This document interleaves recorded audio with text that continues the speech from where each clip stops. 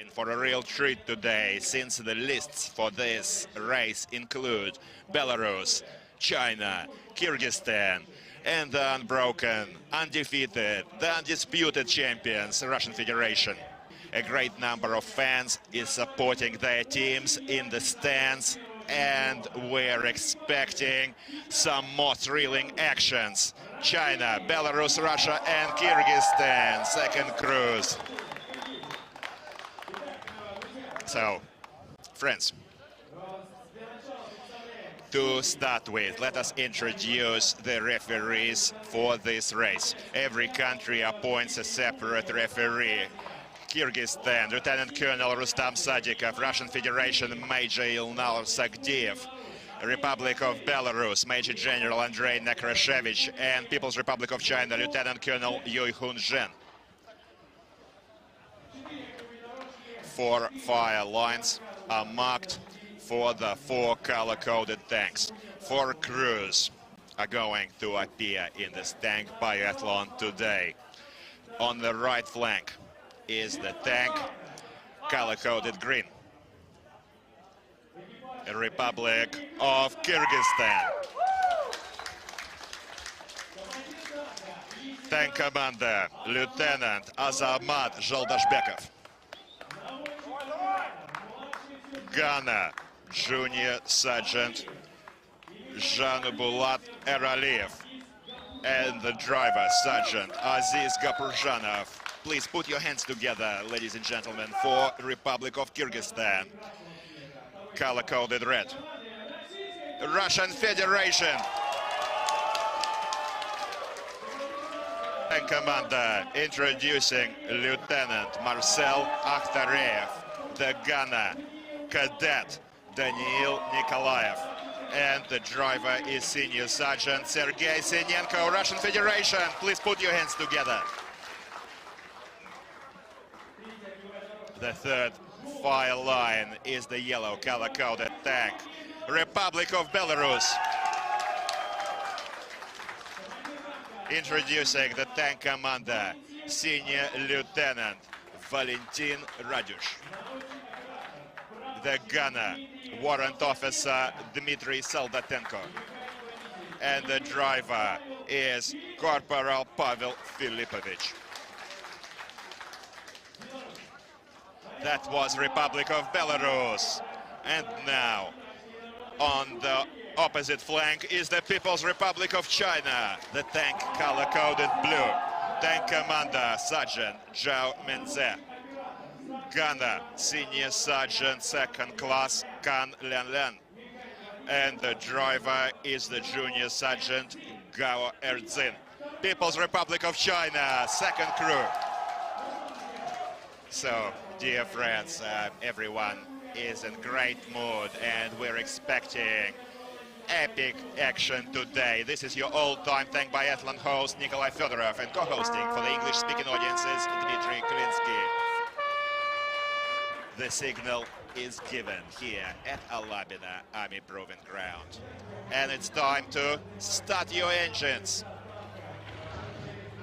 The crews include, this race includes 3 Russian-produced T-72B3s featuring the teams of Russian Federation, Belarus, and Kyrgyzstan.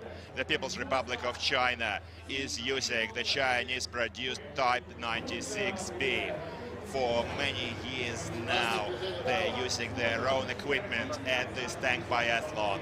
Their tank is compatible in terms of technical specs to the Russian-made T-72B3s. And introducing the chief referee, Major General Kirill Kulakov.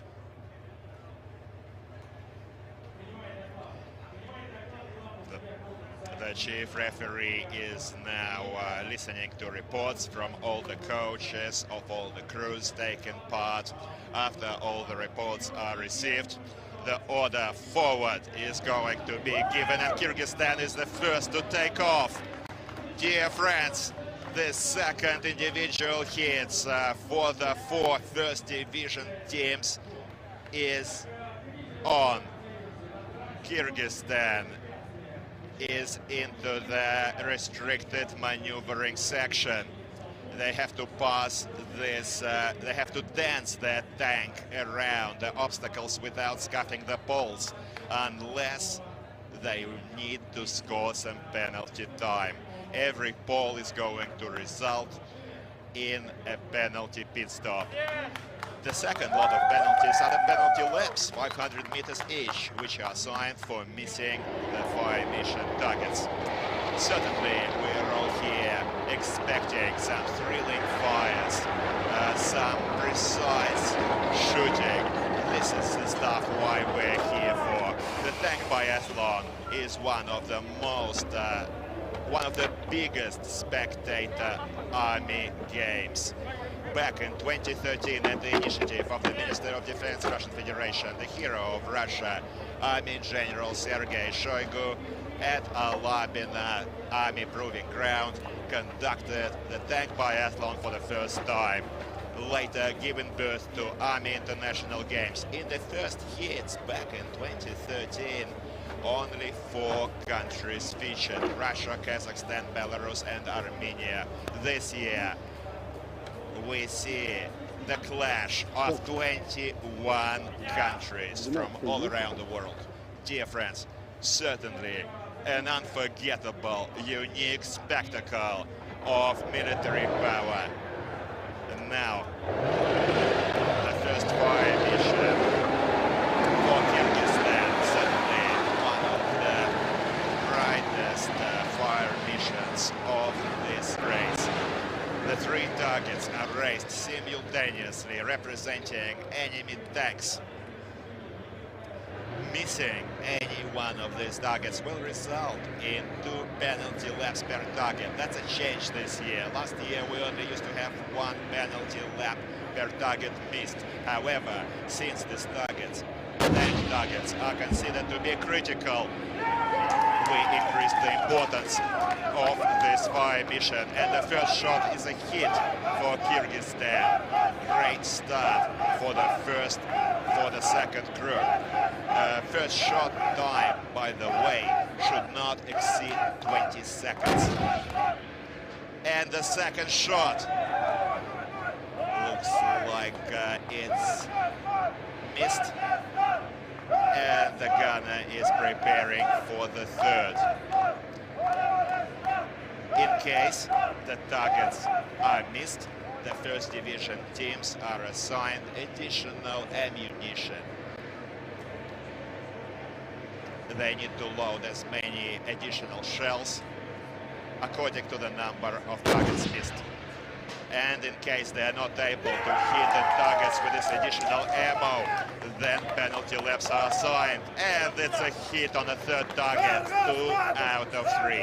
Well done. And now time for loading this extra shell to re-engage this second target. The coaches are watching their judges. We can see the pressure, the excitement on their faces. Not just the coaches, certainly all the fans of all the teams are on their feet, supporting their servicemen. We're back to the replays.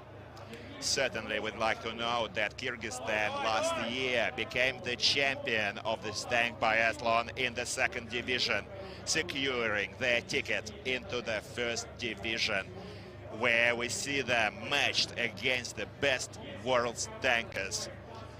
In case the team takes the last position in the 1st division, it's going to be relegated to the 2nd division for the next biathlon.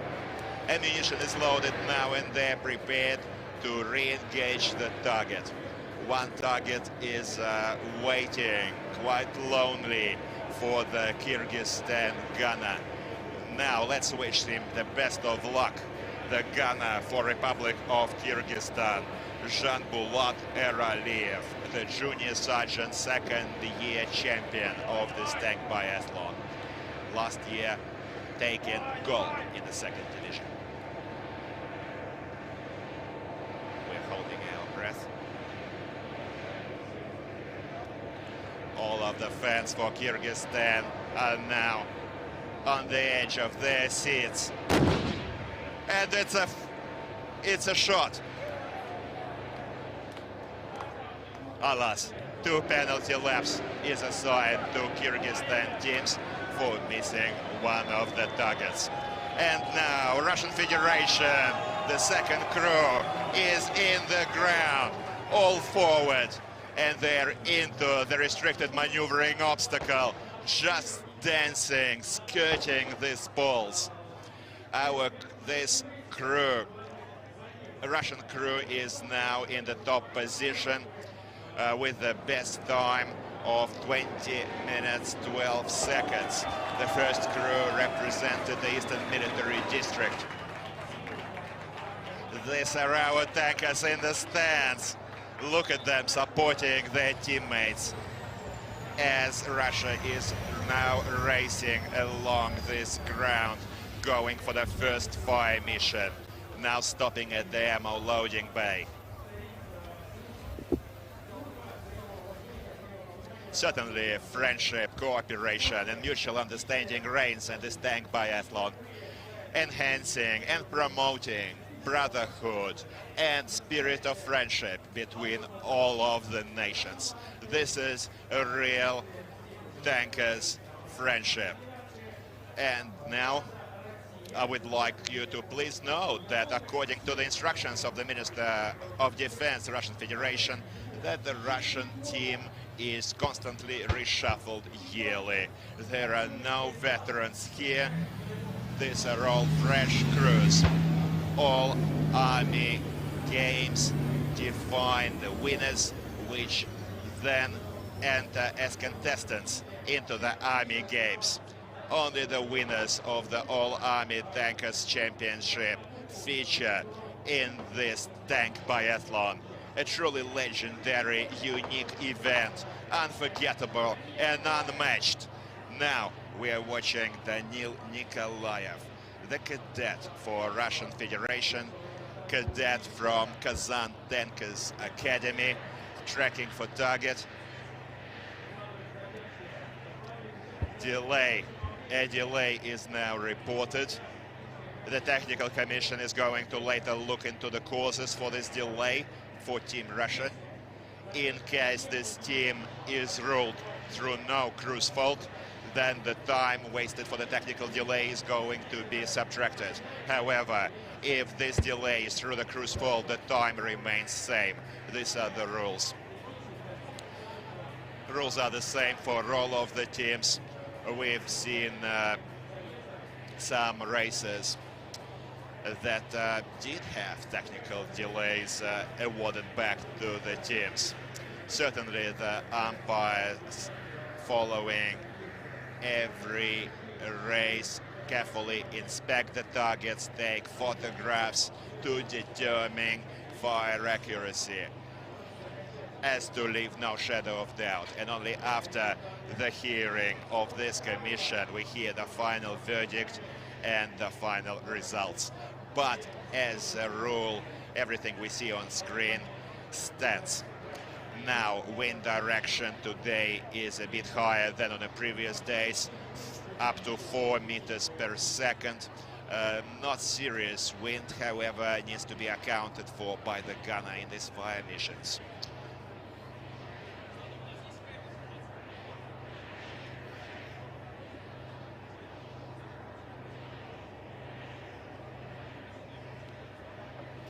Kyrgyzstan, in the meanwhile, is progressing along the field, taking the obstacles one by one, almost into the second lap. 3 minutes, 55 seconds passed for Russian Federation. Certainly everyone is on edge. We're looking into the causes of this delay. However, information is lacking at this moment.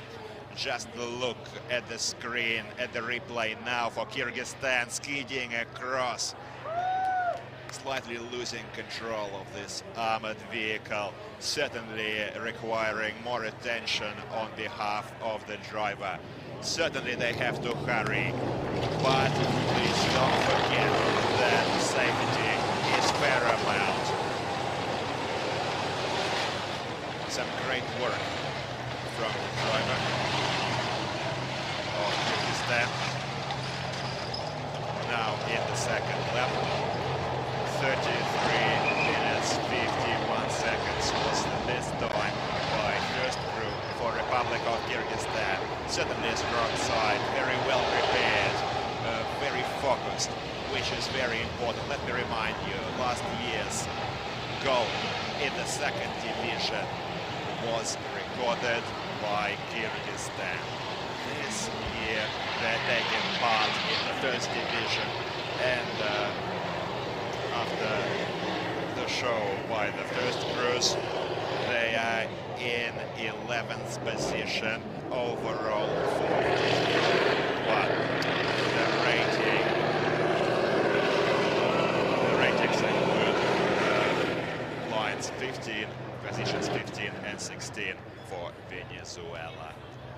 And now this is the pit stop, penalty pit stop, observed by Kyrgyzstan team.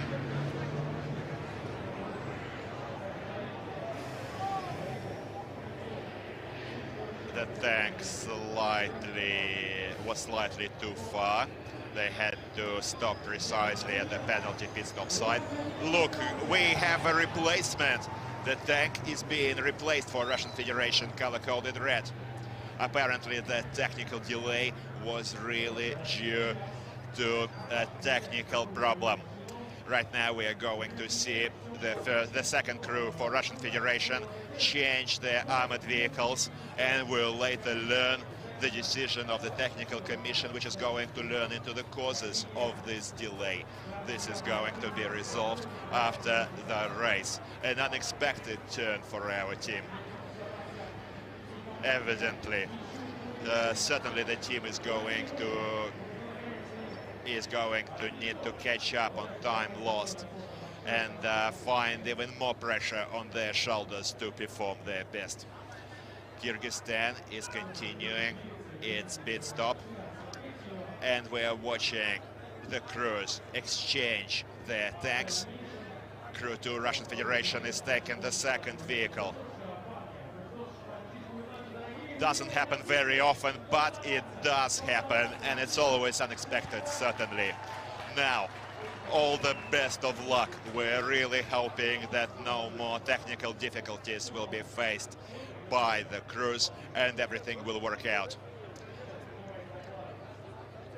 Reporting right now, the tank is reporting right now to the coaches. The tank commander, Lieutenant Marcel Akhtariev, is reporting ready to take the first fire mission.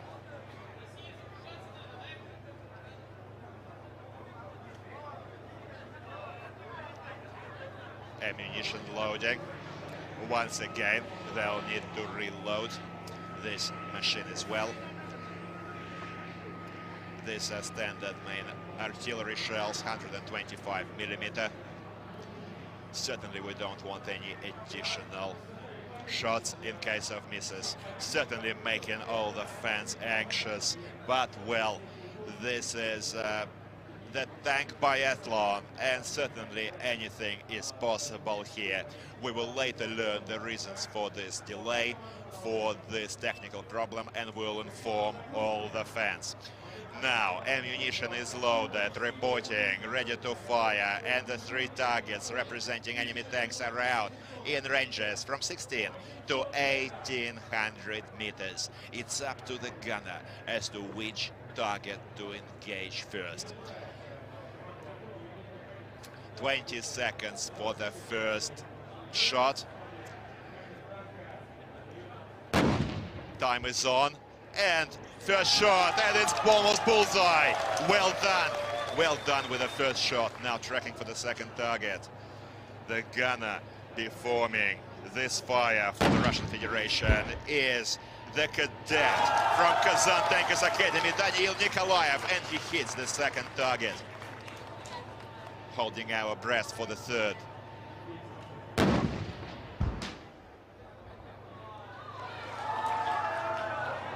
Poor visibility obstructing the target. It isn't clear whether the target is hit or missed.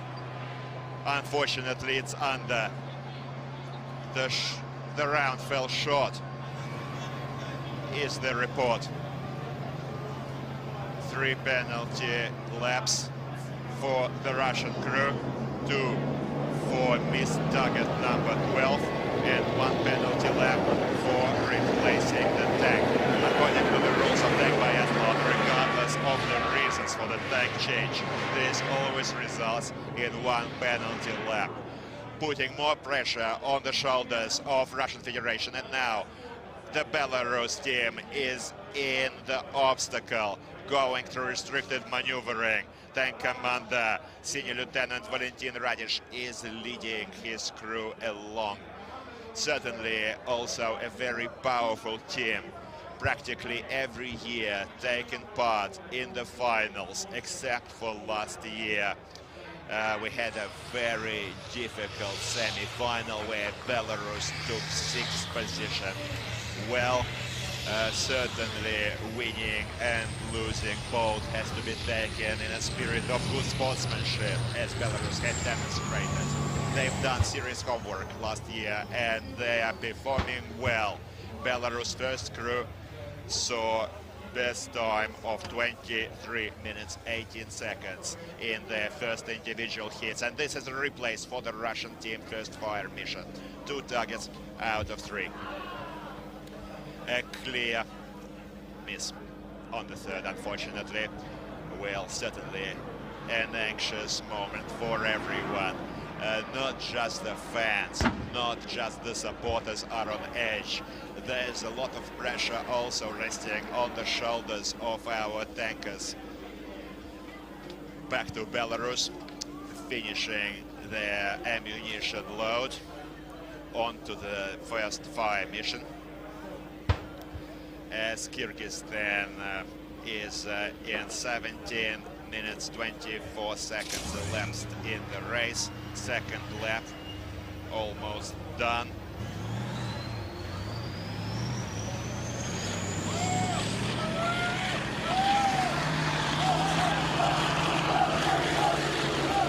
Sorry, second lap almost started for Kyrgyzstan. 17:37 for Kyrgyzstan recorded first lap time. Now over to Belarus, taking their fire point and first shot. They didn't wait very long for the first shot. Certainly the 20-second rule means you have to be pretty sharp on the main caliber. However, accuracy is also critical here. Second target, bullseye for Belarus. Now about to engage the third target. Sergei Mikhno, the gunner for Republic of Belarus, is the veteran since 2018. Now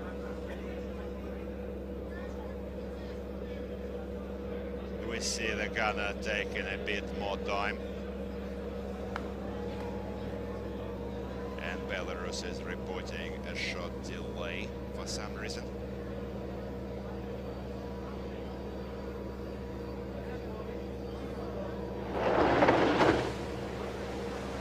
Time was recorded and logged for Belarus for this technical delay, as Russia continues along the track. They're out of the board, taking a quick path. Usually no first division teams have any serious problems with the obstacles. The first crews had already successfully demonstrated it a few days ago.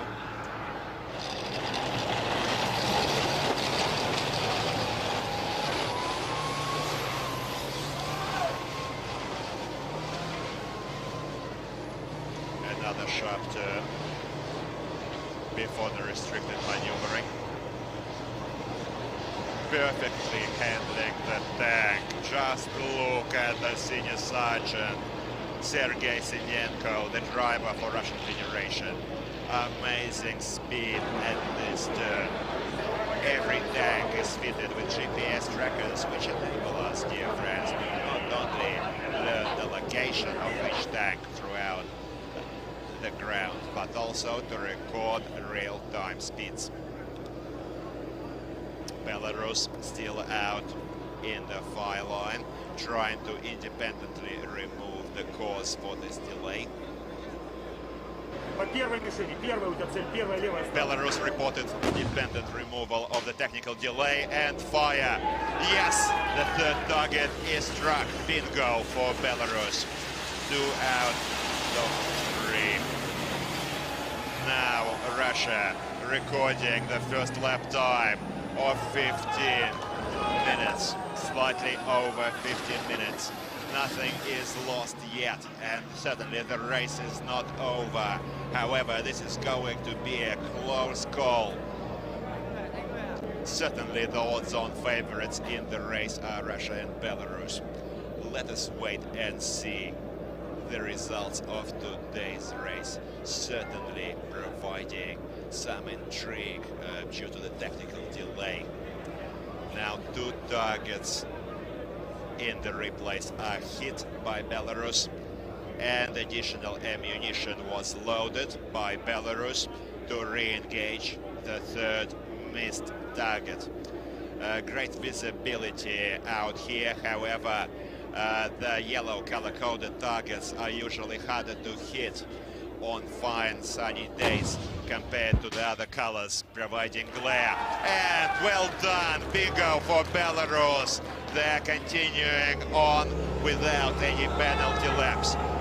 Today here in the Russian Federation, look at this, reversing slightly too far for Kyrgyzstan. The driver making a small mistake. Now out of trouble and back on the course. And Team China is now through the restricted maneuvering. This is the start of Crew 2. We're about to watch their first fire mission after loading the ammo. Well, speaking of the Chinese team, certainly traditionally a very strong performance. Strong tankers, well acting like a well-oiled machine, absolutely single-minded, fine fire accuracy. Mistakes are possible like with everyone else. However, Team China for many years standing now has been one of the leaders of this tank biathlon and a draw card in the finals as well. Now we're eagerly expecting the final on the 27th of August. And by the way, today the chairman of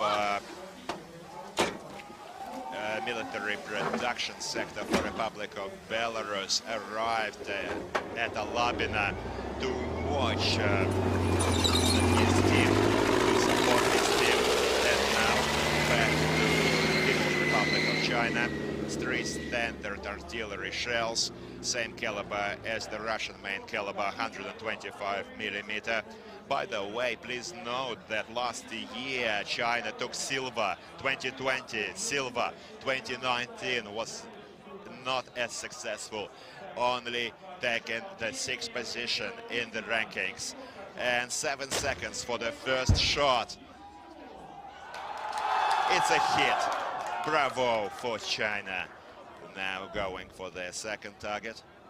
The Type 96B is the armored vehicle used by the team.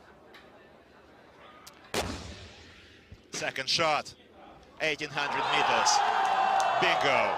It's a hit for China. And now, third target. We are holding our breath. Same as all of the People's Republic of China fans and coaches, carefully watching their heroes. They're taking their time. Mistakes should be avoided at all cost. And the third target is also hit.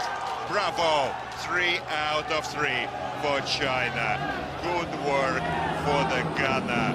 Senior Sergeant Second Class Kan Lian was at the main caliber cannon of the Chinese Type 96B. And now Marcel Akhtariev, Russian Federation, engaged the second target, representing low-flying enemy helicopter, and it's a hit. They can continue progress without recording any penalty laps. Missing these targets could result in 1 penalty lap as opposed to 2 penalty laps for missing the tank indicated targets. Certainly the tank targets are the most critical for the main caliber fire mission, hence the difference in penalties 2-1. Kyrgyzstan is also about to use his anti-aircraft core 12.7mm machine gun, having loaded the ammunition belt, including 15 rounds with 6 traces. As to best control fire accuracy. And now we have a technical report from the flagman that People's Republic of China made a mistake on overcoming the minefield obstacle, hitting the pole, imitating a mine. Hence, People's Republic of China is directed to a penalty pit stop. And now back to Kyrgyzstan, about to tackle the helicopter target. Opened fire. We see first volleys flying.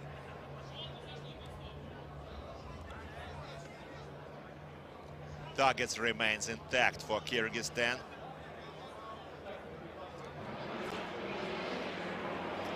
Completely unloaded and secured. The tank is moving out of the fire line. No additional ammo is assigned here on this type of targets. Only the tank targets result in additional ammunition to re-engage. Certainly not always an easy fire mission on the machine gun. Although the snakers practice here in their own army grounds, in their own ranges, their countries, certainly excitement. The pressure on the day sometimes prevents the crews from performing their best. Russia speeding across the long straight, flying over the hill.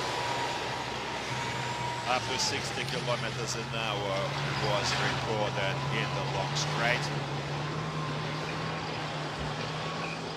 No flying jumps, unfortunately, are allowed this year, as in the previous years we used to see lots of flying armor. However, due to safety reasons, this is best avoided this year. People's Republic of China is out of the anti-tank trench without scuffing any falls. Well done, white flags by the linemen indicate clean passage by China. Just look at the fans watching our tankers. Many fans, many supporters are enjoying this great outdoors on this beautiful day to support all of the teams taking place in this tank biathlon. And having a great time here at the cradle of the tank biathlon, Alabina Army Proving Ground. Russia just recorded their next lap time of 23:29, as in lap 3. Just over the treadway, and is about to face the next obstacle. The rake this year is replaced by the designated stop site. At the designated stop, the crew needs to dismount, pick up their machine gun for coaxial machine gun fire, and move on to the next, third fire mission. Tackling target number 9, representing the enemy AT unit with an RPG. And all the stands are screaming, Russia, Russia, Russia. Lots of emotions here in the stands, and certainly some serious support for the team, sending the warmth of their applause. The thunderclaps sound across the range. Certainly all the tankers can feel the emotions that they're giving the fans. Everyone online and offline, YouTube audiences, please support our heroes. All of the teams in this first division race are certainly world's best tankers. Now we're watching the second crew perform. However, please note that the first crew recorded 2012 for best time. Last year's second crew recorded 19 minutes 34 seconds. However, we still had the rake obstacle, which made for less time compared to installing machine guns and designated pit stops this year. Preparing to engage the target. The tank commander for Belarus, and it's on target. Valentin Radush was the tank commander performing this fire mission. The flare is burning on the target, indicating clean hits. The 23-year-old tank commander, first time on this tank biathlon. Now the tank is reversing out of the fire line and is going to continue into lap 3.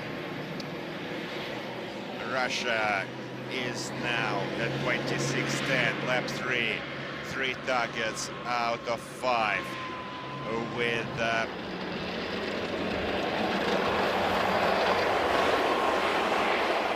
trying to be careful on the obstacles. Kyrgyzstan in the replays. Let's see the skid by the Kyrgyzstan team, almost doing a U-turn, a full 180. Sorry, a full 360 actually.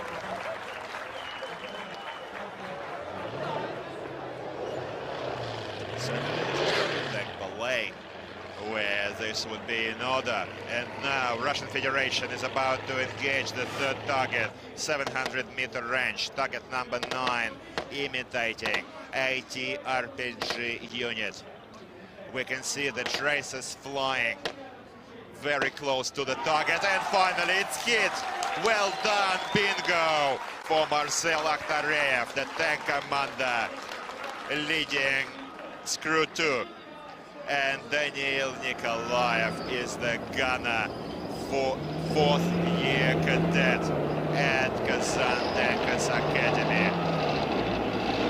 Bravo, well done. Fine fire accuracy here on the remaining 2 targets. Nothing is stopping the Russian team now from reaching the finish, following just a few obstacles. It's down to the driver not to make any mistakes, which could result in priceless time being lost. And China, out in the screens now, is tackling target number 25, the low-flying enemy helicopter imitation.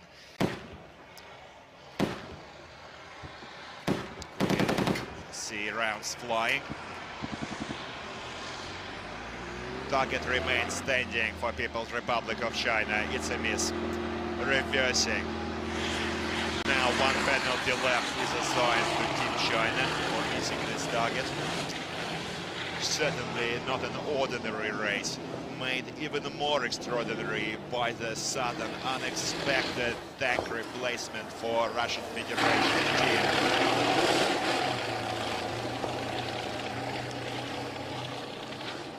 8-minute 35-second delay was recorded for the team.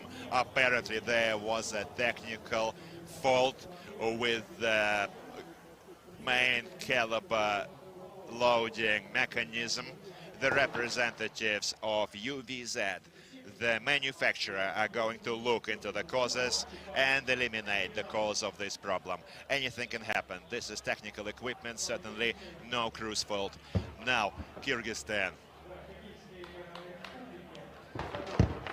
setting up their machine guns.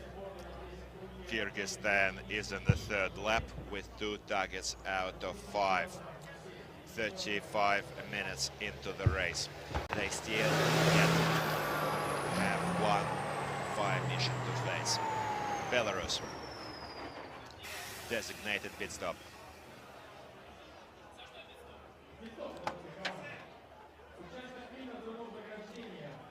This is a penalty pit stop assigned for breaching the minefield obstacle, similar to Chinese team.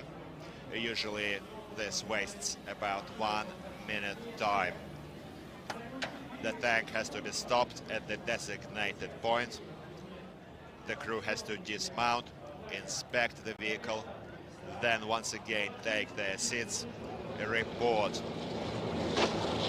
to the referees. Inspection is finished. Once again, exit the vehicle, and only then be able to continue. Just look, 73 kilometers an hour is the GPS recorded. 74 kilometers an hour by the Chinese team. 596 speed. Great speed, 74 kilometers per hour. The main caliber weapon is a 125mm smoothbore cannon, similar in characteristics to the Russian-produced T-72B3 main caliber. Now, the chief referee of the contest just confirmed that the technical delay of 8 minutes 35 seconds for the Russian team is going to be subtracted from the total time. And the Russian Federation finished with this time of 30:47 minus 8:35, making for best time of about 22 minutes. Well done for the second crew, certainly making us anxious. However, great work. We're certainly proud of you, as well as all of Russia. Guys, well done. Introducing the tank commander, Marcel Akhtareyev, the gunner, cadet, 4th year, Daniil Nikolaev, and the driver, Senior Sergeant Sergei Sinenko.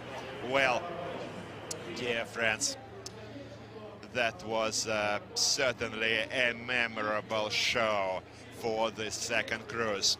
Military salutes are being exchanged in the ground.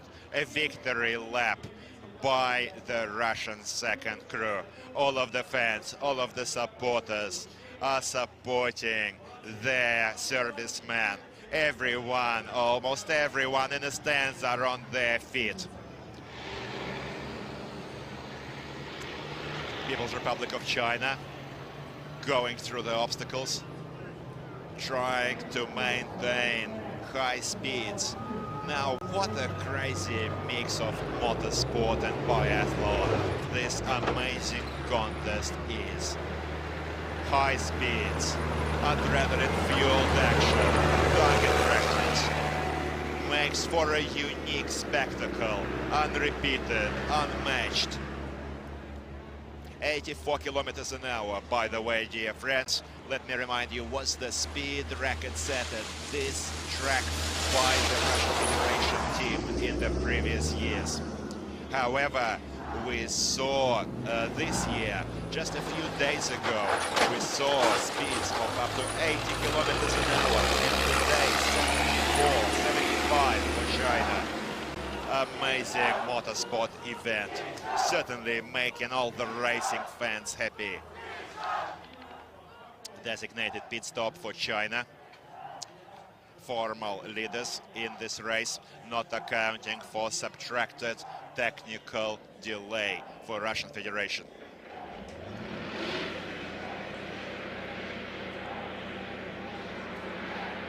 Certainly no crew's fault resulted in this technical delay, and for this reason 8 minutes and 35 seconds is going to be subtracted from the total time for Russian Federation.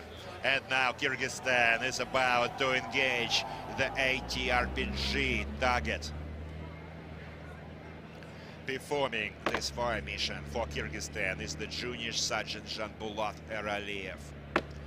He's using the coaxial Kalashnikov tank machine gun, also using 15 rounds with 6 tracers, usually quite a sufficient amount of ammo to hit on this target. So far, 2 out of 5 is Kyrgyzstan's fire accuracy. They need to quickly pick up. Yes, and it's a hit, bravo, well done Kyrgyzstan. 3 out of 5. Kyrgyzstan moves back out into the track. without recording any penalty laps for targets missed. Please don't forget that Belarus technical delay was also logged and recorded, and now the causes are being determined. We're also watching in the meanwhile the technical qualifications for combat criteria. This is another novelty introduction this year. On the days when crews are not taking part in the hits, they will be passing the technical qualification rounds with combat criteria such as replacing lost or detracked track or using logs to escape out of quagmires. Every team has to pass technical qualifications, and now Belarus, well done! Target is hit for Belarus, giving them top 5 accuracy in this round of 5 out of 5. Dmitry Soldatenko was the gunner, third-time veteran of the stag biathlon. Great work, great fire accuracy, certainly well done for Belarus. Out in the third lap. Let me remind you once again, there was a technical delay logged over 1 minute logged for Team Belarus. It may yet be subtracted from the total time. This was 1 minute and 50 seconds. That was the clarification by the chief umpire. Now China past the hill, past the slope.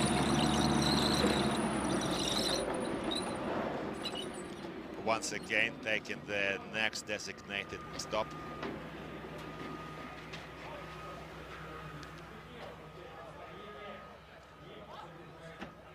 About to load ammunition for the next lap and the next fire mission. Actually, they're in a firing line now, about to engage their remaining target. This target represents once again enemy TRtrebuC unit. Coaxial machine gun fire. 15 rounds, 6 races, and first volleys, the very first volleys hit on this target. Well done for People's Republic of China, just shattering this target. Well done by Kan Lian, senior sergeant, second class. By the way, China last year in the individual hits showed us 21 minutes 56 seconds best time. Quite an impressive time, probably unmatched today. It's going to take the Chinese team slightly longer than that to race to the finish. And now on screen supporting Team Russia and the teams of all the other countries in these hits. We have the Deputy Minister of Defense, Russian Federation, Hero of Russia, Colonel General Yunusbek Yevkurov, and the Army Ground Forces Commander, Major General Oleg Selikov. Certainly support from the leadership of the armed forces of the Russian Federation is important for these tankers. No doubt that our tankers are going to perform to their very best to make us proud.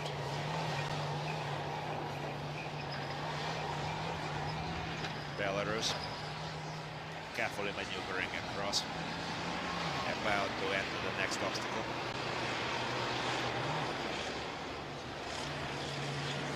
.29.05 Belarus,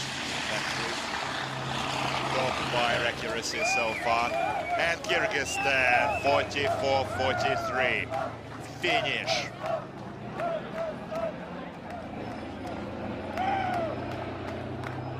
Kyrgyzstan, well done. This was the performance of the second crew for Kyrgyzstan. If you recall, the first crew's time was 33.51. However, taking this crew took the second position in the team total tally. Let us reintroduce the team for Republic of Kyrgyzstan. The tank commander was Lieutenant Azaman Zhaldashbekov. The gunner was Junior Sergeant Janbulat Eraliyev and the Sergeant Aziz Gaborjanov, recording best time of 29:28. 29:48. Now the technical commission has confirmed no fault of Belarus in the technical delay. 1 minute and 50 seconds was subtracted. Russian time is also corrected. 22 minutes, 12 seconds was the second crew time. And Republic of Belarus reintroducing the team at the finish line. Senior Lieutenant Valentin Radyush was the tank commander, gunner Dmitry Soldatenko, and the driver Pavel Filipovich. Well done. Thank you, Belarus. Thank you for a great show. A military salute here in the parade ground, doing a victory lap.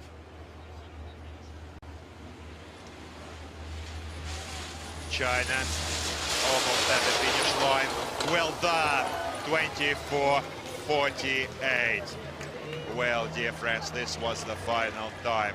Just look.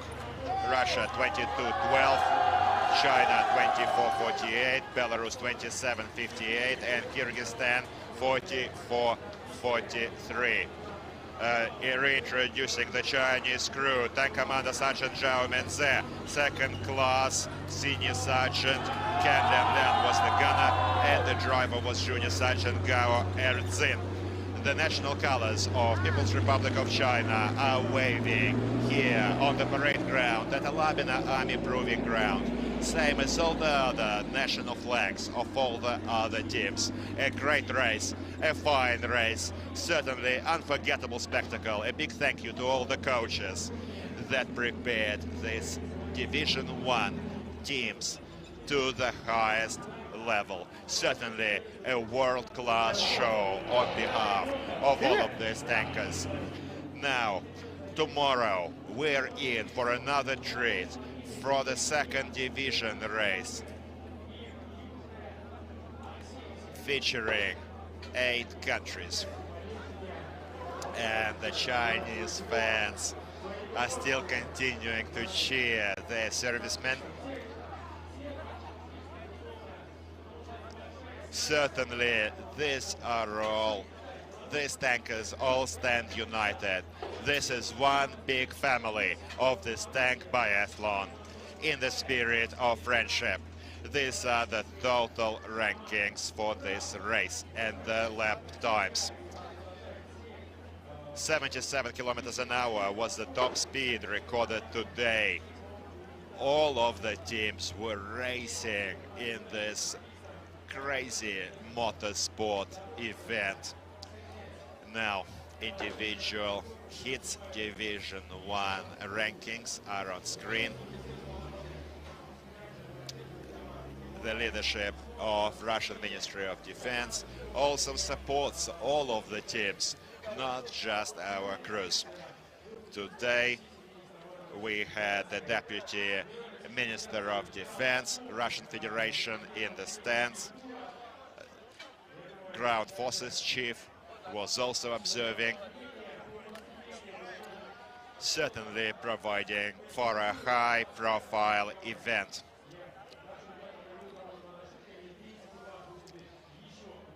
We need to now expect the third crew performance.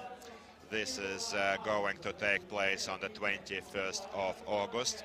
Third crew for Russian Federation will clash with the same crews from Kyrgyzstan, Belarus and China. So we're anticipating the Sunday race. And according to the results of this individual heats, we're going to learn the winners. And now to the highlights. Kyrgyzstan, the 4th position, taking the field in a first show for the first division, having received their ticket after winning gold in the second division last year. Certainly mistakes were made. However, fine target, fine fire accuracy was also observed. Great speeds. Belarus, congratulations. Very confident performance on behalf of Belarus. Short technical delay during one of the fire missions. However, technical commission defined no group fault here. Time was corrected, placing Belarus in the third position, leaving us no doubt that Belarus is a very well-prepared, strong side, confidently going for the semi-finals. The third position in this adrenaline-fueled race belongs to Republic of Belarus. The second position in this race belongs to People's Republic of China. Certainly, we would like to note that fire mission on targets number 12. Only 10 seconds it took them to hit the first target. Very fast, very concentrated fire mission. 3 targets out of 3, leaving us no shadow of doubt that the team is in with a huge chance to enter the finals of the Tank Biathlon this year. Second position in this race. Now, over to the race winners, the undefeated, undisputed champions of this Tank Biathlon, Russian Federation. Well done. 5 fire accuracy. Although targets were missed, great time was still made. Unfortunately, the technical delay at the very start shook everyone up. However, the technical commission determined no group fault, and the 8-minute 35-second time was subtracted from the best time, giving them the first position in this individual hits. A huge thank you to all of the fans, offline and online audiences, YouTube audiences. Take care of each other, love each other, and stay well. Your Ministry of Defense, Russian Federation, always next to you.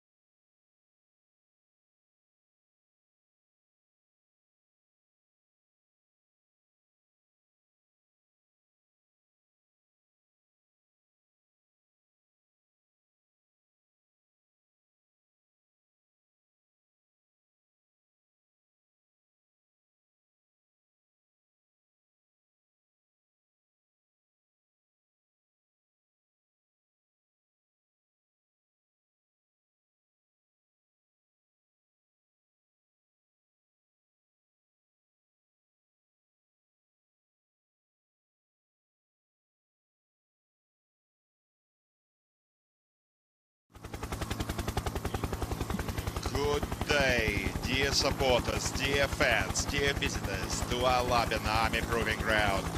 This day once again finds us here on this fine Sunday, the 21st of August, for the 10th anniversary tank biathlon of the 8th International Army Games final individual heats races. This is your all-time host, Nikolai Fedorov, and co-hosting for the English-speaking audiences is Dmitry Klinsky. Now, ladies and gentlemen, we're in for another fine day, opposite to yesterday's unforgettable race, where we saw rain at about 17 degrees. However, today everything is set for an unbelievable, another unforgettable, remarkable day of racing. And today is the final race, final hits for the first division, featuring Kyrgyzstan, Russia, Belarus, and People's Republic of China.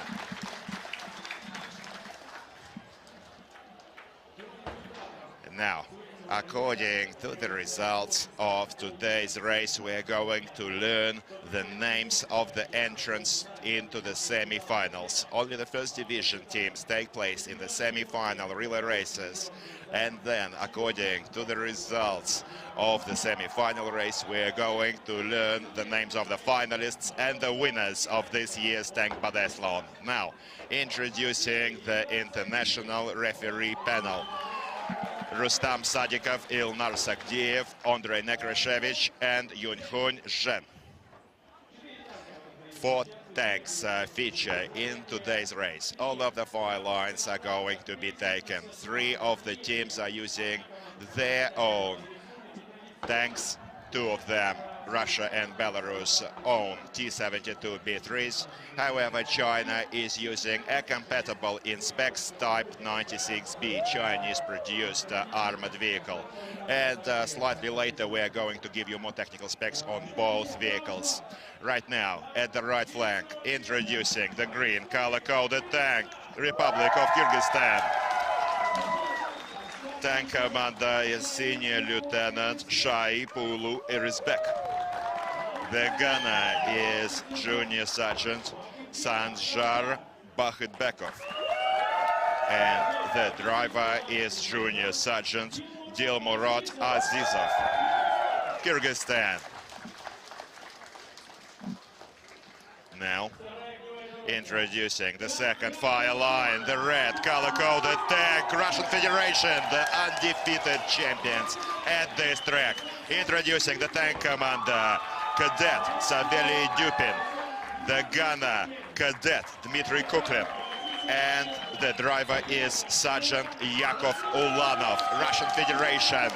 And the roof comes off the stands. All the fans are on their feet cheering the reigning champions. Now, over to the third fire line, Republic of Belarus.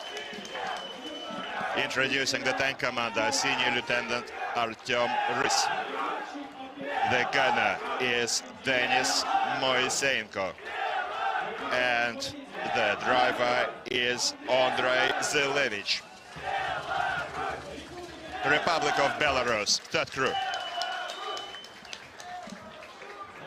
And now, at the left flank, the blue tank, introducing the third crew for Team China. Tank commander, Senior Sergeant Second Class, Liu Zhe. Gunner, Sergeant Fu Ai. And the driver is Junior Sergeant Wang Jianhua. People's Republic of China, third crew.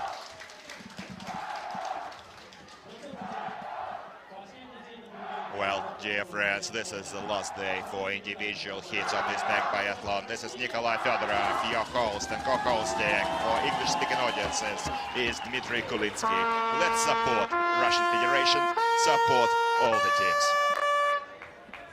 The signal to begin race is given here at Alabina Army Proving Ground, and the crews take their seats in their T-72B3s. Reporting to the chief referee of the contest, Major General Kirill Kulakov. He is the chief referee of the tank biathlon this year. Also, the head of Kazan Higher Tank Academy, the famous cradle of Russia's top tankers. And the third crew, similar to second crew this year for Russian Federation, is represented with his cadets. Now, the first to start are the Kyrgyzstan tankers with short intervals. Other teams will follow. First Russia, then Belarus, and China will follow. This is going to be a rolling start with intervals. Some changes were introduced this year, mostly to the first division rules. Firstly, simultaneous display of all the 3 tank targets. Earlier, we used to see 1 target raised at a time. However, this year, according to the instruction of the Chief of Ground Forces, Russian Federation, Major General Oleg Salykov, the rules have been slightly amended. Also, first division saw the introduction of the 20-second rule for the first shot. Now, in case the crew cannot make it within a 20-second allotment to engage the first tank target, it is going to earn itself a penalty pit stop at the penalty pit stop site, 8 of which are dispersed throughout the tournament track. We're expecting to see some remarkable fire missions, some excellent driving feats, and also another third change.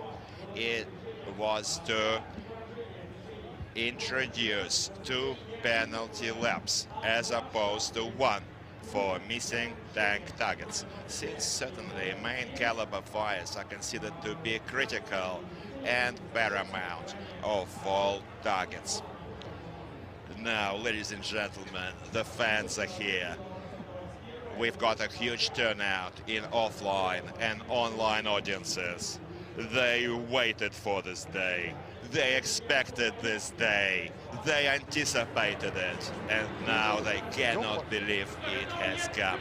This final day, introducing the third crew of the Russian Federation, the reigning champions of the track. And right now, we see Kyrgyzstan.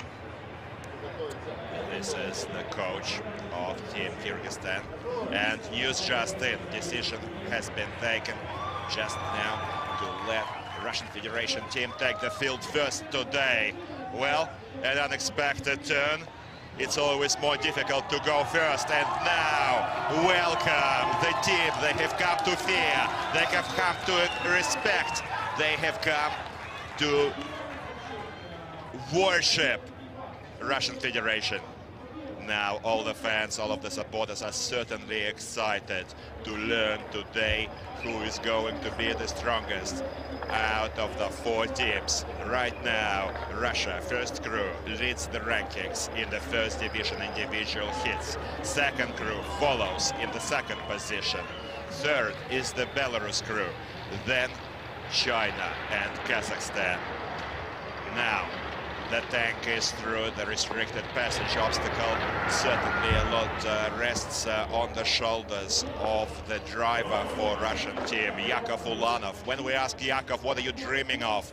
He told us he wants to break the speed record that was set here back in 2019. And as you recall, those of us that have been watching us for years, it was 84 kilometers an hour, despite the tactical specs only stating 70.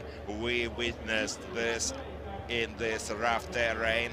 Speeds of 84 kilometers an hour exceeded by Team Russia. This record remains unbroken in this track, and let's wish Yakov good luck in breaking it today, safely breaking this record.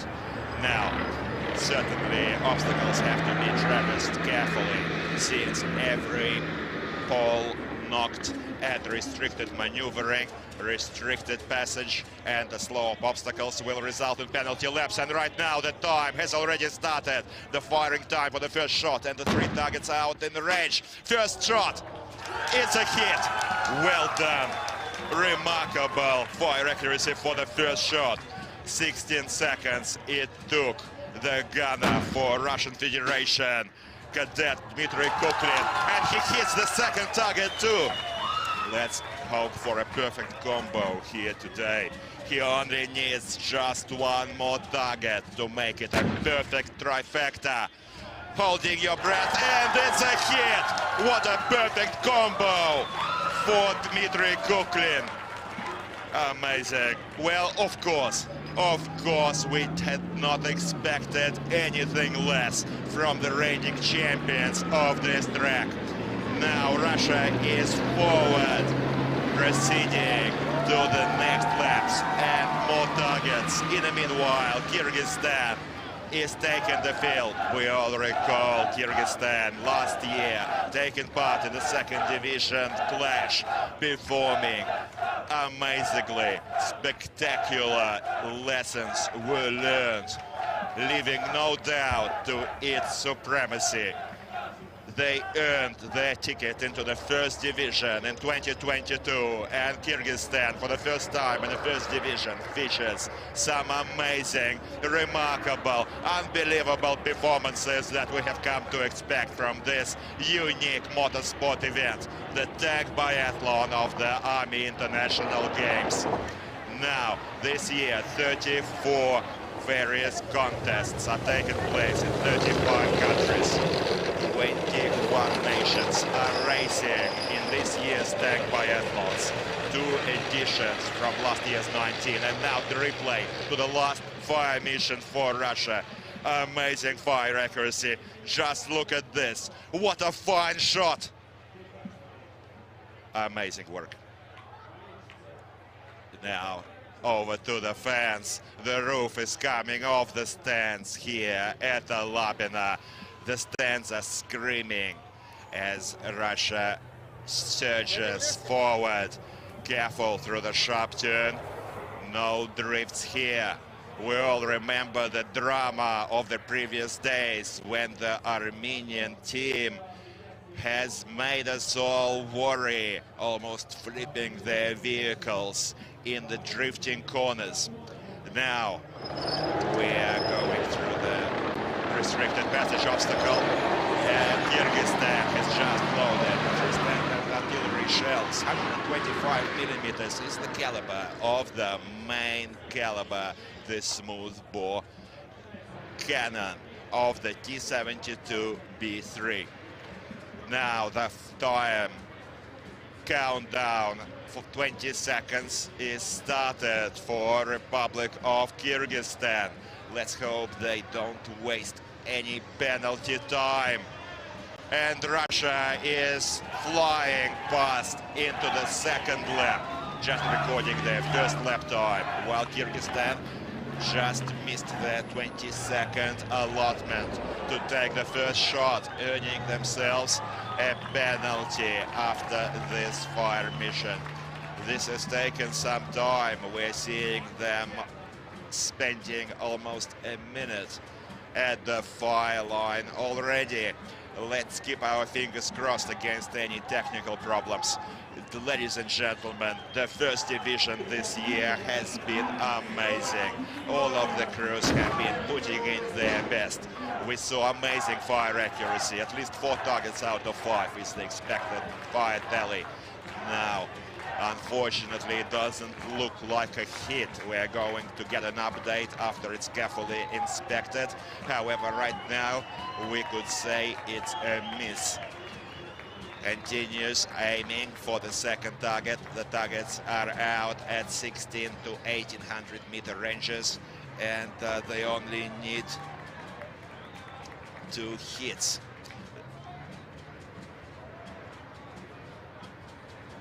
We are going to see additional ammunition loaded by the team. We are seeing some serious delays with Kyrgyzstan fire mission. Ladies and gentlemen, please recall that only 4 minutes is given in total to engage the total of 3 targets. And second shot for Kyrgyzstan.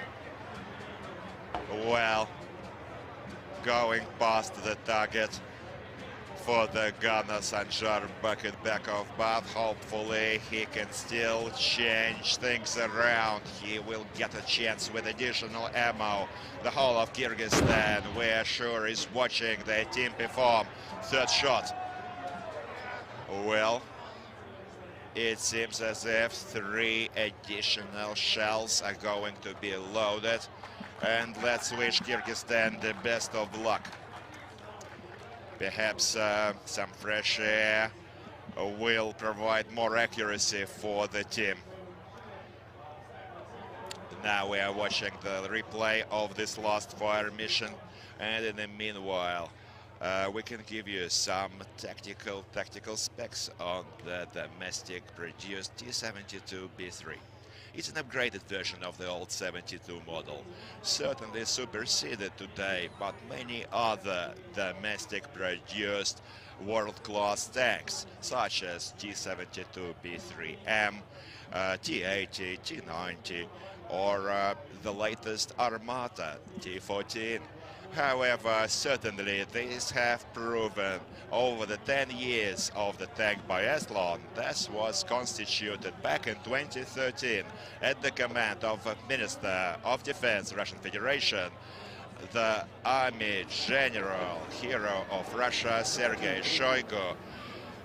This biathlon has certainly shown us that this T-72B3s are real racing vehicles when it comes to track endurance, precision, fire missions, and certainly this is our classic tank battalion. This is a tank biathlon. Certainly 10th anniversary is going to be remarkable. By the way, today Russia is celebrating Officers' Day. This was first constituted by Peter the Great. Since that day, the 21st of August has remained Officers' Day in the Russian Federation. Let's wish them. And now 25th target has just been hit by Russian Federation. What a fine present for the Officers' Day to everyone present here at Alabina. Savely Dupin was the tank commander. And this cadet this year, only a young cadet, got the honor from Kazan High Tankers Academy to represent the Russian Federation at this tank biathlon. The first team represents the Eastern Military District, and we just saw Kyrgyzstan continue its fire on the tank targets. However, once again, it is a miss. Kyrgyzstan is experiencing some serious problems with fire accuracy today. This will not do. They really need to do their homework after this race. Unfortunately, last shot just went under, and Kyrgyzstan has just earned themselves 3 kilometers in 6 penalty laps. Well, that's not the end, ladies and gentlemen, although Kyrgyzstan are certainly the outsiders in this race. Now, this is going to be an interesting clash between the top 3 teams, Russia, China, and Belarus. Belarus has just taken the track. Now, its servicemen are second-year veterans, along with first-year cadets. And we have come to expect a lot from this team. We anticipate their strong performances every year, and Belarus never ceases to excite us with their faultless execution. Right now, one of the favorites, along with Russian Federation and People's Republic of China, in this amazing motorsport event. Now, there is still a long way to run. half the teams are in the second lap now, and this was the replay for the last fire mission for Kyrgyzstan. Unfortunately, today found Team Kyrgyzstan not being able to hit on any of the targets.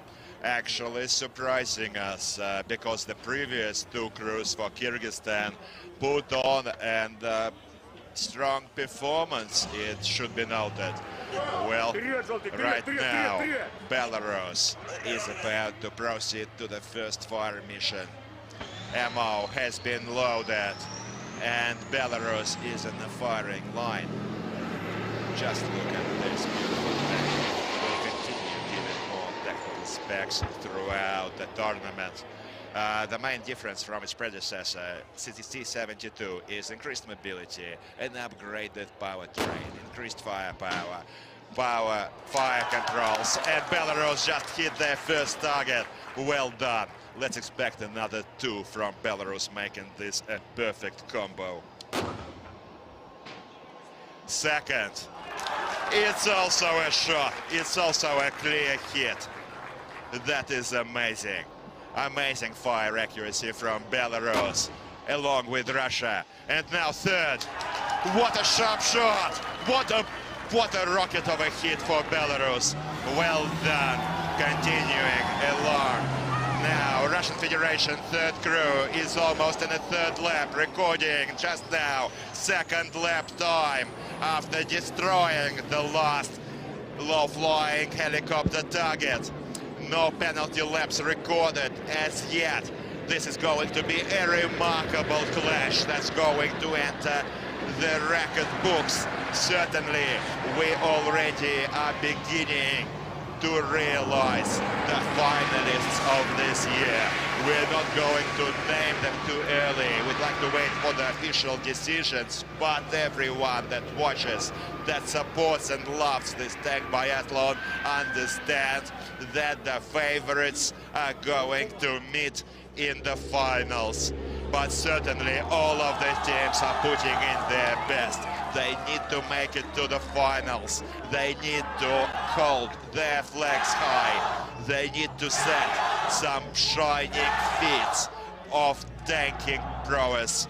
Now, People's Republic of China in the Type 96B is taking the field, dancing around the restricted maneuvering obstacle. Flawless execution by the driver. Now, Type 96B is compatible to T-72B3, exactly the same cannon, 125mm smooth bore main caliber. Also, anti-aircraft and coaxial machine guns are used by the 42-ton combat vehicle. Russian T-72 weighs 46 tons. It's slightly heavier. The gun is equipped with automatic loader, capable of using various types of ammunition. Official data suggests it's capable of achieving speeds of up to 65 kilometers an hour. But, ladies and gentlemen, we saw speeds over 77 kilometers an hour set by Team China this year. And Russia T-72B3 is capable of at least 84 kilometers an hour. That's the unbroken record still standing in the record books of the Russian Federation and the International Tank Biathlon. Now, Type 96B is equipped with a 1,000 horsepower supercharged diesel engine, as opposed to the 840 horsepower T-72B3. And now, back to the targets, already set for Team China. And China, with a first shot, strikes on their first target. What an amazing spectacle we are witnessing today, dear followers. This is certainly a treat to all lovers of this incredible fire-fueled motorsport event. Second shot for China. Amazing. Also hits the second target. Let's hope for a perfect combo from this strongest team of this first division tank biathlon. Now we're aiming He is aiming for the third target, and we are going to check whether it was hit. Yes, it is hit. Well done for China.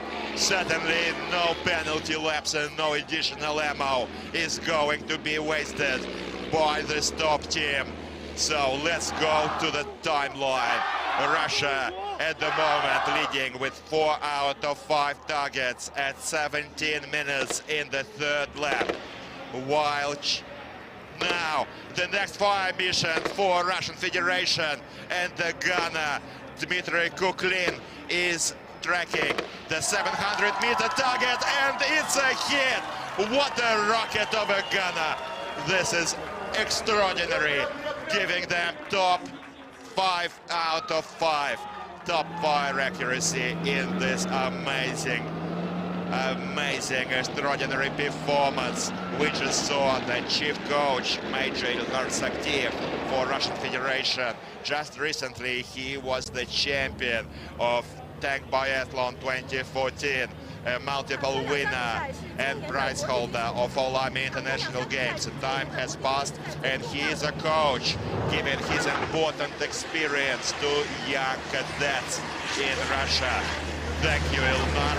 And now we're back to the race, watching Kyrgyzstan, while China is about to also record their second lap. And Belarus is through the second lap behind the Russian team. All of the teams are certainly putting in their best. This is incredible. Now, this is the long straight where we see astonishing speeds. Right now, 80 kilometers an hour. We saw maximum speed just recorded by Russian Federation in this long straight. Certainly, the stands are also coming alive. This team is going all the way. It's not about to hold back or give up. Now, another change this year is the designated stop obstacle that replaces the rake from the previous years. The crew has to exit the vehicle, inspect the tank, and then load the machine gun for the next fire mission. Tanks, Chinese clearly passed the anti-tank trench and is surging ahead into the second lap. All of the line flagmen are also cadets of the Combined Armed Forces Russian Federation College. Certainly also very careful in watching these international teams pass their obstacles, perform their fire missions, and give us clear indications on any mistakes. Red flag signals a mistake, white flag signals clean passages, and right now we are watching Kyrgyzstan. Thanks to the GPS tracker installed, we're able to follow the location and speeds of all the tanks. While Belarus, Senior Lieutenant Artyom Rys has just loaded his 15 rounds with 6 traces. This is a 12.7mm heavy tank machine gun cord, and Belarus is now performing their fire mission. Shot volleys are flying for Belarus, and it's a hit. Well done for Team Belarus. Certainly a strongest of contestants in this race. Now, machine gun is unloaded and locked. Artyom is back into the turret, sealing the hatches, and the tank is moving away. And now the third crew, Russian Federation, at the finish line. Well done. What an amazing, astonishing, extraordinary best time of 20 minutes and 44 seconds. No penalties recorded. Top fire accuracy, giving us a perfect combo on the first 3 targets and not missing any of the machine-gun targets. This was the amazing, unforgettable show set by the third crew of Russian Federation. Thank you, dear friends. Thank you for not disappointing us. They certainly, these reigning champions, never fail to strike emotions along with the targets here at Alabina. Military salutes are being exchanged here at Alabina with national colors of Russian Federation flying, celebrating this amazing win, and also the Officers' Day in Russia. Quite soon, these cadets are going to become tank commanders, leaders. So once again, congratulations to the 10 crew. Savely Dupin, tank commander, gunner Dmitry Kuklin, and Sergeant Yakov Ilanov, 3rd crew, Russia. What an astonishing show, setting the stands and the audiences alive, taking the roof off today. Right now we're back to Kyrgyzstan helicopter machine gun mission. Let's check carefully whether Kyrgyzstan can improve on their previous failures with the tank targets. Certainly his fire requires corrections by the coaches. The coaches are located at the command post and are watching the crew. Right now we saw a pole, the post of the target being struck, but not the target yet. Do they still have ammo? Yes, we can see volleys flying in short bursts, but it looks like this was the last volley, and Kyrgyzstan is taking its time to give itself the best opportunity to hit the second target. Now China is about to engage the same target. Senior Sergeant First Class Liu Zhe is the gunner who is going to take this mission for the People's Republic. Now, that's the way to go. What a way to go for Kyrgyzstan. They finally hit with the last volley. This helicopter target is down, bowing to Kyrgyzstan tankers. And now China unfortunately missed on their helicopter target and just earned themselves a penalty lap. One penalty lap equals 500 meters. Well, now it will be up to the driver to get the crew free for People's Republic of China out of trouble. And now Belarus records their second lap time, only 43 seconds behind Team Russia. Belarus tankers are performing strongly this year. They're still in with a chance to win this race. Only 14 minutes and they're into the third lap. They took 6th position in the rankings overall last year, but it was not through the lack of trying, let me tell you. In the semi-finals last year, Belarus performed in the pouring rain. That was an absolute downpour, and none of the teams was able to cope. That's the reason for the team taking 6th position last year. And now this was the last perfect combo for Belarus, giving them top fire accuracy at this stage. Certainly putting some smiles on the faces of the fans. Patriot Park at Alabina Army Proving Ground sounds alive with all of the cheers. The fan club, the audiences, offline and online, are supporting all of the crews, all of the teams taking part. Well, the reigning champions had already taken the ground and finished the race, so now there is still a way to go to determine who is going to be the ultimate winners in this race. Now the replay for People's Republic of China. Certainly Chinese tankers are growing in experience year on year. They annually reshuffle their teams almost fully. I say almost because some of the members have already been veterans of this tank biathlon, as opposed to Russia or Armenia team, for instance. According to the order of the Minister of Defense, Russian Federation, hero of Russia, Sergei Shoigu, every year Russian team is completely updated, and the chance to become a winner exists for every tanker in our motherland. Many boys, many young cadets are dreaming of taking the field for their country, dreaming of the honor to fly the national flags and show their best at this tank biathlon. Well, let's wish them all the best of luck, because certainly, dear friends, dreams do come true as long as you practice hard. Now, Kyrgyzstan, the champions of the second division last year. Amazing race last year.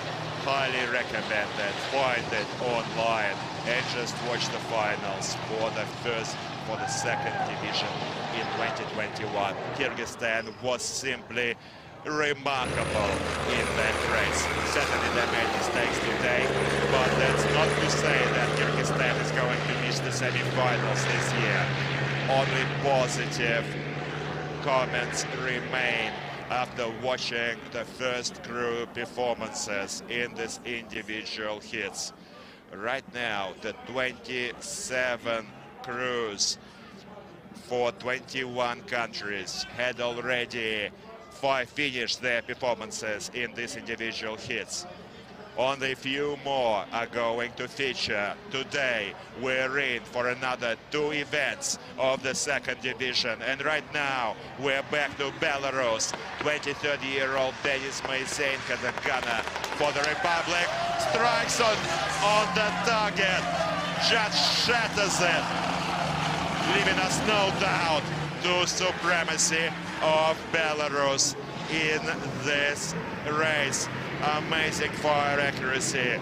Only 2.5 minutes is separating Belarus from the race leaders Russia, giving us more suspense and giving Belarus a chance to yet steal the game from the Russian Federation. Now China is following closely in second lap. 15 minutes time elapsed into the race. The fourth target proved too challenging, however, another still remains for the Chinese tankers. Now, we're going to the current positions on the top of the screen. Russia, Belarus, China, and Kyrgyzstan is following. Yet, this is not over yet, and it's too early to call. That's not the end. We just could have some unexpected surprises today. Certainly, we're still at the edge of our seats, holding our fingers crossed for all of these first division teams. Right now, we're watching the coaxial Kalashnikov tank machine gun 7.62mm being loaded to engage in the next fire mission on the enemy anti-tank missile unit target. And let's see the Chinese tank proceed to the firing point. We're getting some excellent camera work today, giving us some amazing images of this powerful armor. Right now, we did see certain mistakes in this race. However, let me tell you, this division's race has been remarkable in terms of obstacles passed, targets hit. Certainly all of the crews this year are giving us a remarkable performance, especially speaking of yesterday's show, the second division clash. Highly recommended.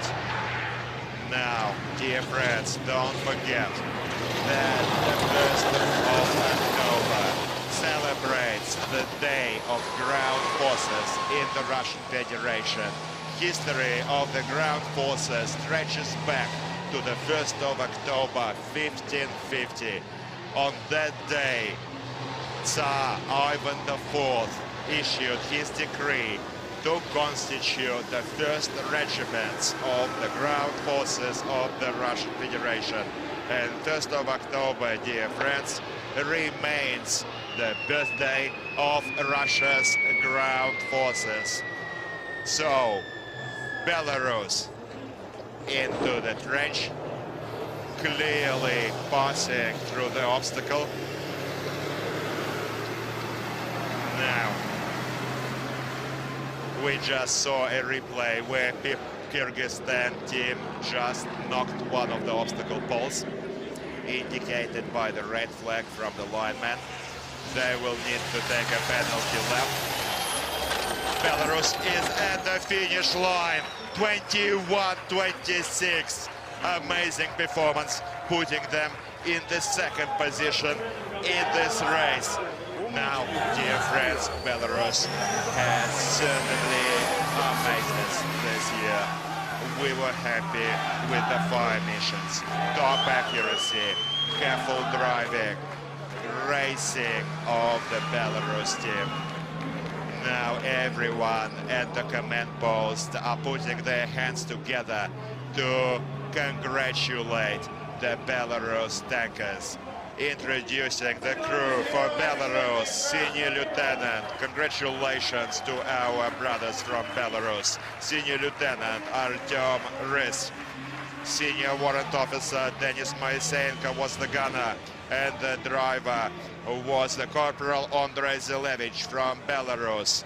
Now still in the second position in this race. However, China is still 2 minutes behind. Anything is possible because China has just destroyed their third target, shattering the glass.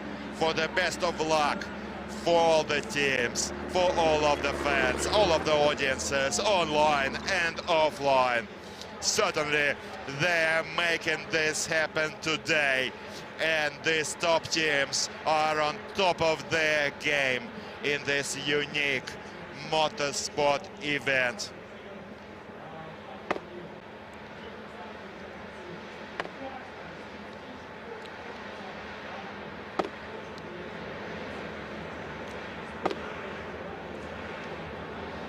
Now back to Kyrgyzstan, engaging the enemy anti-tank missile unit target.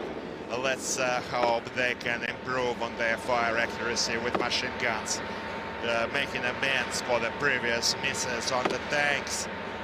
Right now, he shatters and it's done! Bingo for Kyrgyzstan, begging them the second machine gun fire mission. The gunner Sanjan Baganbekov for Kyrgyzstan asked us that this show is dedicated to his mother. His mother is watching her favorite son perform in this amazing spectacle of adrenaline-fueled action, and we're sure she's now crying with pride for her son. Now Kyrgyzstan is taking place in the first division for the first year actually in the first division, not performing sometimes in terms of fire accuracy, however still proving themselves to definitely be a top team. Just now in the Armenian turn, a mistake was made on the minefield obstacle by the team. And they called it Armenian turn, dear friends, because this year Armenia crews reminded us of this forgotten nickname.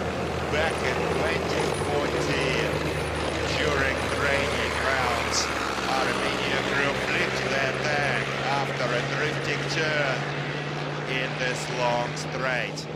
And hopefully we had not seen any overturned vehicles this year. But it wasn't through the lack of trying this year. They saw the race stopped, they saw disqualifications, but certainly lent a lot of character to this tournament. Thank Armenia for this amazing, unforgettable performance. However, not to be repeated, because the team was disqualified for ramming one of the other team tanks yesterday. Watch it in the replays on YouTube. Also, highly recommended. Amazing, unforgettable clash, worthy of the first division. And the first crew for Russian Federation set 2042, and the third crew 2044. Almost same, only 2 seconds apart. What a pity for People's Republic of China, having to take a pit stop due to the fault on one of the obstacles.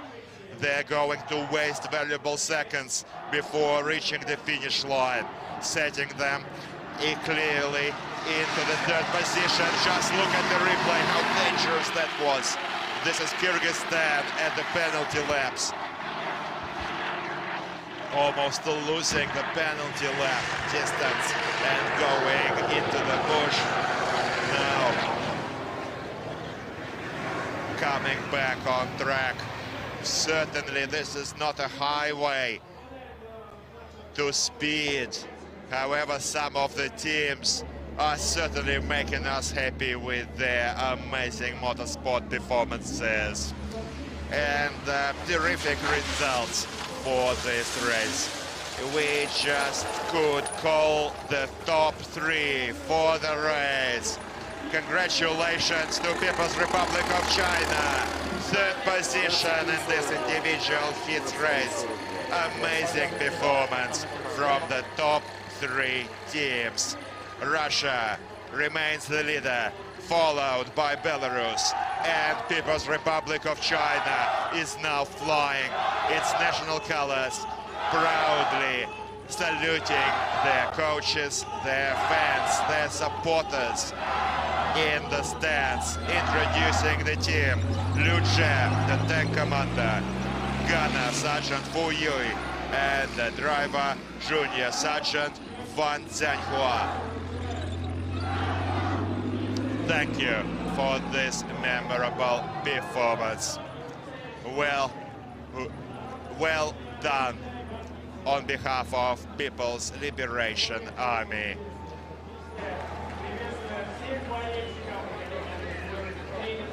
Certainly, this was the expected fire accuracy for all of the top 3 teams.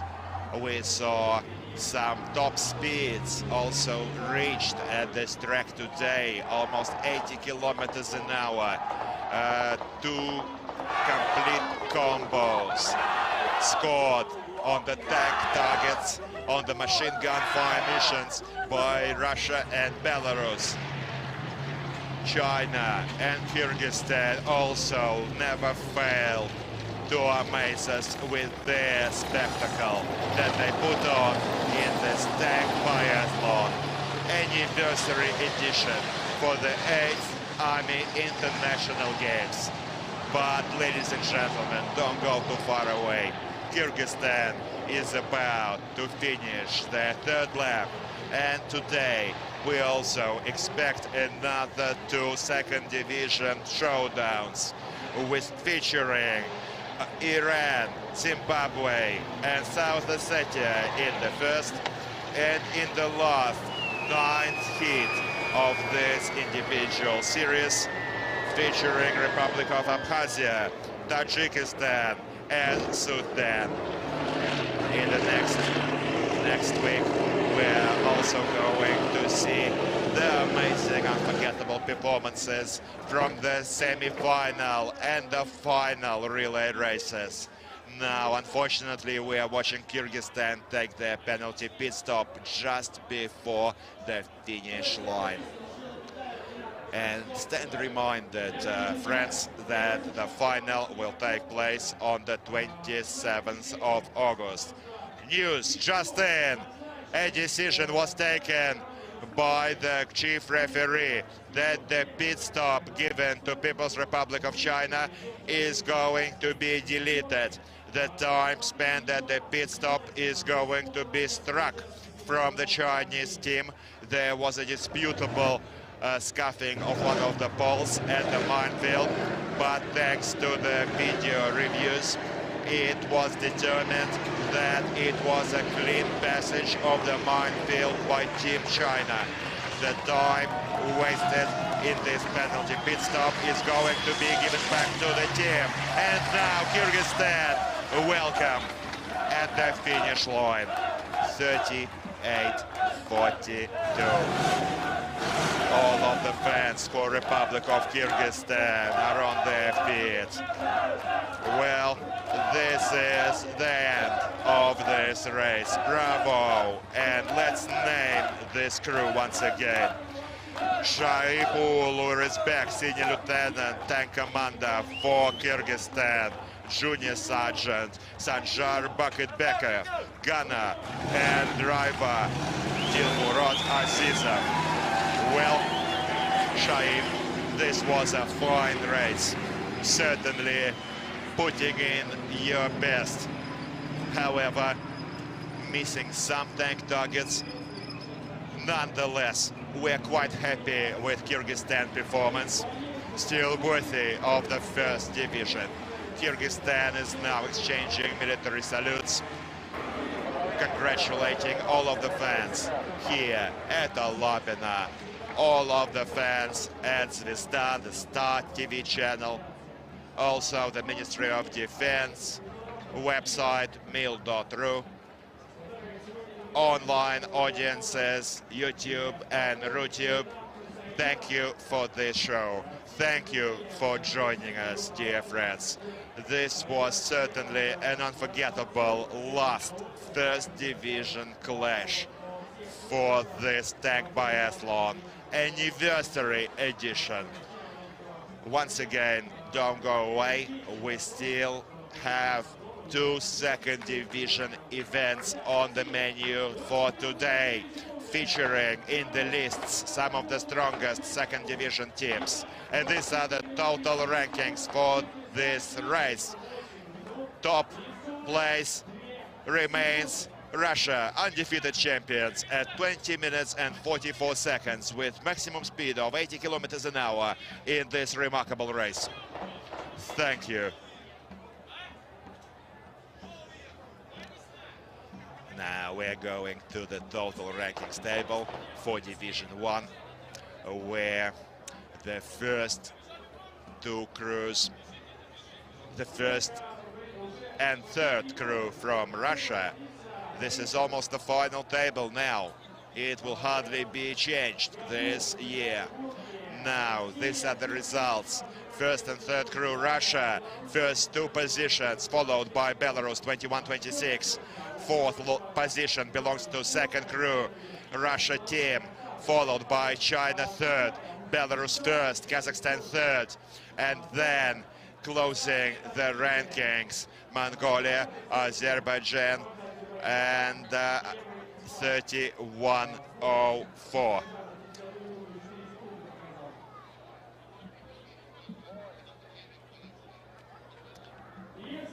And the second page of the last of the lists belongs to Venezuela. They are really closing the rankings this year, and unfortunately it looks like Venezuela is out of the semi-finals this year. Certainly a pity for this first division team, which might well relegate them into the second division next year. Well, certainly all of these teams are putting in their 100%, but sometimes it's not good enough.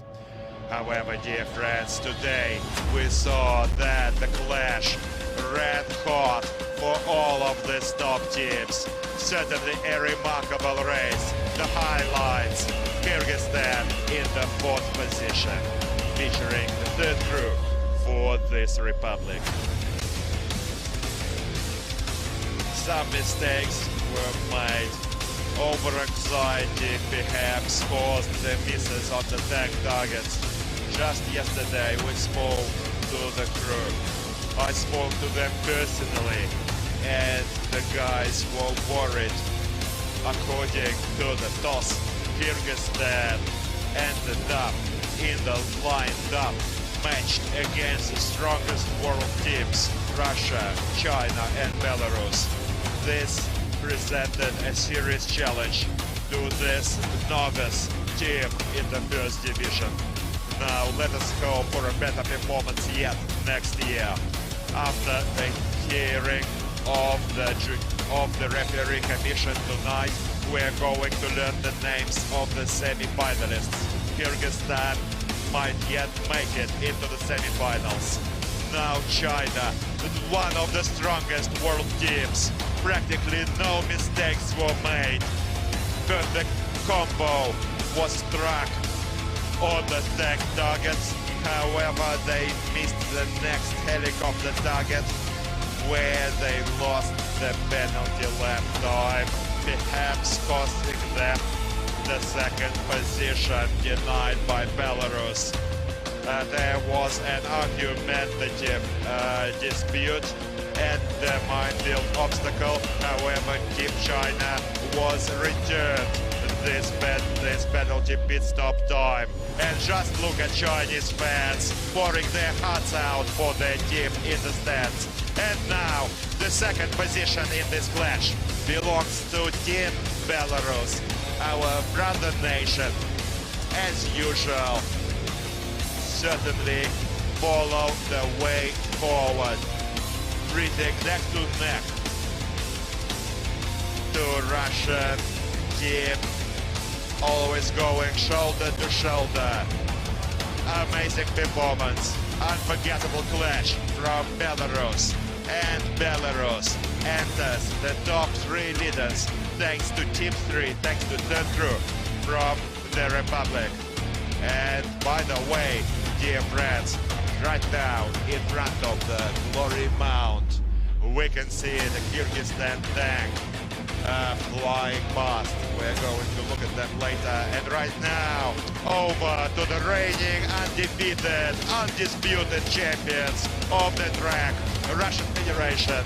This young cadets from Kazan Higher Tankers Academy, the famous cradle of world-class tankers, headed by the chief of General Staff, Russian Federation, Deputy Minister of Defense, Valery Gerasimov, the Army General. Russian Federation is also a graduate of this tank college. And today, Russia proved us that they're able to go all the way, never stopping, never holding back, and making us all happy today with this remarkable, emotion-fueled clash, giving them the first position, flying the flag high, and allowing us remarkable, unique motorsport event that's called Tank Biathlon. And this was the individual heats race for the first division, final race. And today, once again, please note, 2 second division crews are going to take the field. Second, running at 11:15. This was your all-time Tank Biathlon host, Nikolai Fedorov. And co-hosting for the English-speaking audiences, Dmitry Kulinsky. Take care of each other, love each other, and your Ministry of Defense, Russian Federation, always remains next to you.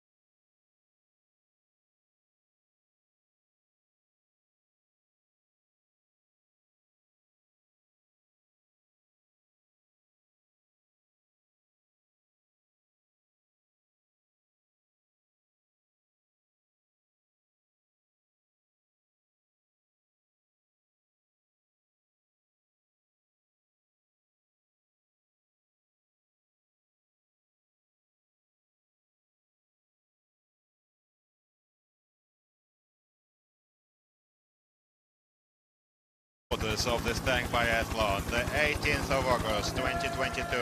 We are back to the second division individual hits at the Labina Army Proving Ground for Western Military District. The whole week saw individual hits of the 10th anniversary tank biathlon of the 8th International Army Games. Great weather out here in the ground, 28 degrees Celsius.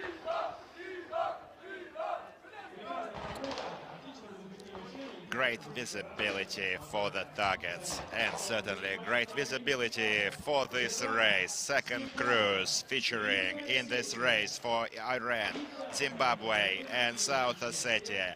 3 tanks are going to be racing in this tank, decided by the cast draw.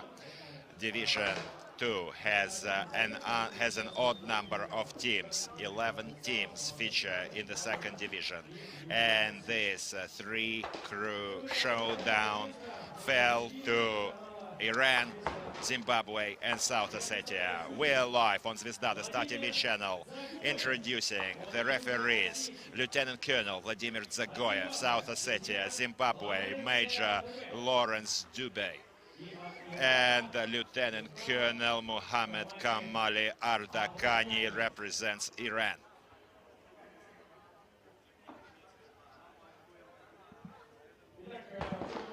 All is ready to introduce the crews. And this is your tank biathlon host, Nikolai Fedorov, and co-hosting for the English-speaking audience is Dmitry Kulitsky. Now, South Ossetia tank. Color-coded green, tank commander, Senior Lieutenant Sergei Gobozov. Gunner, Senior Lieutenant Dmitry Bukulov. And the driver is Sergeant Atsamas Kazayev. South Ossetia, second crew.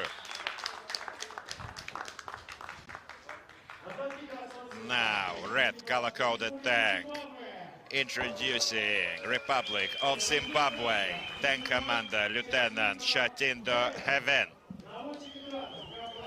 The gunner, Corporal Chakanuka Taikmo, and Masinyani Tendai is the driver. Zimbabwe second crew, please put your hands together. And blue color-coded tank. Introducing Islamic Republic of Iran. Tank commander Lieutenant Milad Rahmati, the gunner Senior Lieutenant Javak Hadje, and the driver Junior Lieutenant Said Ranjbar.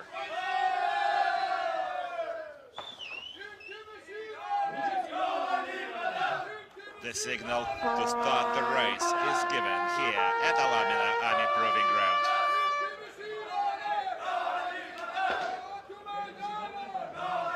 This is the signal for the crews to take their seats in the armored vehicles.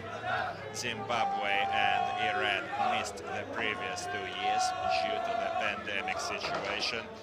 Last times we saw them taking the field back in 2019. Well, let's hope this missed time will not affect their performance. 21 teams, 21 nations are featuring in the contest this year. The number is growing year on year. Last year we saw 19 countries, and there are 35 countries as part of 34 International Army Games. The contests are running in 12 different countries. All of the T-72B3s are provided by the Russian Federation. Also, the countries enjoy opportunities to bring their own tanks compatible in technical specs to T-72B3s. And the People's Republic of China uses their own Type 96Bs, and Republic of Belarus uses their own armed services, armed forces, T-72B3s that are part of their tank corps. Now, Vladimir Dzagoyev, the coach for South Ossetia. And as soon as the tank commander reports ready to start, this will be given to the chief referee. The chief referee for the contest is Major General Kirill Kulakov, the head of Kyrgyzstan Tankers Academy. He will give the start command, and they will be off racing. This year, the second division is only taken part in the individual hits. The decision was taken to learn the winners according to the results of these individual hits.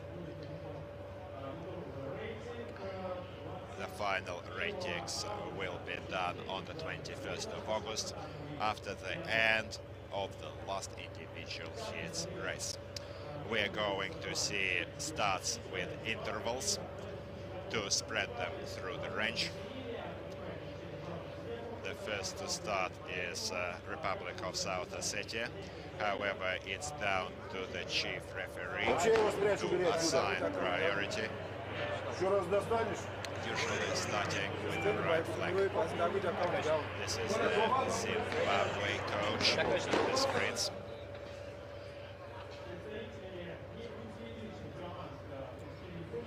The military armed forces university interpreters provide interpretation for all the non-Russian speaking teams. And now Zimbabwe was the first to start.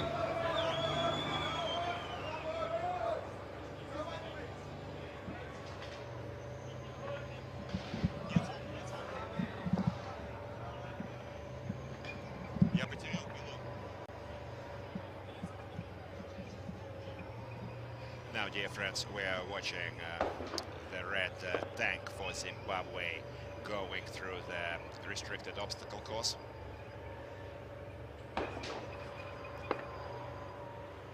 Carefully skirting the tank around these poles. Certainly don't want to knock any poles. This could result in penalty pit stops. In a stance, we see Zimbabwe servicemen also supporting their friends from Crew 2. Certainly important experience. And these Zimbabwe servicemen are cadets in one of our tank academies. Now, Zimbabwe stopped.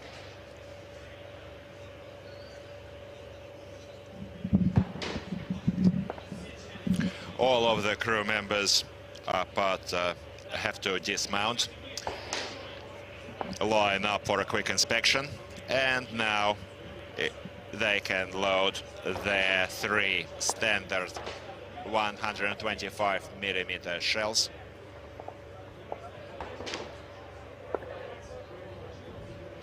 Not an easy job to load the shells.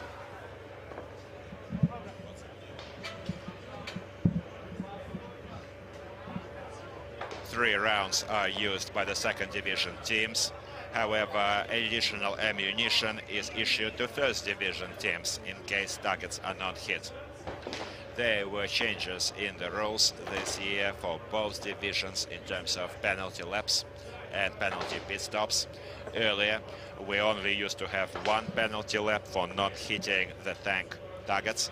This year, missing on the tank targets results in 2 penalty laps, so it's possible to do many extra kilometers, 500 meters per penalty lap, compared to 1 full lap of this tank biathlon of the distance 4 kilometers, 100 meters. And the first fire mission is about to be taken by Zimbabwe. As soon as they report ready, they will proceed to the firing line. 3 targets will be raised simultaneously. That's another difference from the last year, according to the decision taken by the chief commander of the ground forces of Russian Federation, Army General Leonid Alexalikov. The gunners will need to take an independent decision on which target to engage first out of the 3 simultaneously raised in the ground.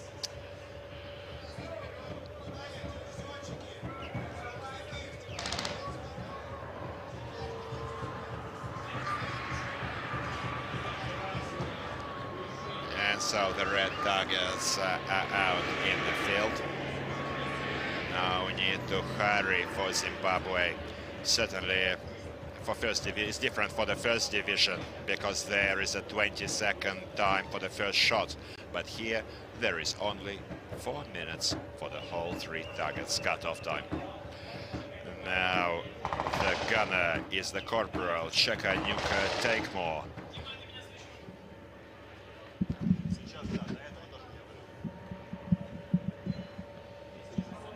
16 to 1800 meter ranges to target.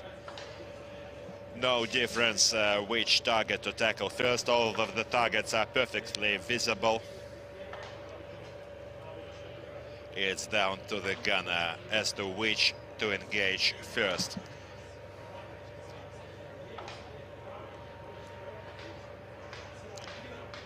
Certainly the tank commander and the gunner are the ones taking the decision on which target to engage. And first fire. It's over. Unfortunately, the first shot went over to wide for Zimbabwe. The coach for the Republic is using the binoculars to monitor his line of fire to best correct their accuracy. This is a very important part of their work. The coaches are present throughout the race and carefully monitor and correct their crew to the best result. Let me remind you once again that Zimbabwe, along with Iran, missed the previous 2 years, certainly having perhaps diluted some of their experience and skills. However, putting in doing their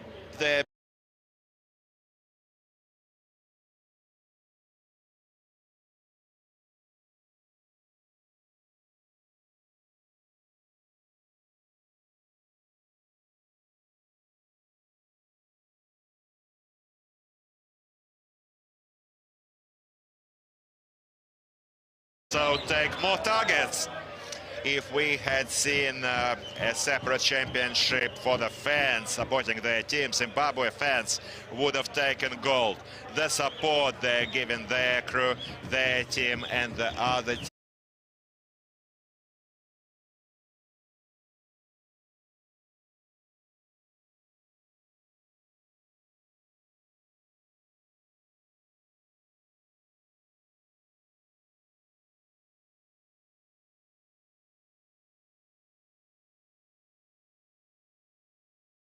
Individual hits races for the second division. The last day of these individual hits races. Just now we saw an amazing performance from the legends, the champions, the kings of this track, Russian Federation, in a remarkable first division performance. And now we're into the second division clash, featuring Iran, Zimbabwe, and South Ossetia. Fine day providing for great visibility in the ground, giving us all the chances to enjoy wonderful fire missions and racing action in this unique tank biathlon event. Now, this is your tank biathlon host, Nikolai Fedorov, and co-hosting for the English-speaking audiences is Dmitry Kulinsky. Introducing the referee panel international for this race, Vladimir Zagoyev, Lawrence Dubé, and Kamali Mohamed Ardakani. Now, South Ossetia is going to be refereed by the Abkhazia referee. And now, introducing the right flank, color-coded green, the tank for Republic of South Ossetia, tank commander Vadim Dudayev, gunner Captain Alexei Mamiev, and the driver is Junior Sergeant Denis Kakoyev for South Ossetia, that group. Over to the second fire line. And the red color-coded tank introducing Republic of Zimbabwe. The tank commander, Lieutenant Muniradze Simon. Sergeant Dube Guardsman is the gunner, and the driver is Corporal Trevor Prince Chavaruka for Zimbabwe. Third crew. And left flank, introducing Islamic Republic of Iran. Tank commander, Lieutenant Mohammed Ali Ganbari Nasab. The gunner is Sergeant First Class Dabiri Hussein. And the driver is Junior Lieutenant Mehdi Haydari. Iran, third crew. Oh, dear friends, everything is ready to start, and the signal to start the engines is given here at Alabina Army Proving Ground, laying the start to this amazing adrenaline-fueled race for the second division final clashes. Oh, we can see Viking, it says in Russian, on the South Ossetia tank. Well done, the Vikings. Certainly all of these crews featuring in today's race are real gladiators. And the Vikings are the first to start.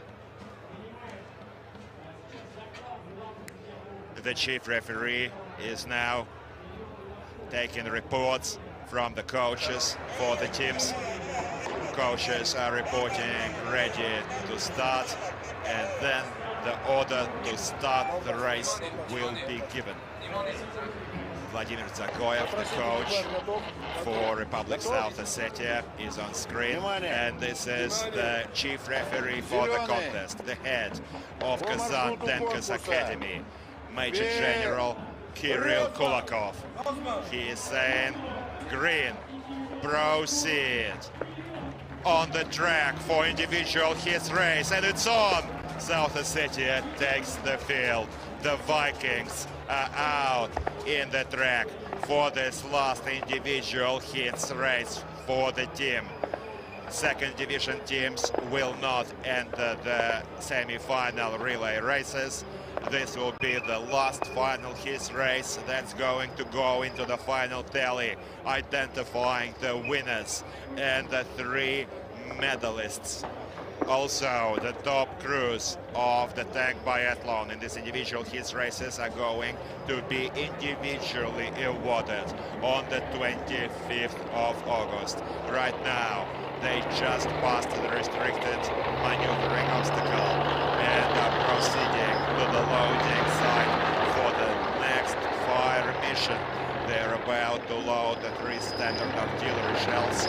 By the way, friends, only 3 shells are used in this first tank fire mission in the first division. Second division, pardon you. In the first division, additional rounds are used on these first 3 targets. However, second division is denied this opportunity. And we are watching the crew about to load. These are pretty heavy rounds. 19 kilo is the weight of the main round, and additional 10 is its charge, giving a total of 29 kilograms of all. South Ossetia, certainly a proud nation, proudly performing in this tank biathlon on its 10th anniversary. And they're going to now fly into the fire line, color-coded green, to engage the 3 tank targets. Now the time, 20-second cutoff for the first shot, doesn't apply to second division teams, as opposed to 4 minutes in total. The targets are now out in the range at 16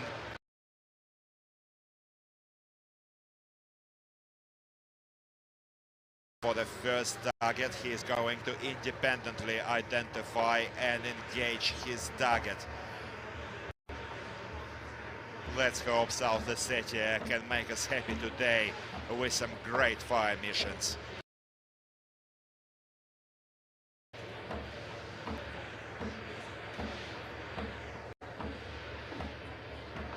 We're all waiting for the first shot from the third crew. The race still has a long way to run. Only 3 minutes and 20 seconds into the race. We can certainly a short delay prior to the first target engagement, and now it's a hit. It's a hit. Well done on the right target for South Ossetia. It's on. The Vikings struck true on the first target, and now are about to engage the second. It's on. The second is also a hit. Show. Let's hope that they get back the perfect combo with the 3 top targets. Only 1 remains. This is your last chance. Last chance for the crew to enter their name into the record books. This may yet be the best performance for all the South Ossetia crews. And fire. Thus, it remains standing. South Ossetia earned themselves 2 penalty laps, and it's now down to the driver to get the team out of trouble. Iran is certainly a worthy adversary in this second division match. We're tipping favorites as Iran and South Ossetia. Certainly a clash between the two. However, news just in, it was hit. Video replays recorded.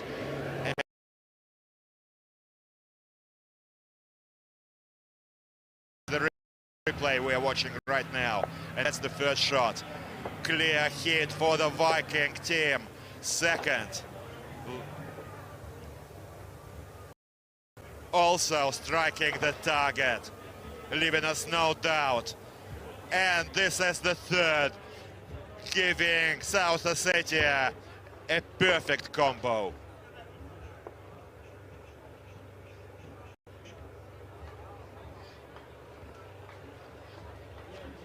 No, dear friends, it does look like it's passed. Actually, we were too fast to speak as well. Same as the gunner for South Ossetia, and the team did earn themselves 2 penalty laps, unfortunately, but still well done for the Viking team for the second division. Quite a good result, 2 out of 3 targets. We just saw Kyrgyzstan in the first division miss all of the third targets with 6 rounds. So this gives South Ossetia a pretty good fight for the second division crew. Right now, Zimbabwe also out in the track, and the war drums are sounding, taking the roof off the stands. Certainly, Zimbabwe fans would have won a separate support cheerleading contest had the Army Games featured this, because the warmth of Zimbabwe fans is really legendary in this stance. Corporal Trevor Prince Chavaraka is carefully skirting the tank around the restricted maneuvering course. He's a 30-year veteran of this tank biathlon, a 33-year-old serviceman. Zimbabwe is quite an experienced team, despite being outsiders in this round, matched against Iran and South Ossetia. This year we saw first and second record difficulties, and at the moment they're at the very end of the individual race rankings. Just now we saw the driver for South Ossetia clearly knock one of the poles at the anti-tank trench, and slightly damaged one of the skirts, side skirts on the T-72B3. We are watching Zimbabwe stopping at the ammo loading bay, about to load up on this 125mm ammunition. We don't consider safety considerations paramount at this ground, and combat fire missions are performed in this range with real live rounds, using main caliber, using heavy machine guns such as a 12.7mm anti-aircraft and 7.62 coaxial.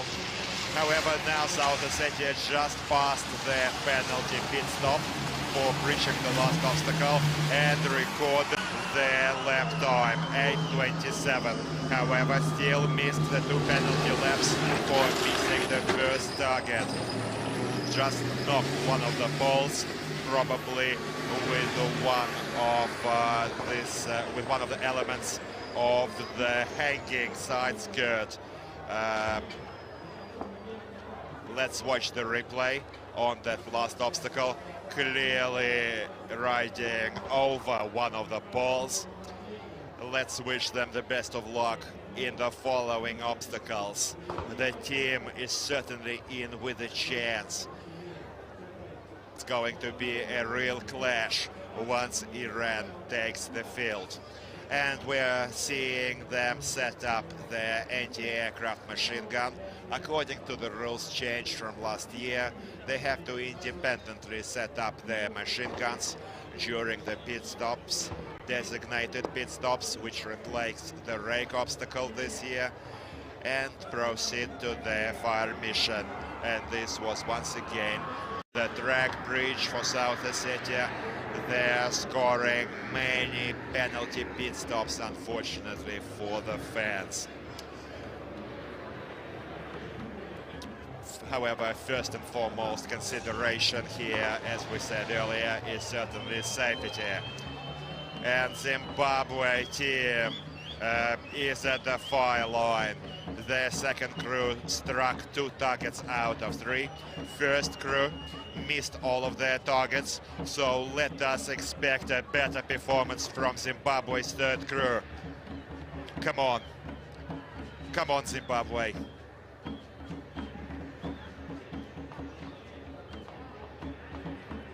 We want all of the targets to be hit by all the teams, certainly supporting all of these gladiators, all of these tankers from all of the nations, flying their flags here at this 10th anniversary unique motorsport tank biathlon.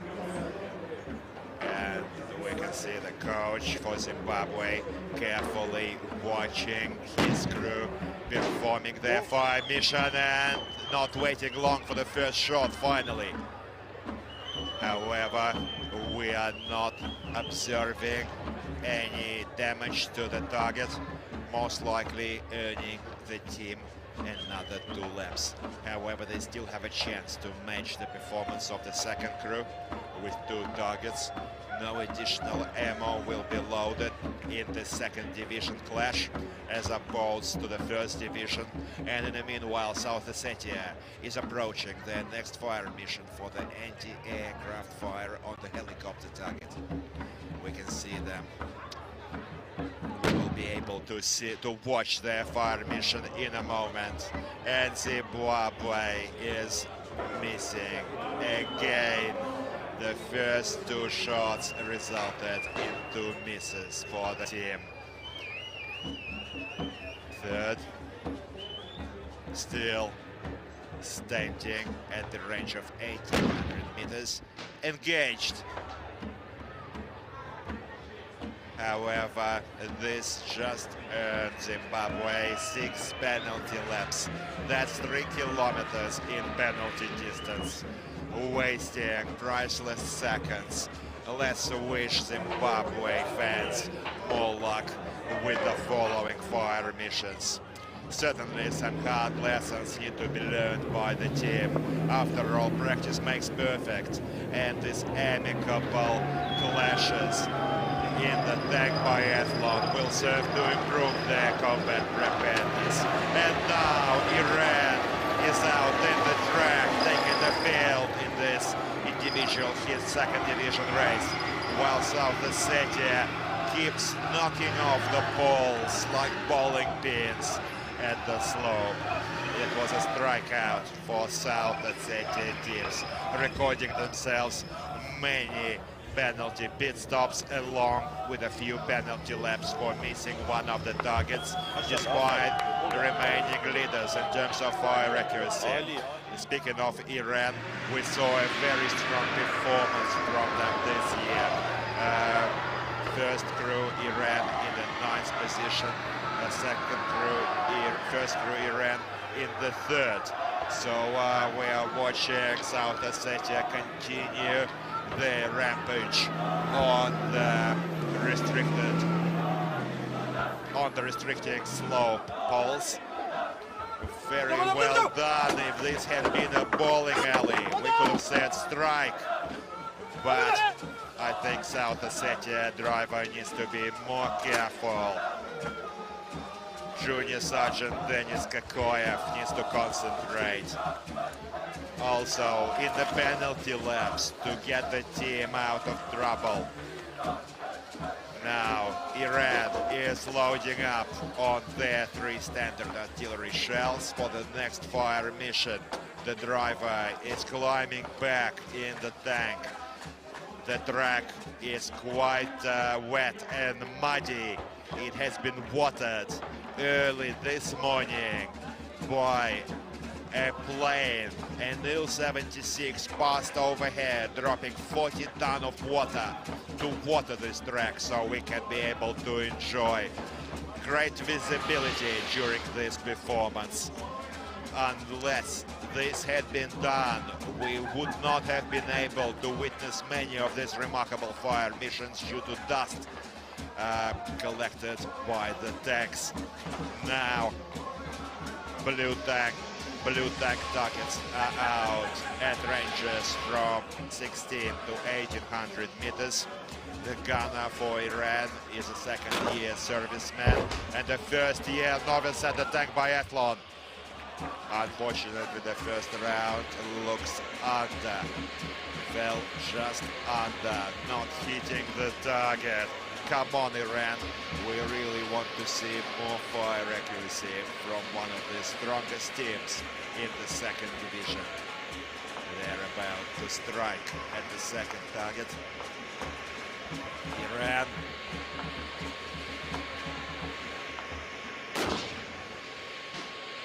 Second fire. Way to go. Well done for Iran. And we can see their fans and supporters, their teammates cheering them from the stands. Only one target remains, and in the meanwhile, South Ossetia is about to engage the helicopter target.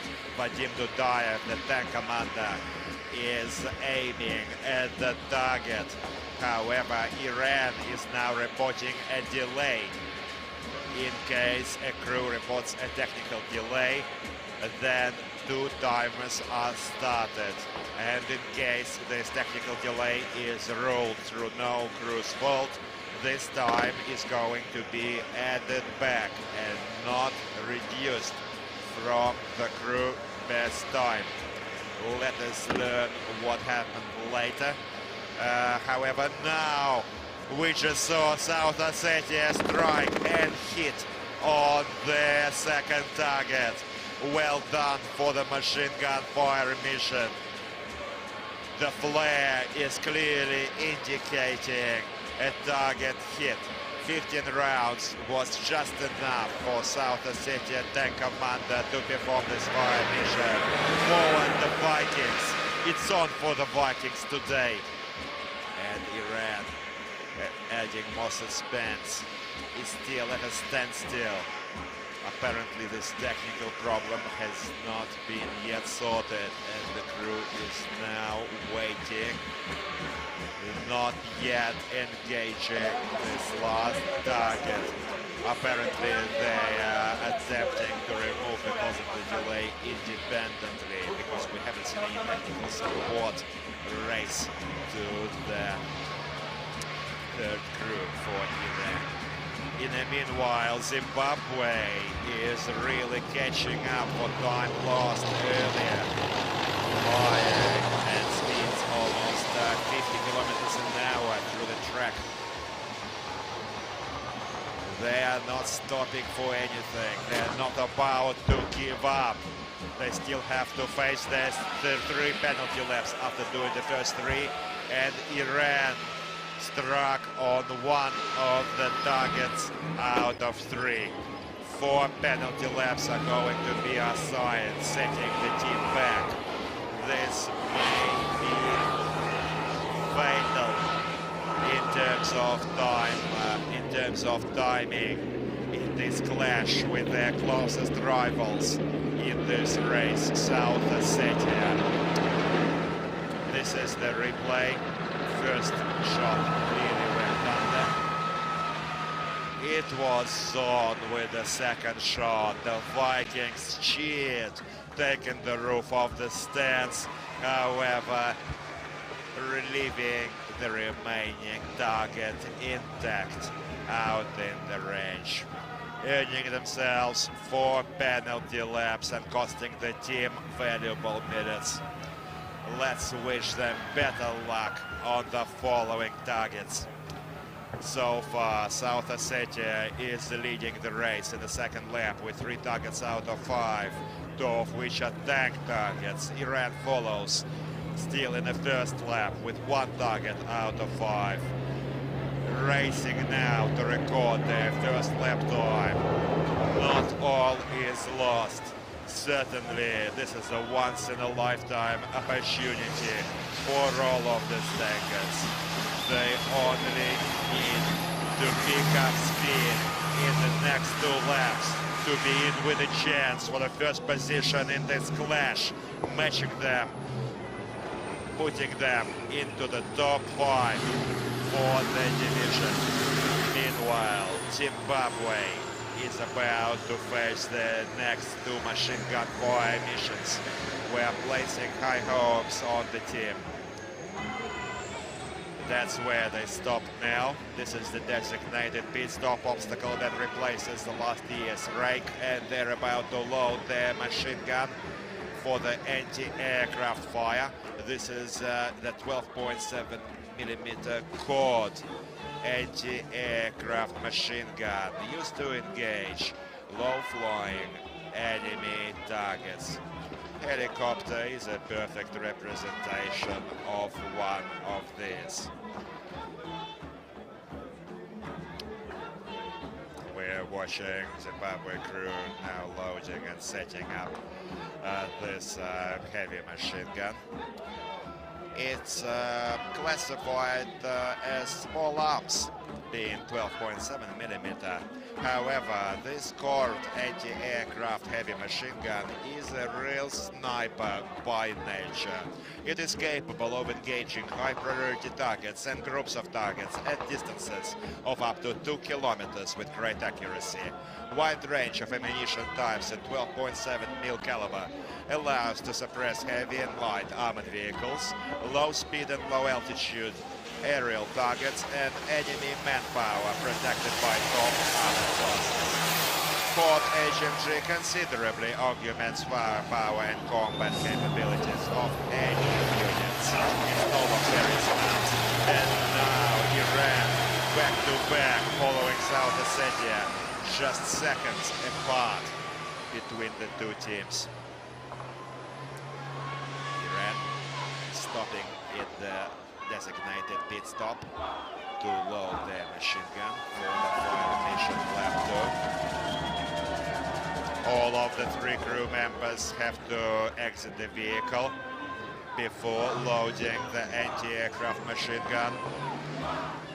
We are watching them set it up now. He carefully locks it in place. Ammunition belt is also collected. 15 rounds with 6 traces are going to be used during the next fire mission. Let's wish them the best of luck. Everything is resting on their shoulders now.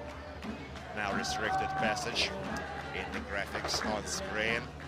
Unfortunately, this element that they ripped off at the anti-tank trench is now preventing the team clean passage through all of the obstacles. They would have rather lost it, however, it's still hanging on, giving the team even more penalty laps.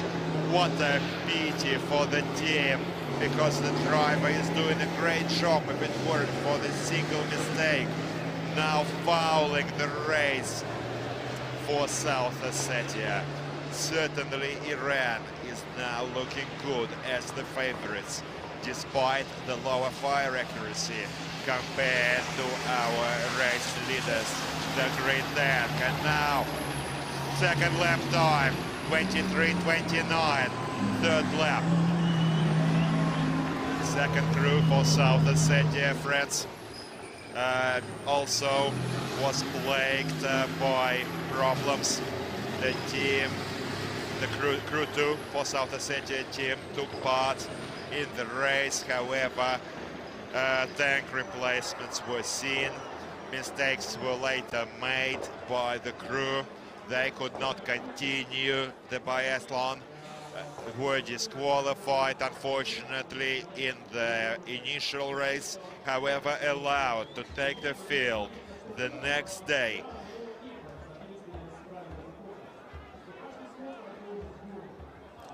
South Ossetia loading the coaxial Iran at the vertical step is carved obstacle. This is a 9-meter obstacle, 90 centimeters long. First crew for South Ossetia is now in the 6th position in the overall rankings for the division. Zimbabwe. Hopefully this was a white flag passage. Well done for the driver from Zimbabwe. Iran also follows filigree work from both drivers at these obstacles. Iran and Zimbabwe are both in the second lap and are both about to pull up at the next target simultaneously. Now all of the 3 crew members need to exit. It's the hardest for the driver to exit the tank, and that's the reason why sometimes during movement we can see the tank main caliber cannon slightly tilted forward and to the right. This is the reason for this tilt. It's to enable the driver to quickly get out in case of need or in case of trouble in real combat situations. Now, the chief referee of this tank biathlon, Major General Kirill Kulakov, gives us permission to fire, and the 41-year-old tank commander for Iran opens fire on the helicopter target. He's a 30-year veteran of this tank biathlon, and let us keep our fingers crossed for Iran now. In case the target is hit, we're going to see clear smoke flare signal. With rare exceptions, it always goes off. Sometimes strong rains can prevent it, and for these reasons careful inspections are performed post the fire missions to maintain accuracy on the fire target judgment. And now he is still firing. Shot volleys and single rounds are flying, but we are seeing the belt now discarded, and the machine gun is being locked and loaded. Target remains for Iran, bringing the total penalty time tally to 5 laps. Let's hope they won't earn any more. They earned 4 penalty laps for missing the 2 tank targets and 1 additional for missing the helicopter target. Well, certainly third crew for Iran is not shooting as sharp as we saw in the clash of the second crew against its rivals. Certainly second crew for Iran performed much better. And Lieutenant Simon Iradzi is now racing. Tank commander for Zimbabwe also reported weapon unloaded. He did not undertake the fire mission. Just watch him now. He throws out the full belt. He wasn't able to load it. We're not sure as to the reason why. He discarded the full ammunition belt and reported weapon unloaded. He earned himself 1 penalty lap for not engaging the target and the second penalty lap for not shooting, not engaging the target. So not hitting and not engaging results in 1 penalty lap each. This brings the total for Zimbabwe's penalty laps to 8. 4 kilometers. In case they don't have enough time to do this during the race, this average time on penalty laps will be added to the total crew time. And South Ossetia, we just saw a decision was taken to remove this piece of the board of the skirt in front of the tank, which scored them so many penalty pit stops. Zimbabwe races over 60 kilometers an hour. Careful now after this long straight and the sharp turn. We certainly don't want to see any accidents, however they are fast. Certainly Zimbabwe driver Corporal Trevor Prince Chavaruka is no slow lane driver. Ran through just mid-road and the 6th penalty lap was recorded. This time will be added to their result without needing to take it. It's a dangerous turn now. All of the tanks have to follow their own track. They're racing through the minefield. Look at this, neck-to-neck race. Careful now, it's going to be a collision. And he's driving Zimbabwe off the track, stopping them. Amazing collision from Iran. Certainly this is a disqualification-worthy fault. According to the rules of this tank biathlon, we may see the race stopped. It will be lucky if the crews are allowed to finish this race and Iran is not disqualified. However, yesterday we saw a similar collision from Armenia team that was reckless and the team was disqualified after finishing the race. Right now, for some reason, we saw a similar change in direction. Iran was swerving to the left as if wanting to cut off Zimbabwe, deny them the opportunity to overtake. They were actually cut off and stopped dead in their tracks by Iran.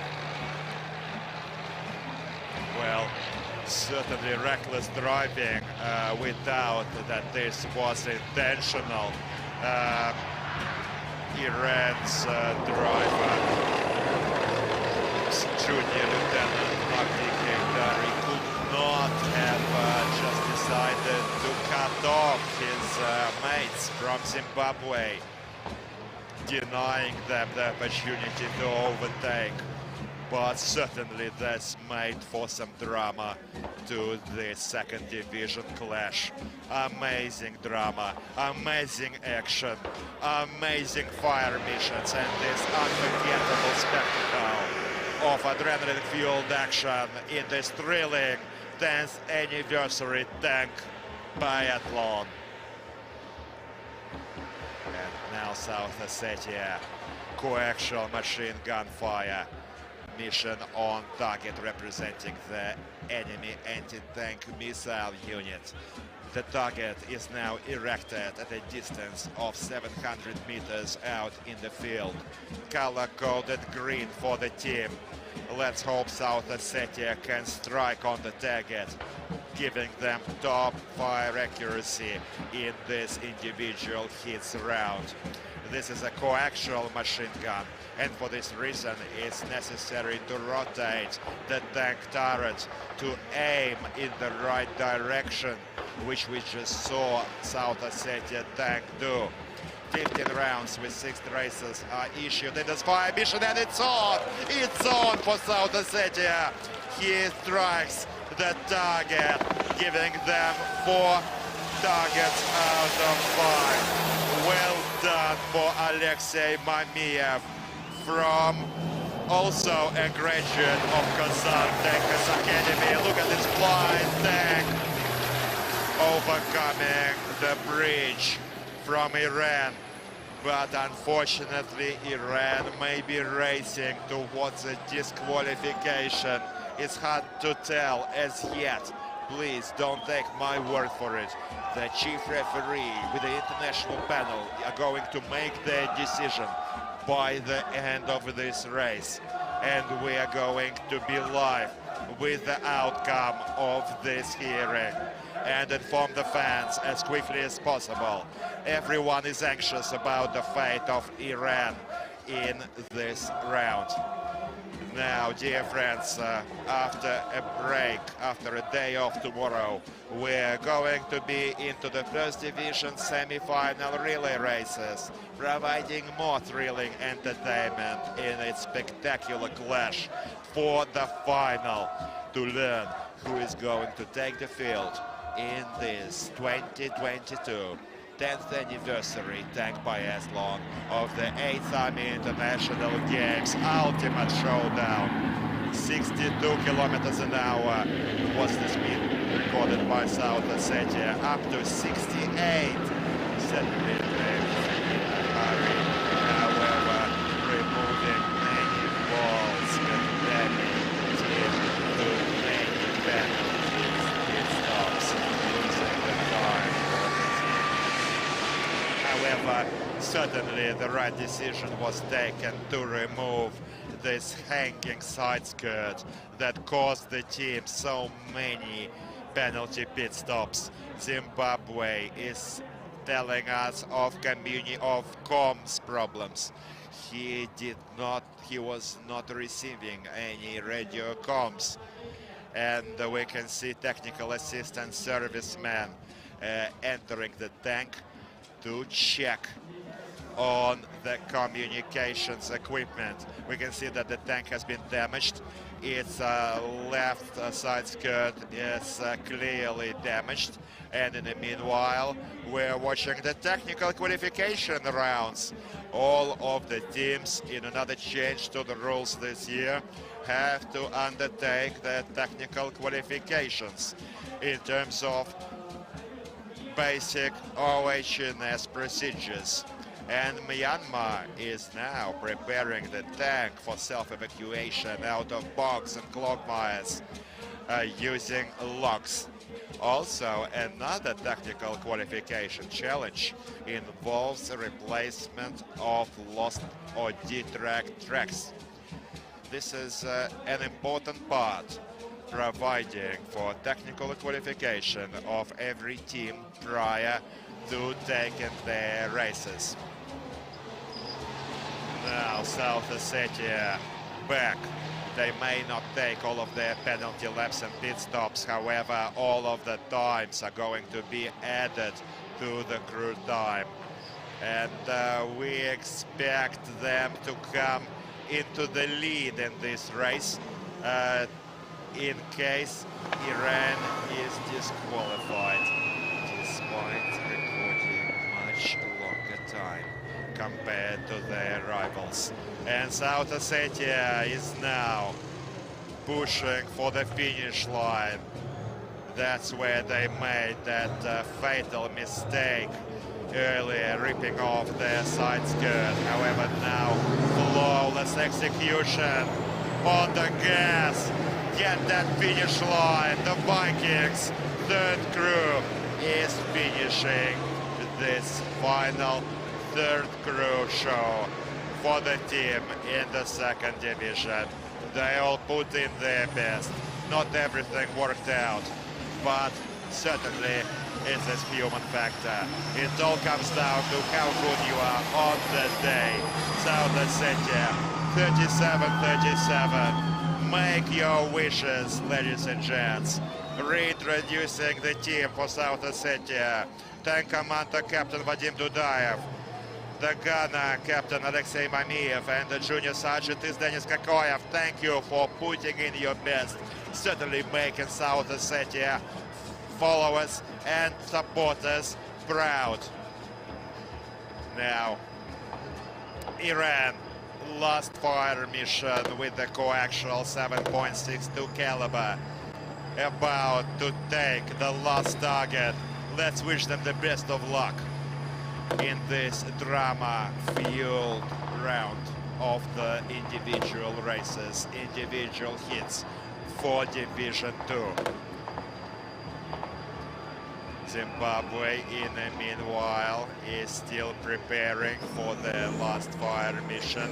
They've set up their coax and are about to take the mission, while South Ossetia is flying their national colors in front of the flags, in front of the stands. Thank you to the team. Thank you for South Ossetia. Dear friends, this was a second division clash. Not everything is as faultless, as seamless, as filigree as in the first division clashes. But these teams are improving year on year and are worthy of taking their place among the world's strongest tankers. Now South Ossetia and Abkhazia, brother nations, are exchanging hugs, handshakes, thanking each other for assistance, congratulating themselves with passing this track. Certainly they are worth their salt. However, now Zimbabwe also damaged following the last collision with Iran. We can see the front side skirt for the tank hanging in a similar way which we saw in South Ossetia.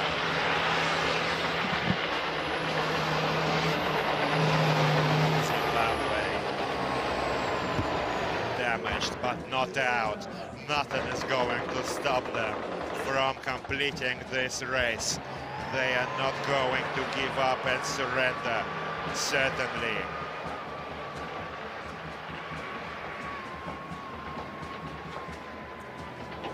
Navigating the turn. He's being quite careful not to any penalties. We are watching them record. Still recording a decent time of 34 minutes. If they can make the finish quickly, they have 3 minutes, 2.5 minutes to still beat South Ossetia result. It may yet be a surprise outcome. We may yet see a surprise outcome to this round. Let's not call it as yet. Certainly this is going to be a dramatic climax to this race.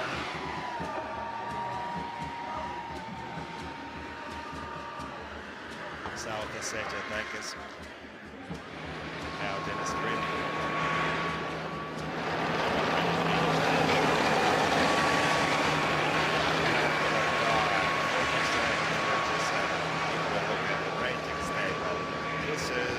Belongs in the 12th position for the second division. And Iran racing past the minefield obstacle, very close at 29-14. They're certainly the leaders in this race. Well, they were the favorites in this race along with South Ossetia. However, following this collision that we saw cutting off Zimbabwe tank, we are not sure if the team can make it without seeing third crew disqualified. Let's keep our fingers crossed for Iran. However, it all comes down to the referee panel decision, which we're going to learn and come back to you live. This year, by the way, not a single crew fouled the 4 obstacles. We saw faults reported everywhere. Even at the hill obstacle, wrong lanes were taken, but everything worked out well for the Ford. However, it's not an ordinary obstacle. It is 1.5 to 1.7 meters deep, and tanks have to pass it without reducing speed, because rollbacks are possible. Sometimes tanks roll back and not exit the fort. However, we hadn't seen this during this even second division races. And in the coming days, on the 23rd and 24th, Tuesday and Wednesday, we are going to enjoy the spectacular semi-final clashes between the first division crews, defining the winners for the division that are going to clash in the finals. And right now, Zimbabwe is in the firing line, about to engage the last target, still remaining for the crew 3 Zimbabwe team in this race. Today, just the same as every other day, the TRspodSvizda TV channel is broadcasting all of the action live in its thrilling live broadcasts. You're able to watch it live at Zvizda, the Star TV channel, YouTube, RuTube, and also at the Ministry of Defense Russian Federation website mil.ru. Stay with us for the semi-finals and the finals action, and watch the replays on YouTube or the other channels. And now Iran is taking its pit stop for fouling one of the obstacles on its 3rd lap. 32 minutes and 10 seconds. This was a pit stop for the minefield obstacle, while Zimbabwe is still firing at the last target.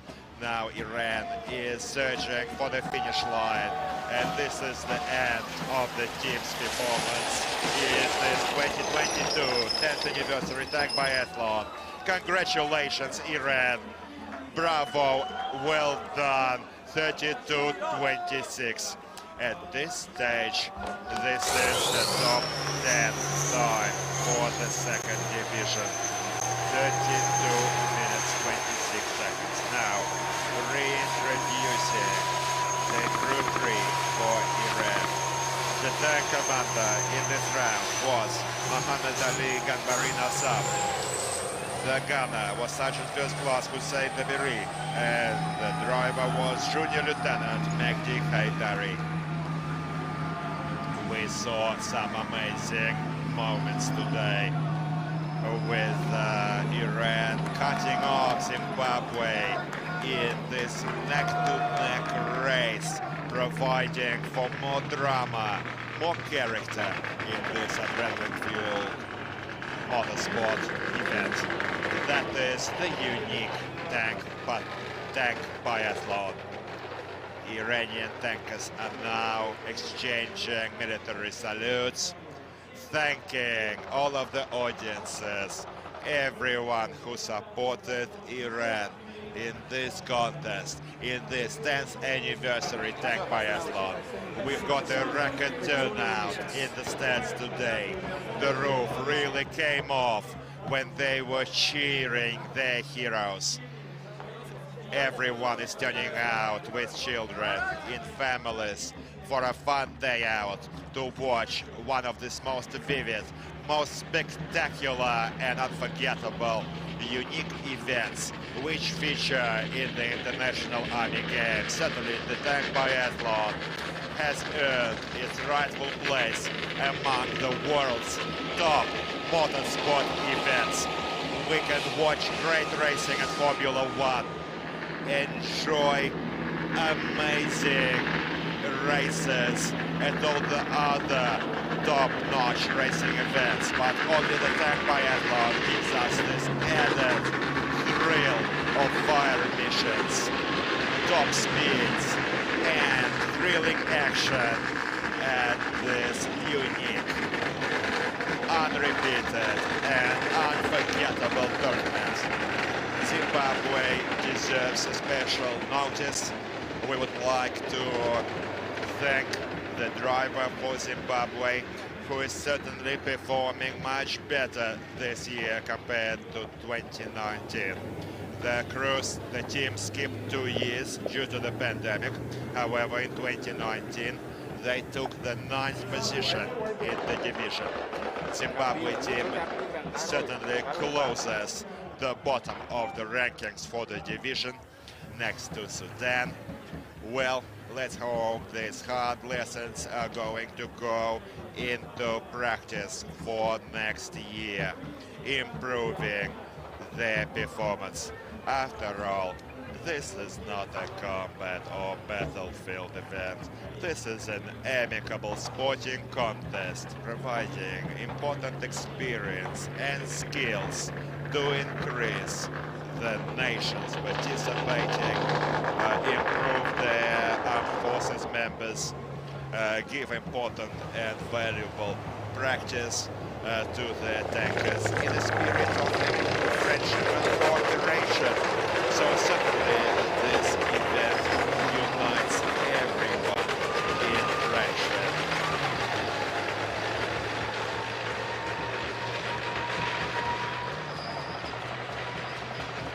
Right now we're about to head into the highlights for this race. After Zimbabwe makes its finish line, we'd like to remind you that we are yet to see a president at Kyrgyzstan and Sudan in the next second division round. This will be the final race for second division teams in this tank biathlon 10th anniversary. The next race is going to take place at 2 p.m. Moscow time, and all of the visitors to our Lavina can enjoy a pleasant walk around the ground, enjoy all of the activity zones, have a snack, and then come back and take their seats at the stand at 2 p.m. Moscow time. And we are going to join you live, online and offline for this incredible action that is this unique tank biathlon. Zimbabwe, no stopping. Zimbabwe first crew made 57:41, second crew 53 minutes 10. This crew is going to record a time under 50 minutes, putting them as Zimbabwe's top crew of this year's event. And now Zimbabwe facing the last obstacle and is about to finish in this 2022 remarkable individual hits. No stopping is allowed, and the anti-tank dredge. Careful now for Zimbabwe driver. Step on the gas. He is out. White flags indicate no fall by line flagman. And Zimbabwe is approaching the finish line. This race is over. Thank you once again to all of the tankers. Certainly not everything worked out according to plan, but you are true sons of all of your armed forces, of your nations. No serviceman of no other nation could have done more in terms of doing your best. After all, that's all we can ask for. As long as these crews perform their best, that's all that counts. And that's what provides for our viewing pleasure. This crew for Zimbabwe becomes the strongest for the country. And we'd like to reintroduce their third crew. Tank commander was Lieutenant Muhammad Ali The tank commander for Zimbabwe was Lieutenant Simon Muniaradze. The sergeant was Dube Gatsman, and the driver was Corporal Trevor Prince Shava Ruka. Once again, thank everyone, online and offline, Zvezda the Star TV channel, everyone joining us in this live broadcasts and the replays on YouTube, RuTube, the official website of the Ministry of Defense, Russian Federation, Bill.ru, and live at Zvezda the Star TV channel. Thank you all for staying with us throughout this tank biathlon, supporting us, following us. We can feel the warmth of your hearts. We can feel your interest. Stay with us for the semi-relay races. The semi-finals on the 23rd and the 24th are going to be amazing, remarkable races, which are going to lay the ground for the final, the grand final of the 10th anniversary tank biathlon. And Zimbabwe is now flying its flag in the parade ground at Alamina. This is the tradition for every team. All of the tankers, after ending their race, they exit the turrets, sit in their hatches, and fly the national colors proudly. And recording the times, Iran 32:26, South Ossetia 37:37, and Iran was first. This race is now over. Let's remember the best and brightest highlights. But in the meanwhile, the total rankings, Myanmar remains at the top. First crew, Syria third crew follows, 29:43, and third crew for Myanmar closes the top three with 30:28, followed by Iran, who made the top five for the second and third crew. Laos, Syria, Abkhazia and South Ossetia are not performing as well as they could be, but not all is lost. Abkhazia is going to take the field in the last second division clash at 2 p.m. today, and we're placing high hopes on Abkhazia Crew 3. Let's support Abkhazia Republic team and also Tajikistan and Sudanese tankers that are going to clash in the next race. Zimbabwe in the third position of this unforgettable race. Certainly the support from the fans was tangible in the stands. They were taking the roof off with their war drums, supporting all of the teams, all of the crews in this tank biathlon. Certainly there was a traffic incident.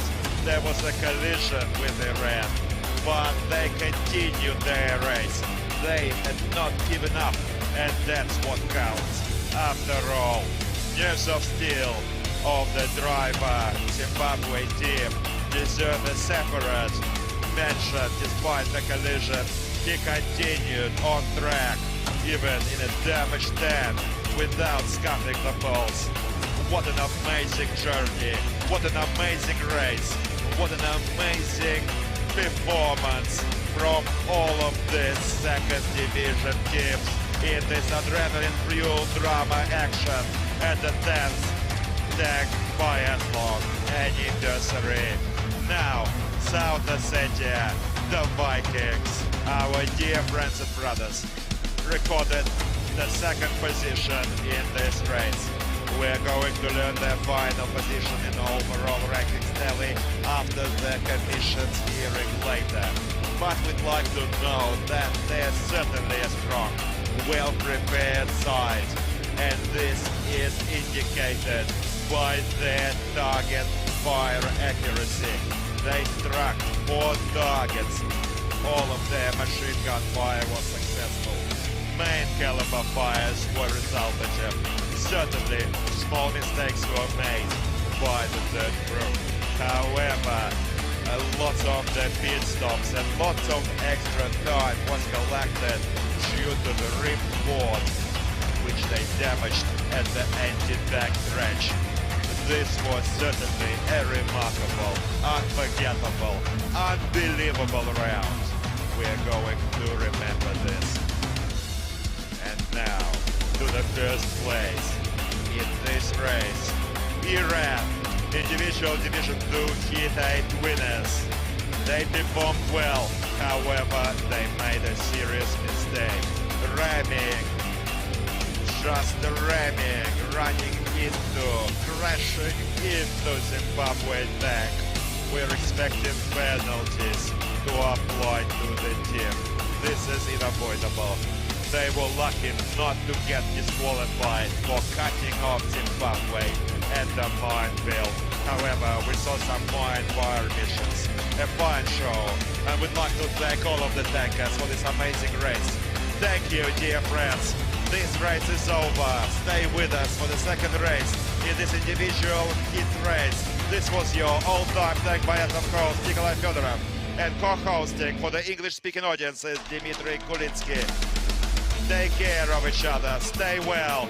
Your Ministry of Defense, Russian Federation, is always next to you. Goodbye and see you soon.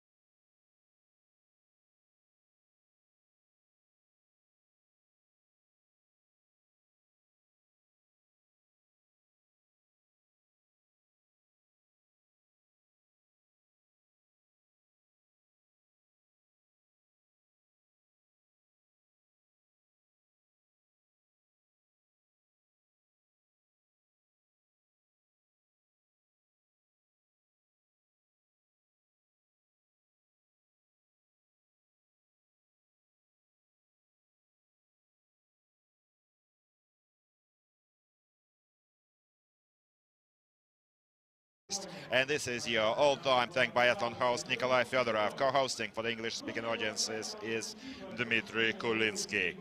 Another fine day, 22 Celsius here, however, with a light breeze. And hopefully everything will work out with all the fire missions for all the teams. Introducing Sudan, South Ossetia, Tajikistan and Abkhazia, second cruise. Every nation taking part in this race appointed own referees, and introducing the international referee panel. Representing Sudan, Major Abubakar Bashir Kambal. South Ossetia represented by Lieutenant Colonel Vladimir Zagoyev.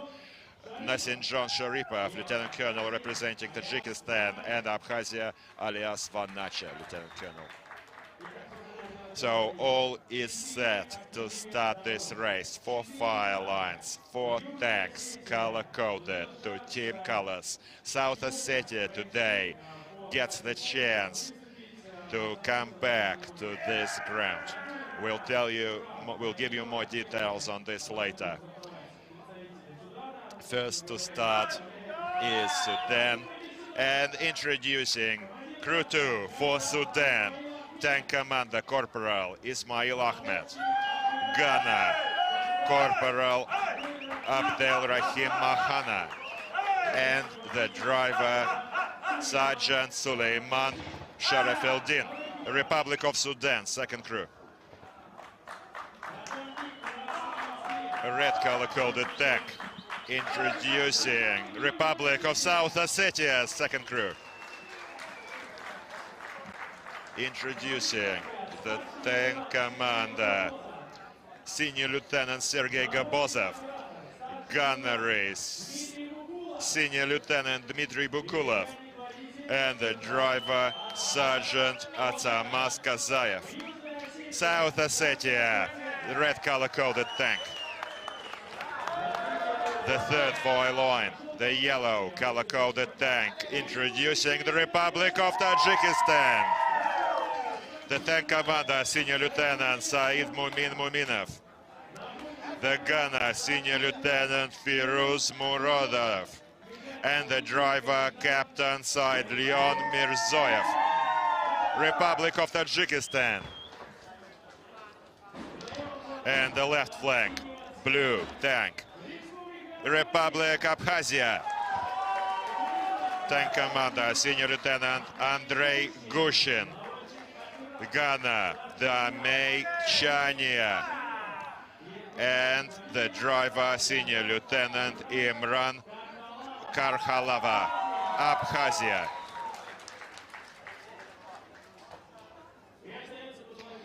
All that remains is to wish the best of luck to all the crews taking part in this race. Let's follow and support these teams. And the signal to start the race is given here at Alabina Army Proving Ground. This is the signal for the crews to take their job pattern seats in the T-72B3s, supplied to all of the teams except for China and Belarus, who use their own, to all of the teams. 840 horsepower engine, allowing this tank to achieve speeds of up to 70 kilometers an hour. However, the unbroken record set at this track back in 2019 still stands unbroken at 84 kilometers an hour. Enough certainly to get some traffic penalty notices in some countries. And now this is the chief referee, Major General Kirill Kulakov, the head of Kazan Tankers Academy, the cradle of many world-class tankers from Russia. And now Sudan is the first to move into the ground. Each crew needs to do 3 laps of the ground. The first lap is incomplete. The crew goes directly into the fire mission. However, the second and third laps are full. The full lap is 4 kilometers 100 meters, and the total distance is just over 10 kilometers in this individual hits. Well done for Sudan in this maneuvering obstacle. Last time Sudan appeared in 2019 second division, taking the 8th position. 2 years break due to the pandemic, and now they are back at Labina. Right now they are moving over to the ammunition loading bay. They're about to load their 125mm shells. 3 shells for the first fire mission. The difference between the first and second division fire missions is that no additional ammunition is allowed for second division teams. The 3 targets are raised simultaneously. This is another novelty on the previous years, enabling the gunner to engage any target they like at will, which can sometimes play cruel jokes, as in striking targets twice, which we saw happen in the previous race from Mongolia. These targets are ranged at distances from 17 to 1900 meters.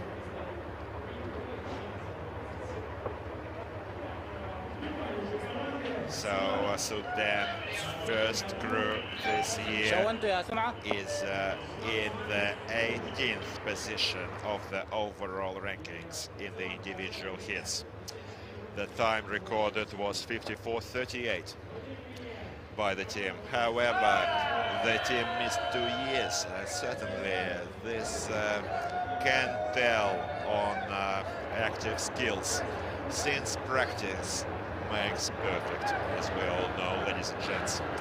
And these fire missions and obstacles in the tank biathlon, they have to be practiced year-round if the crews want to show us the stuff that we expect from them. Now, Sudan is moving into the firing line, about to engage the 3 tank targets. Corporal Manaha Abdelrahim is the gunner who is going to perform this live fire. He is a 12-year-old veteran of Sudanese armed forces. However, this is his first time at the tank biathlon, upholding the order of Sudanese tankers at this international tank biathlon. Now the gunner is tracking for target. No 20-second limit is introduced here for the first shot. Another difference to the first division. All they need to do is shoot and hit. In case the targets remain intact, 2 penalty laps per target will be the penalty distance. The crew for the crew. And we can see the turret rotating, looking into the field for the green-colored targets. We can see these targets with the naked eye from this command post. I'm watching these targets right now, same as all of the referees, along with the chief referee of this contest, tank biathlon, Major General Kulakov. No reports from the tank commander on any technical difficulties. Probably concentrating and about to open fire. Let me remind you that only 4 minutes is allowed for the whole fire mission. And fire! Unfortunately, it looks like it's under, earning themselves 2 penalty laps. The first crew of Sudan only hit 1 target. So hopefully this result can be improved today. A bit sharper the fire controls. 1700-meter target remains standing, and it's under. I think fire has to be corrected by the coaches that are here with us at the command post and are in live comms with the tank commander. The tank commander then instructs his crew, and also the tank commander will need to tackle one fire mission himself personally. Speaking of the helicopter target, and we're expecting the third shot from Sudan. Come on.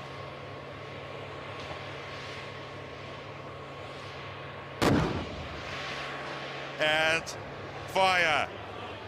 Unfortunately, it looks like it's still under. Too short for Sudan.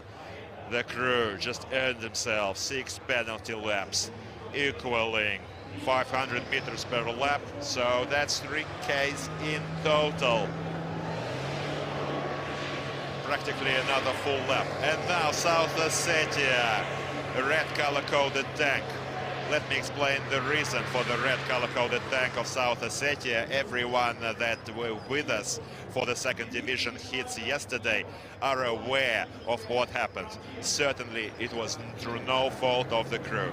It was a technical problem which was ruled technical by the umpire commission. They had one tank replacement, however they couldn't continue the race. The crew could not finish, and according to the rules, regardless of the number of tanks you use, only one replacement is allowed per race. That's the reason for the decision to allow. This was an unequivocal, please note, unequivocal decision by the international referee panel and the chief referee, Major General Kirill Kulakov, to give South Ossetia permission to take the field with the second division, second cruise for Abkhazia, Tajikistan and Sudan. Certainly this was no fault of South Ossetians. The representatives of the UBZ, the manufacturer of these fine armored vehicles, removed all the problems, and let's hope for some better performance from South Ossetia. Our closest friends, brothers, neighbors, many Russians reside in South Ossetia and vice versa.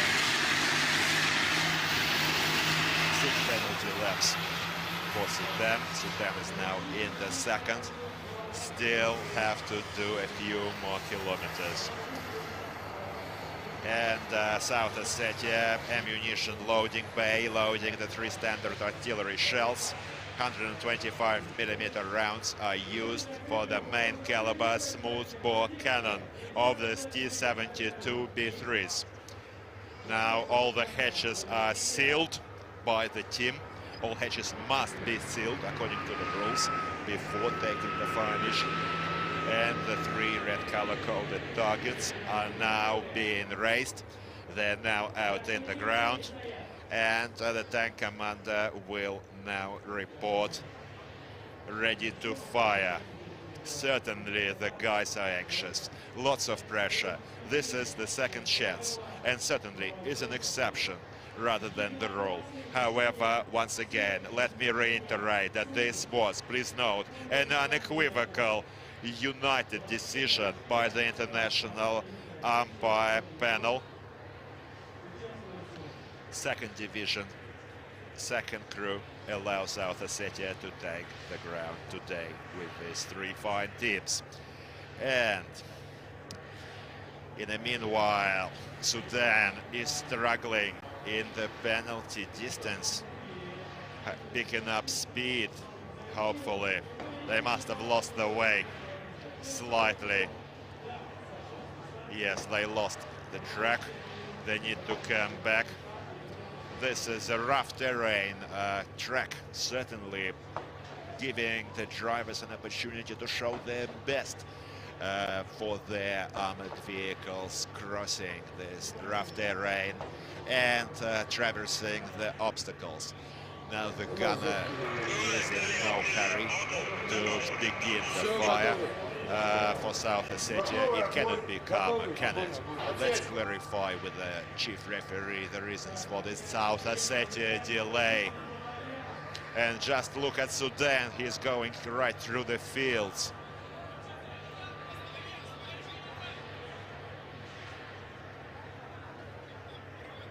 Slightly losing the way. Hopefully they will be able to get back on track without any assistance. It's time to come back on track. Enough travel. Good, they're back. However, still missing the road. They need to be corrected, certainly. And now fire, finally, South Ossetia.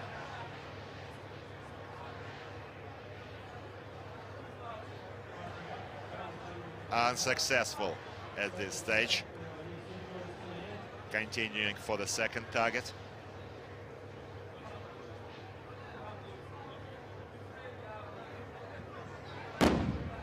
Second.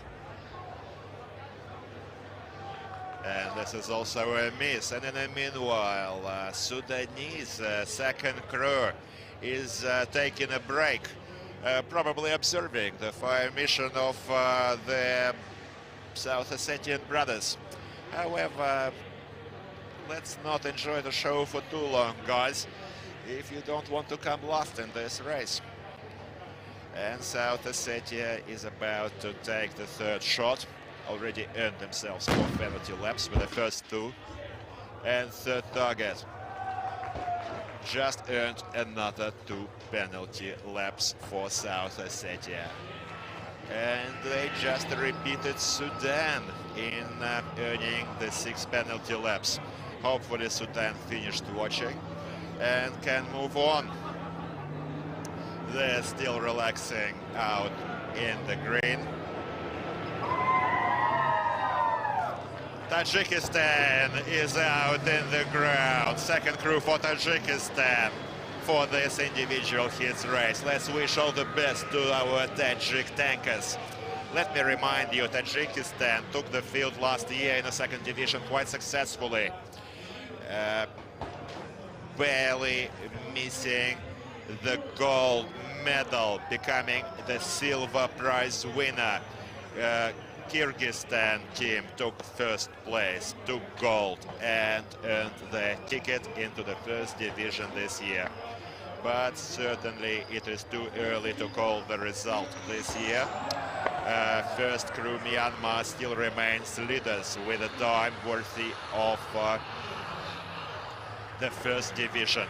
And we just saw Tajikistan knock a pole in an obstacle, while South Ossetia is racing, trying to make up for time lost in penalty laps. Everything is resting on the driver's shoulders now. He's certainly going to need to set some speed records here to save the team and save the day for South Ossetia. Back to the replay. This is where the rounds went. Over, close, but no cigar, unfortunately. And targets certainly need to be struck. A bit more fire accuracy is what we want to see from all of those teams. After all, this is why we're here, ladies and gents. And hitting on targets makes us happy. Now Tajikistan second crew loaded the 3 rounds for the tank fire mission. First crew for Tajikistan performed quite well in the top 5 at 34 minutes 32 seconds with 1 target out of 5 hit. Not a great result on fire accuracy. Let's hope the second crew of Tajikistan can rehabilitate the team and fulfill the first fire mission. The targets are out in the ground and fire! Tajikistan.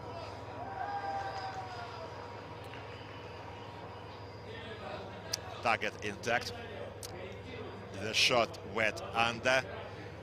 Fire is being now corrected by the coach for the team. They need to aim more carefully, and the second shot is a hit. Good fire correction by the coach for the Tajikistan team. And in the meanwhile, South Ossetia records the first lap time. However, still 3 kilometers of penalty distance remains for South Ossetia team. Third shot for Tajikistan.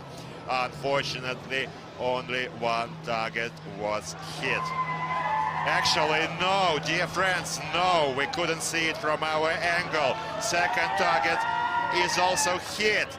So 2 targets out of 3, only earning Tajikistan 2 penalty laps and setting them as leaders in the race in terms of fire accuracy.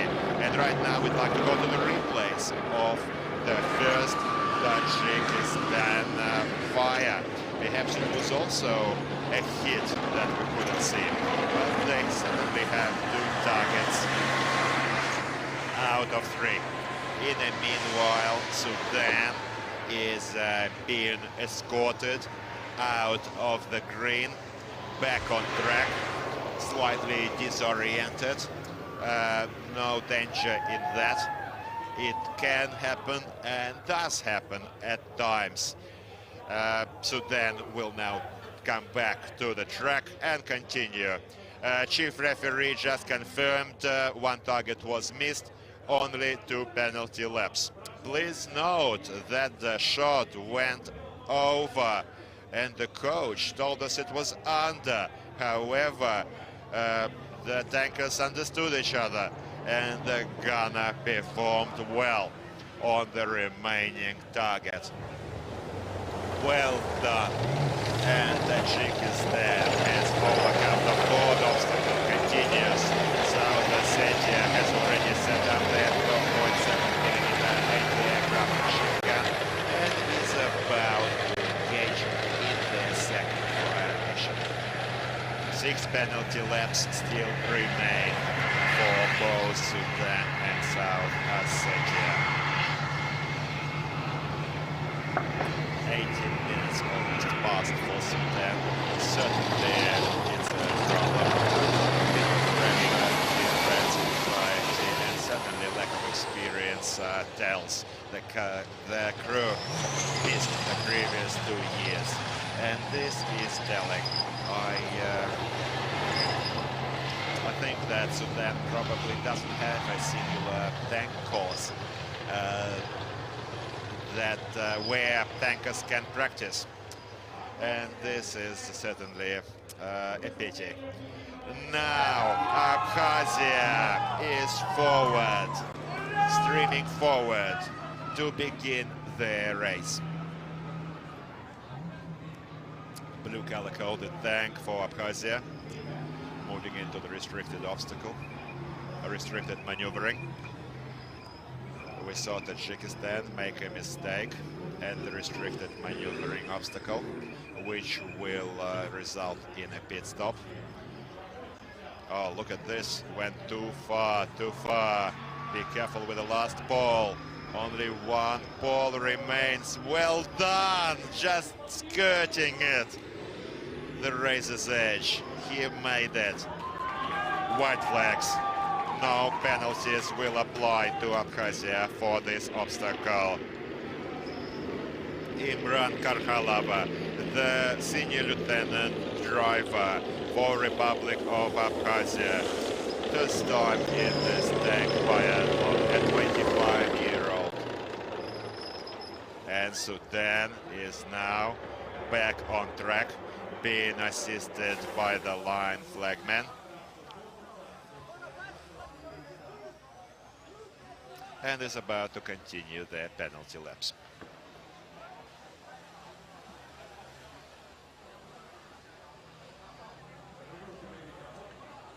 Loading ammunition now. In a few seconds. Kyrgyzstan going into the second lap, recording lap time of 7:31, 1 minute 34 seconds ahead of South Ossetia, without counting the penalty laps remaining. Tajikistan silver prize winners from 2021.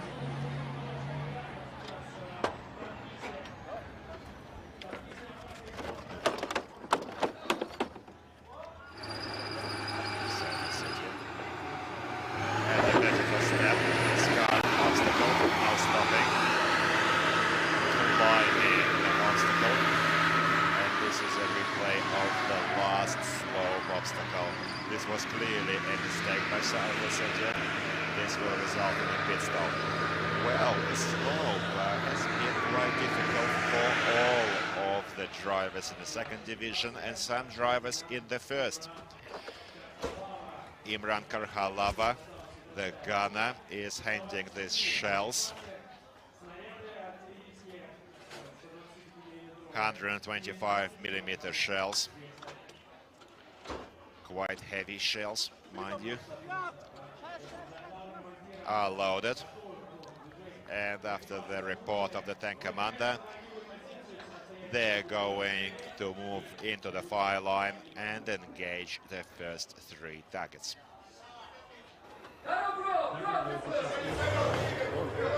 The coach is now reporting ready to progress. It's time to raise the targets. 3 minutes, 20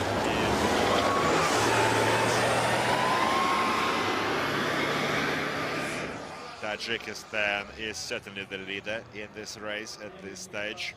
A very strong team.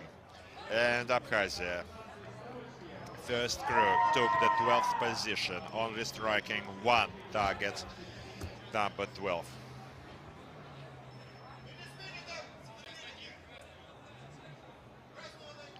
Holding our breath for Abkhazia to open fire. The tank targets allocated at distances from 16 to 1800 meters, and in the meanwhile South Ossetia is engaging the helicopter target, and it's a strike. The tank commander for South Ossetia, also a graduate of the Far East All Armed Forces Academy, a graduate from 2020. Senior Lieutenant Sergei Gabozov performed this fire mission for South Ossetia. His loving wife, he is actually a newlywed, is supporting him today.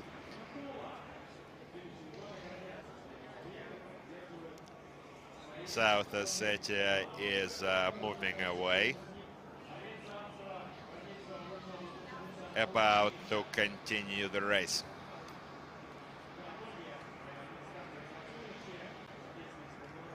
Many servicemen, international servicemen, according to international obligations, are studying at the Russian Federation military academies, military colleges, and then come back to their own nations, to their own armed forces, to transfer these important skills and experience they collected during their study in Russia. Tajikistan traversing the slope.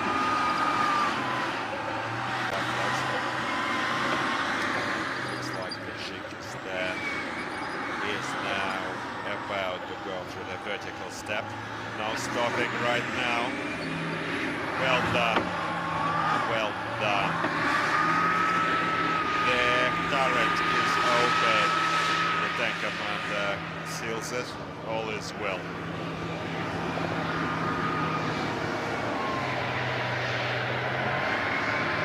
As long as the crew closes the turret themselves, closes the catch themselves, this won't result in penalties. And the first shot for Abkhazia is a hit.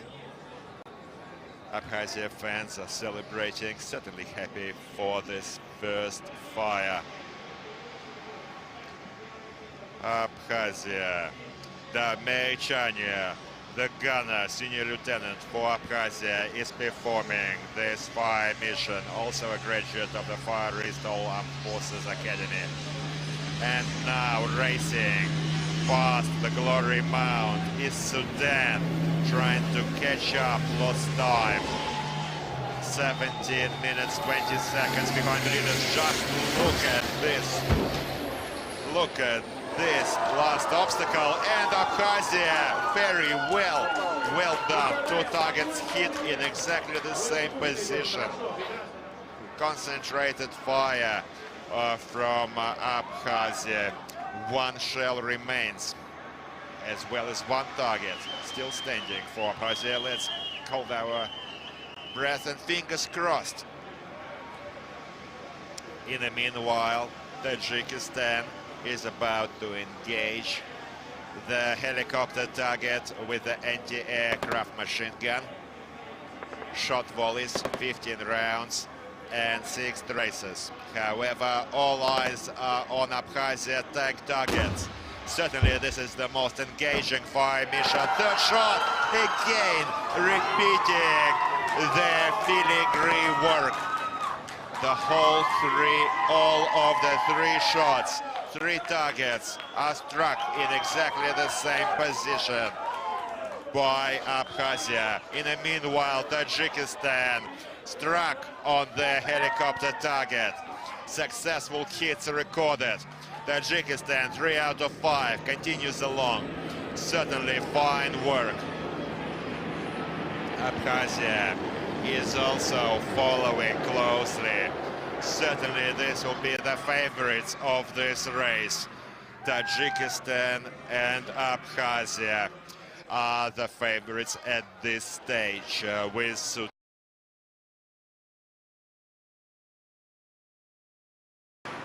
look at the replay.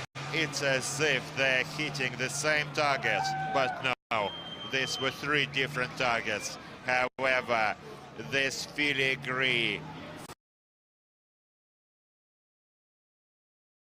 the same corner of the target. Now Abkhazia past the minefield obstacle. White flags by the lineman indicate no fault. However, South Ossetia mistake. Going to see it in the replays. We are watching them doing the penalty pit stop for breaching the last obstacle.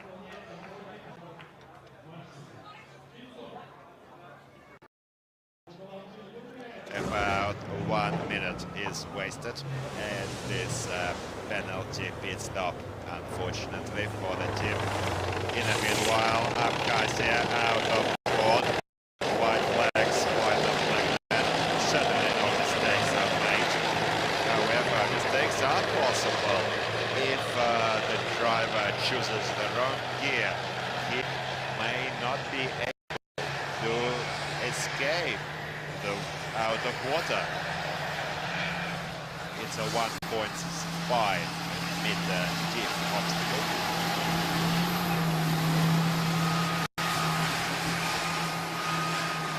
South Ossetia. 156. And they're free. They're about to tackle their last fire mission.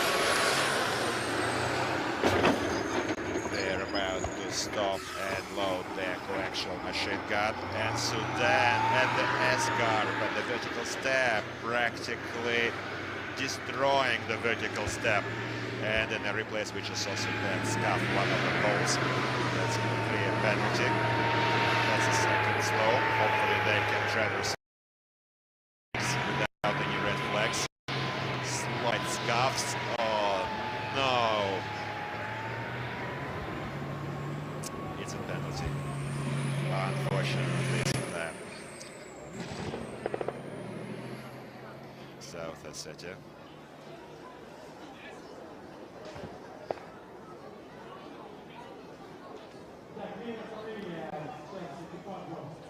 Time was just stopped for South Ossetia.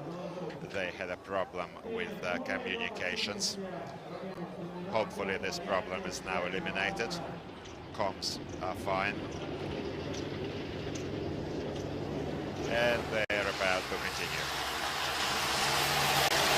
Abkhazia surging along into the second lap, recording 11:37.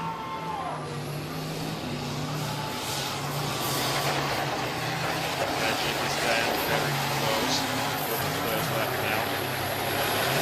While Abkhazia is already in the third, however, the 6 penalty laps still remain. Actually putting Tajikistan in the lead in this race. Certainly it's not over until the last minute, until the finish line is crossed. And we're watching Abkhazia now setting up their machine gun. The the Commander-in-Chief of Ground Forces Russian Federation, Army General Oleg Selukov, is commending this Army International Games in Russian Federation, along with the tank biathlon. And also, we'd like to remind you that the 1st of October in Russian Federation is the annual Day of Ground Forces. So, dear friends, don't forget, the 1st of October, you can congratulate all of your friends from Russian land, from Russian ground forces with their special day on the 1st of October. Back in 1550, the ground forces of Russian Federation saw their birth. The Tsar Ivan IV constituted the ground forces of Russia. And the fire mission for Sudan helicopter target is being engaged with 12.7mm rounds. We don't see where these rounds are going. The target is still intact at this stage. And in the meanwhile, the chief referee, South Ossetia, another mistake. Probably a mistake was made at the designated pit stop obstacle.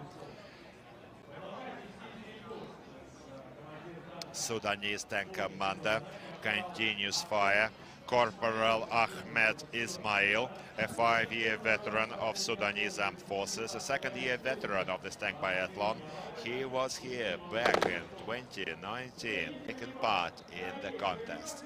Well, he's still not out of ammo. However, we don't see the flare burning. In the meanwhile, South Ossetia stopped right next to Sudan, about to tackle their fire mission as well.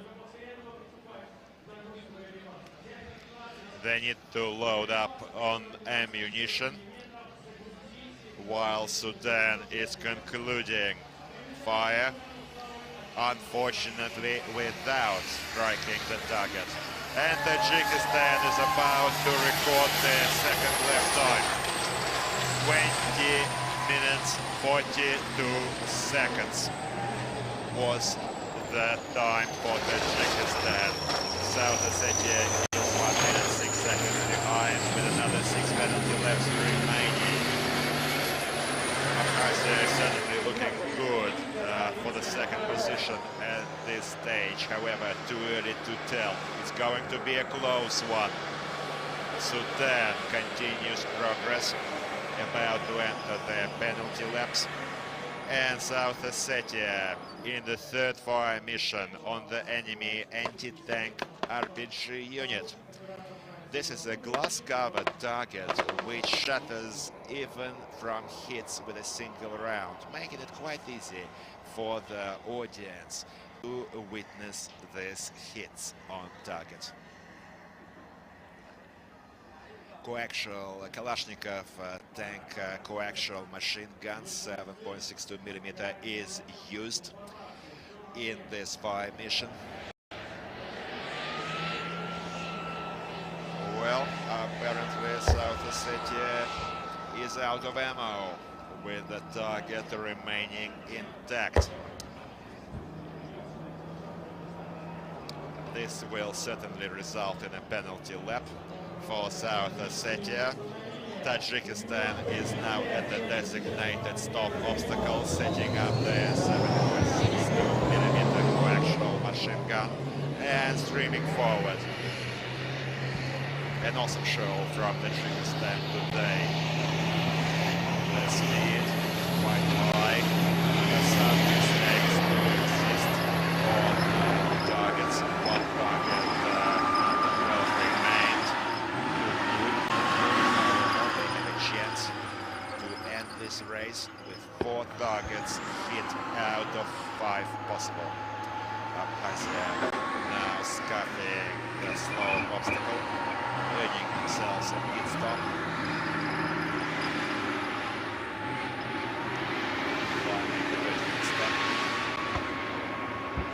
It's it's a pleasure to see no problems in the critical steps from any team.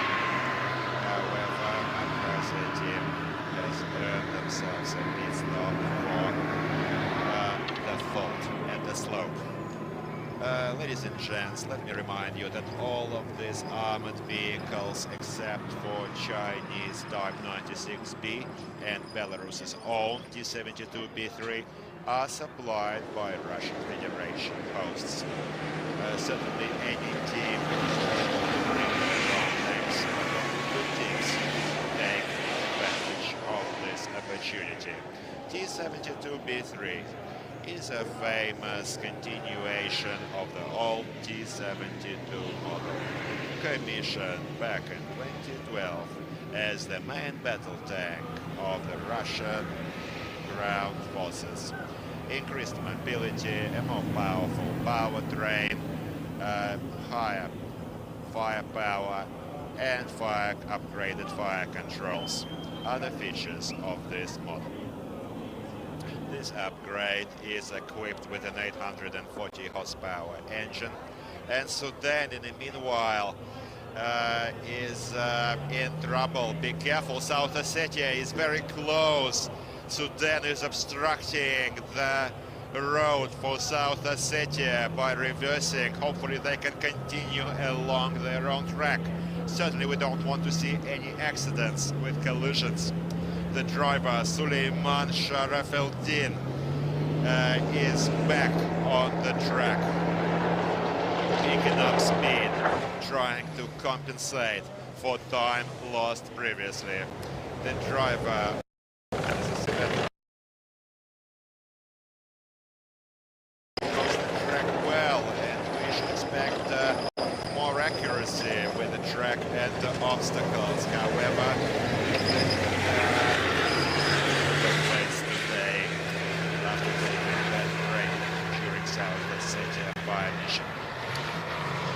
perhaps the vision and optics of the Sudanese tank are obstructed, preventing clear visibility for the driver. Certainly, because there were quite a number of drives today.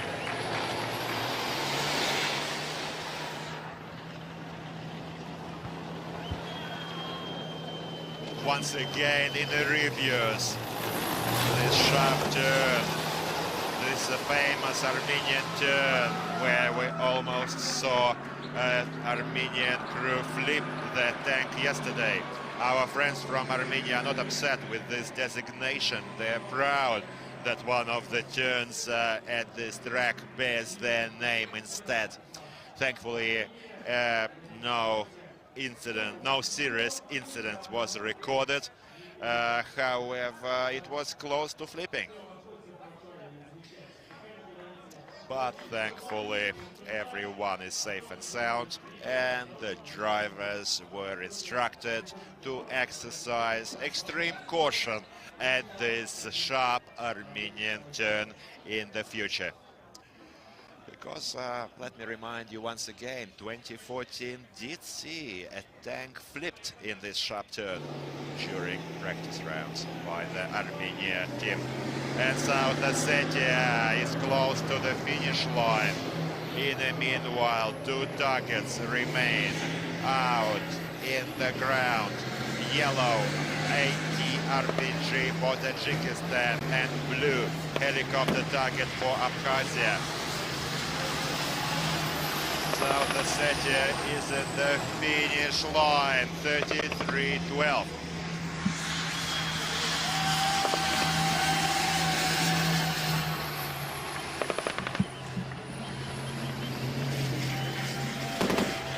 And we saw 27-22 recorded by Tajikistan, continuing to stay in the lead of this individual heats race.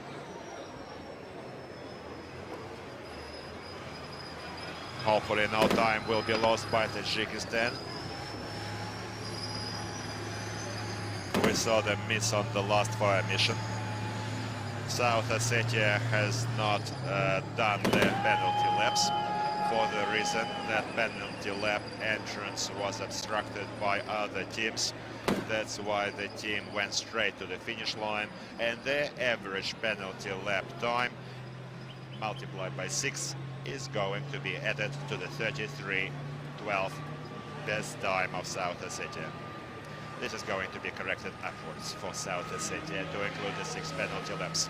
Nonetheless, we'd like to thank South Ossetia second crew. Thank you, Sergei Gabozov, Senior Lieutenant, Tank Commander, the gunner, Dmitry Bukulov, Senior Lieutenant, and Sergeant Atsa Maskazayev was the driver for South Ossetia. Well done, bravo. And now Sudan losing the threadway. This is an example of how the threadway should not be passed, certainly. This has just earned them a penalty lap. And by the way, today, if today's race had happened on the 26th of August, it would have been even more significant for both republics. Both Abkhazia and South Ossetia celebrate their Independence Day on the 26th. Next week, we are going to congratulate their dear friends, our closest neighbors from Abkhazia and South Ossetia with their Independence Day. And right now, careful out in the track, giving way on the right for the blue. Back to back, certainly, neck to neck for Abkhazia and Tajikistan. Tajikistan in the third lap, Abkhazia still in the second. Very hard to tell who is going to win this race as yet. In case Abkhazia scores no penalty laps at the fire mission, they are still in with a chance for victory in this battle. Sudan 42.57 in the third lap, about to engage in their third fire mission. First crew recorded a time of 38 minutes. The support of these crews by the fans, by the audience, is so important for the tankers. Despite not hearing the thunderclap of applause and the cheers from the stands, the tankers still feel the emotions, this electric atmosphere here at Alabina. And by the way, dear friends, the chief referee of the Army International Games, Colonel General Alexander Litsov, is also here to observe the races. And right now, Tajikistan is out on the board, going for the finish line. There remains only 3 obstacles. We haven't seen a single Tajikistan crew record any problems at the slope this year.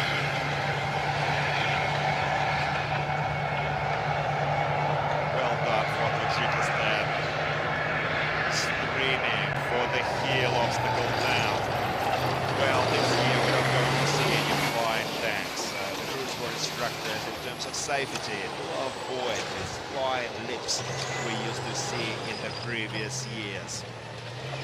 Certainly a pity for the audiences, but safety considerations are paramount at this track. And Tajikistan is going into the deep, into the sharp turn through the obstacle, restricted passage, while Sudan is going fire mission.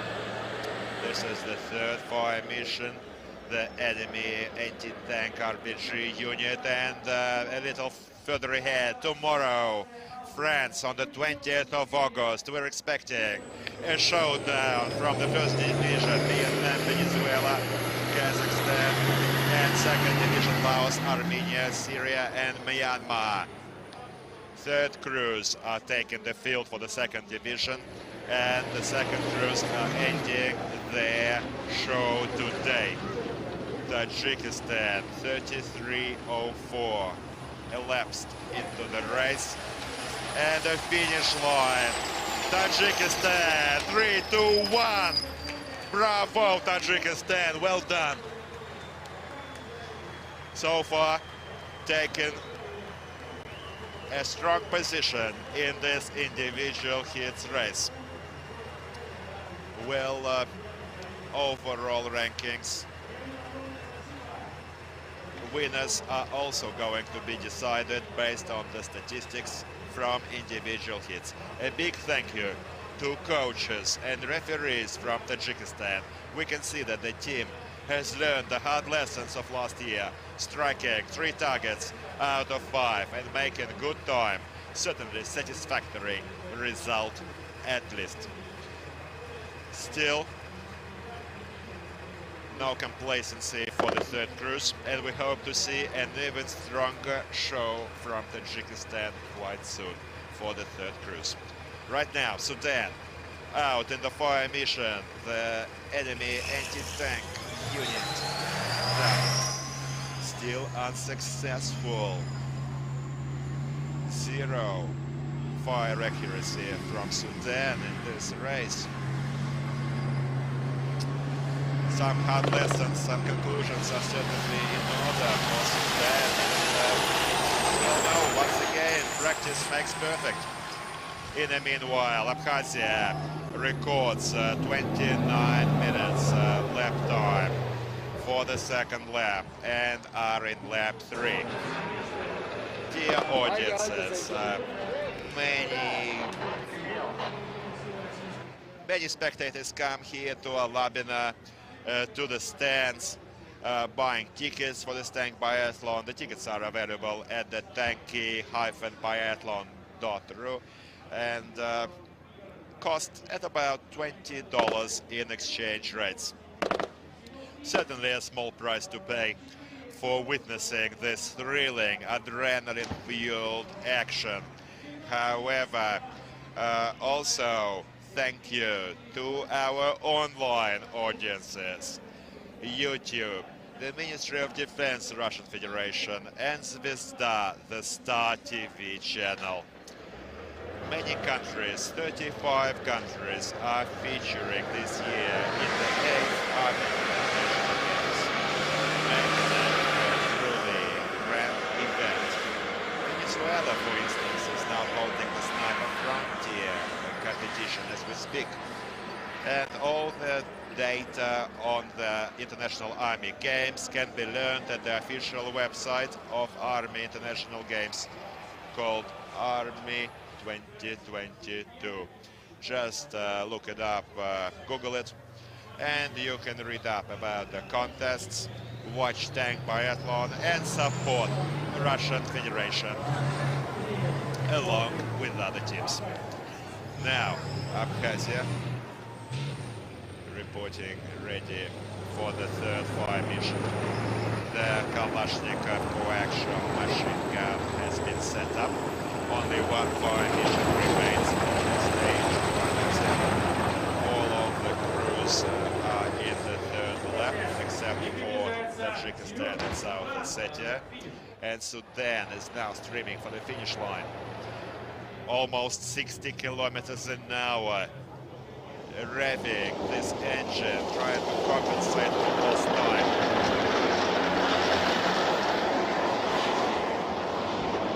The maximum speed recorded today was 68 kilometers per hour by the Sudanese team. Certainly there were mistakes, but they are fast and not making many mistakes in the third lap.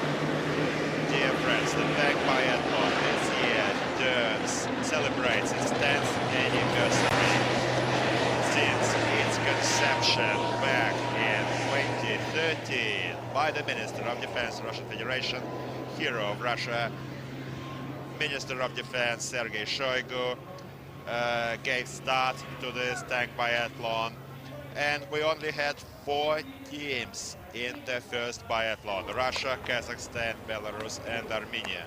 However, this year we're seeing 21 nations.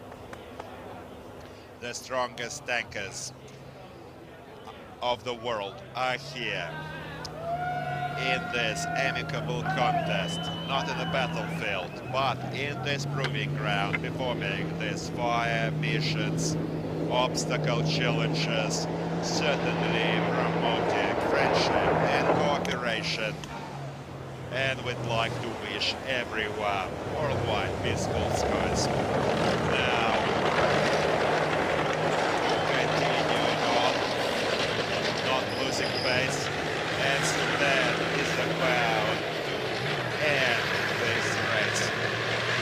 Only one race remains for the third cruise in individual heats.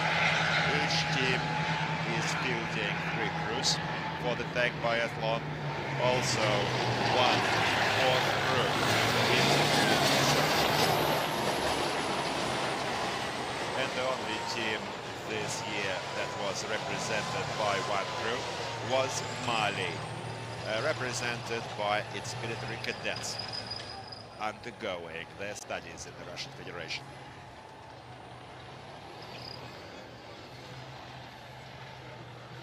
Abkhazia needs to stop at the ammo loading bay.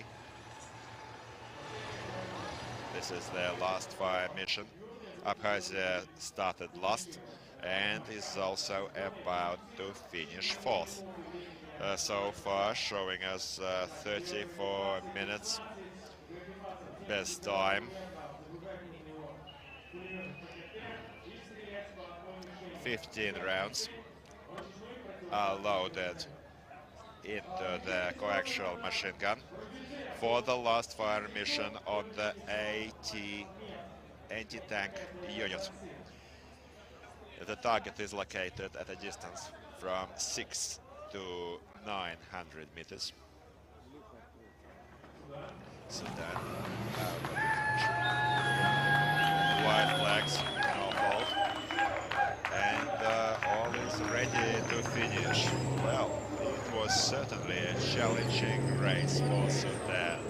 The driver, the gunner, but certainly they did everything they could.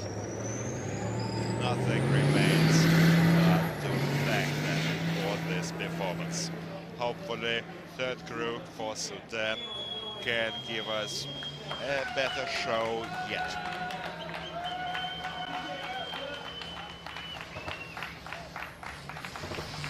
Please put your hands together for Sudan at the finish line.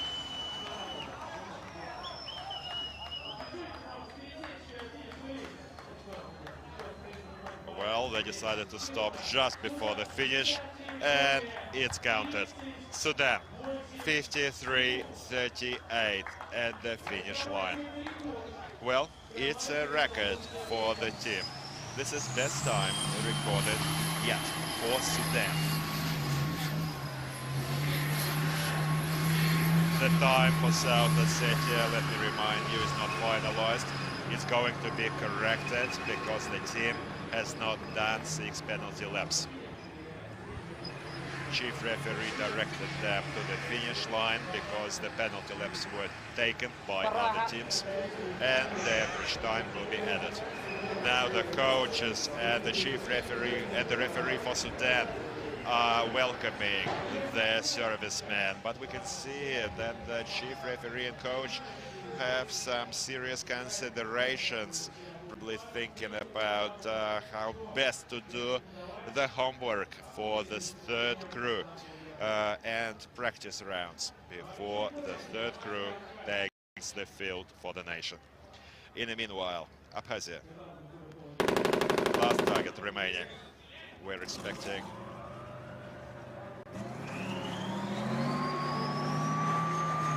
unfortunately we did not see any hits recorded, and themselves one penalty lap. The turret has to be facing direct.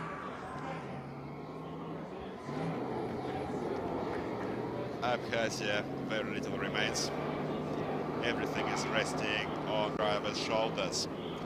He needs to get the team out of trouble with this penalty lap. Let's hope we can tackle it.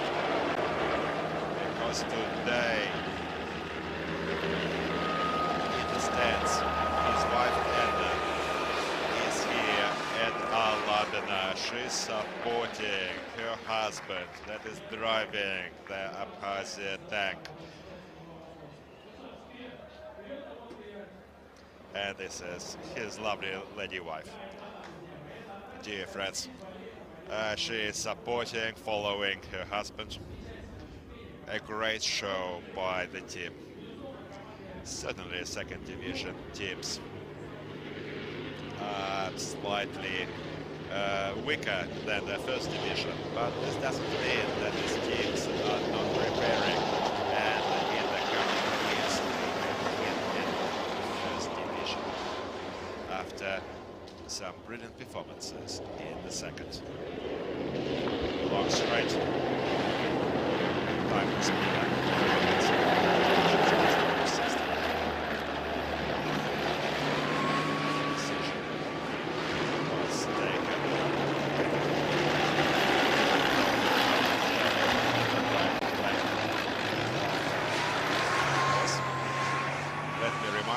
Dear friends, that tomorrow on the 20th of August we are going to see the first division showdown.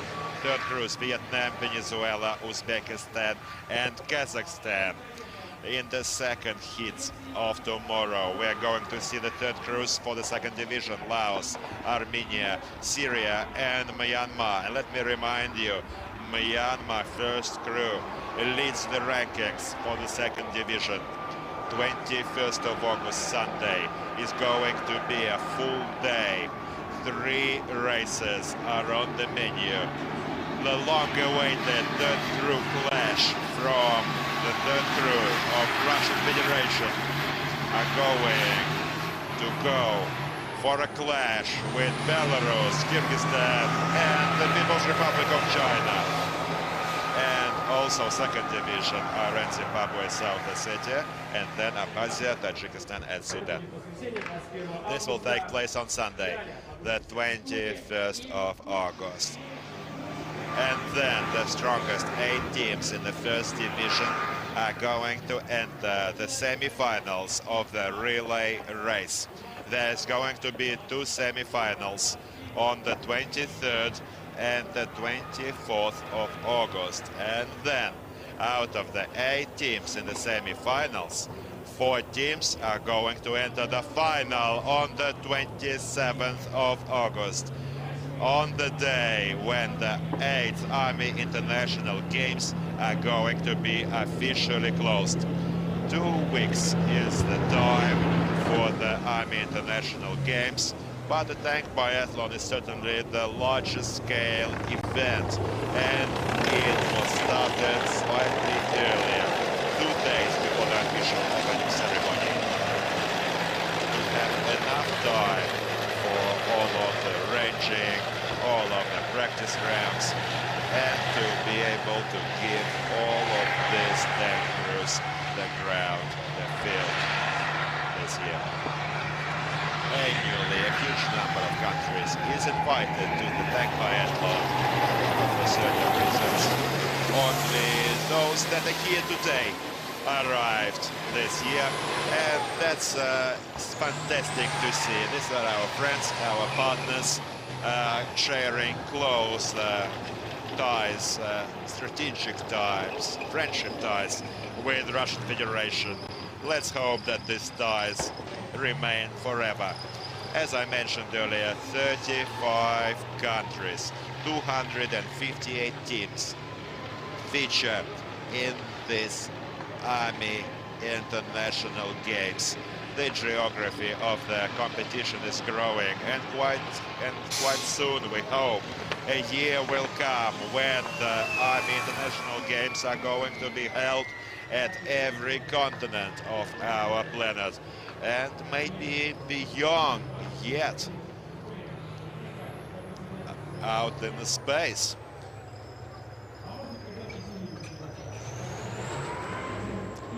Well, the games are developing. And now, please put your hands together for Team Abkhazia. Second crew is finishing its show in this tank biathlon, but there is, I think it was a small mistake by the driver.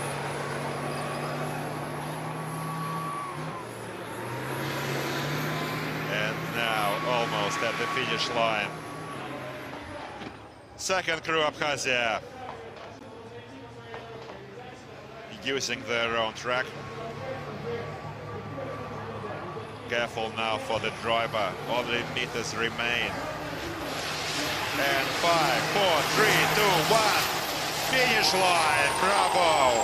Abkhazia ends the race for today in the third rankings for this race without the South Ossetia time correction.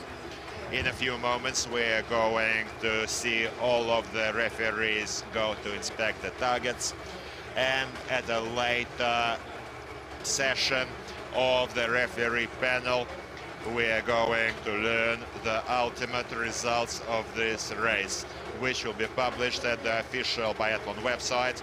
And this was your Tank Biathlon host, Nikolai Fedorov, co-hosting for the English-speaking audiences, Dmitry Kulitsky.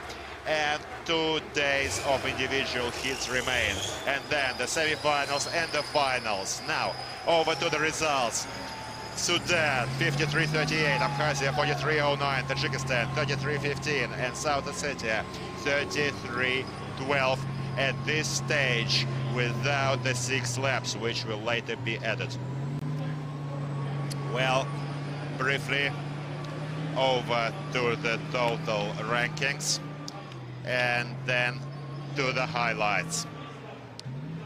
Abkhazia Senior Lieutenant Andrei Gushin, the gunner, Senior Lieutenant Amechania, the driver, Senior Lieutenant Imran Karkhalava.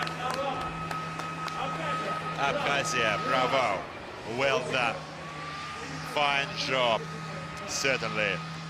I think that quite a great result for the second division, second crews. Thanks to the tankers. And thank you to the audiences. Now, preliminary rankings overall. First place, Myanmar, 27-43, followed by Iran.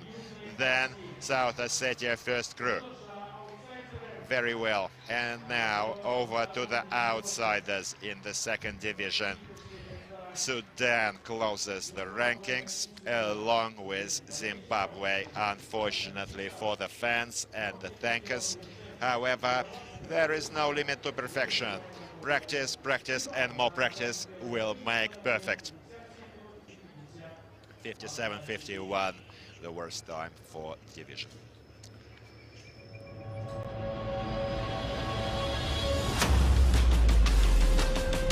Once again, over to the highlights. Sudan, missing the previous 2 years, last taken this field back in 2019. Some crew members are here that are veterans of this tank biathlon. Some of them are second-year veterans, but the gunner for Sudan saw his first show today. Certainly mistakes were made, especially for the driver. I think the coach is going to look into the reasons for losing the competition track. But homework will be done, hard lessons will be learned, and we'll hope for a better performance from the third crew. Sudan, 4th position in this race. Next, the blue-collar coded tank, Abkhazia. 3rd in this race. And separately, I'd like to note their fire accuracy. Great work. Fine work by the crew. Young servicemen, 26 to 29-year-olds. However, very experienced tankers Well, certainly practice at the Far East Olympic Forces Academy helped, because all of the three Abkhazia tankers are graduates of Blagoveshchensk Tank Academy. Thank you to the coaches and thank you to the crews. We'll eagerly expect the third crew show them from Abkhazia. And now,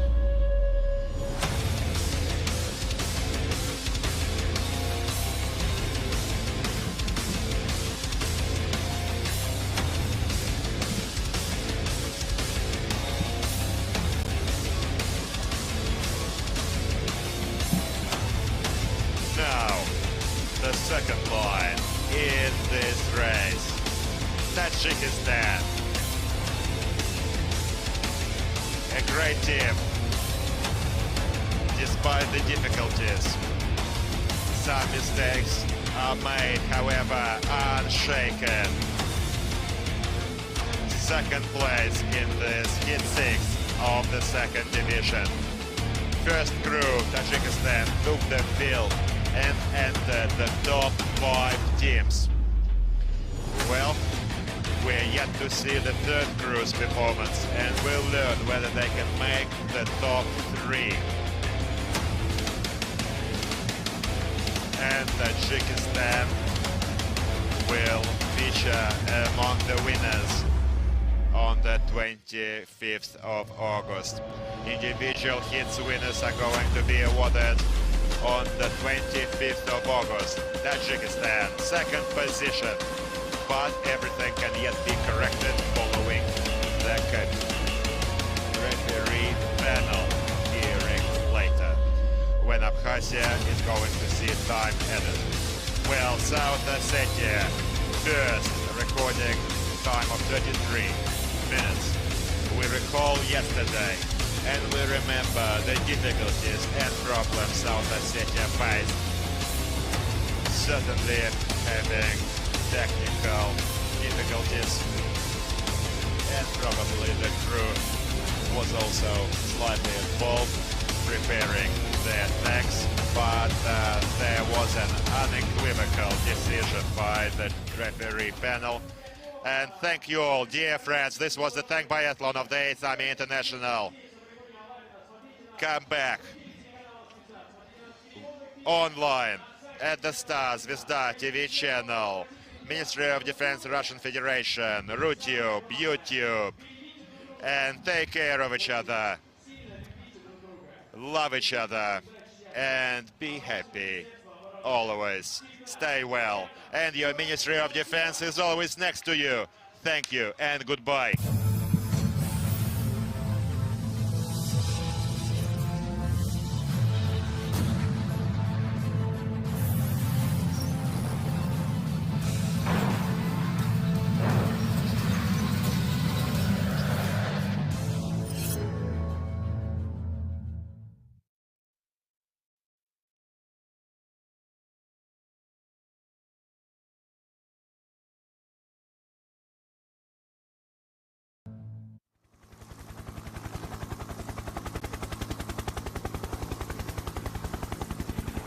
Hello, dear friends, dear followers of this 10th anniversary tank biathlon. The 19th of August 2022 finds us here at Alabina, the continuation of the 8th Army International Games.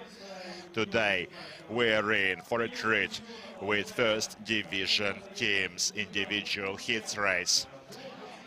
Until Sunday, we're going to see 30 more teams, 30 more crews take the field. Fine weather, plus 22, 67% humidity, light wind, light breeze from the lake. So, introducing the third crews for the first division, Azerbaijan and Mongolia. We'd like to wish everyone pleasant entertainment. Everything is broadcast live by Zvezda, the Star TV channel, the Ministry of Defense Russian Federation, mil.ru, and YouTube. Introducing the judges, Lieutenant Colonel Helshilun Sansin George and Sakit Verdiev from Azerbaijan. 2 tanks. are taking part in this race. That was due to the cast. That's the way the die was cast. And these teams are quite strong, very close, certainly, both showing us impressive results. For the first cruise, Mongolia was first, closely followed by Azerbaijan. So let us see what happens today. Now, introducing the cruise, red-colored tank, Mongolia. Tank commander, Lieutenant Agin Batar Nyamachir. The gunner, Senior Lieutenant Eng Batar Tur Amgalan. And the driver is the Senior Warrant Officer Tsagach Yolk, Mongolia.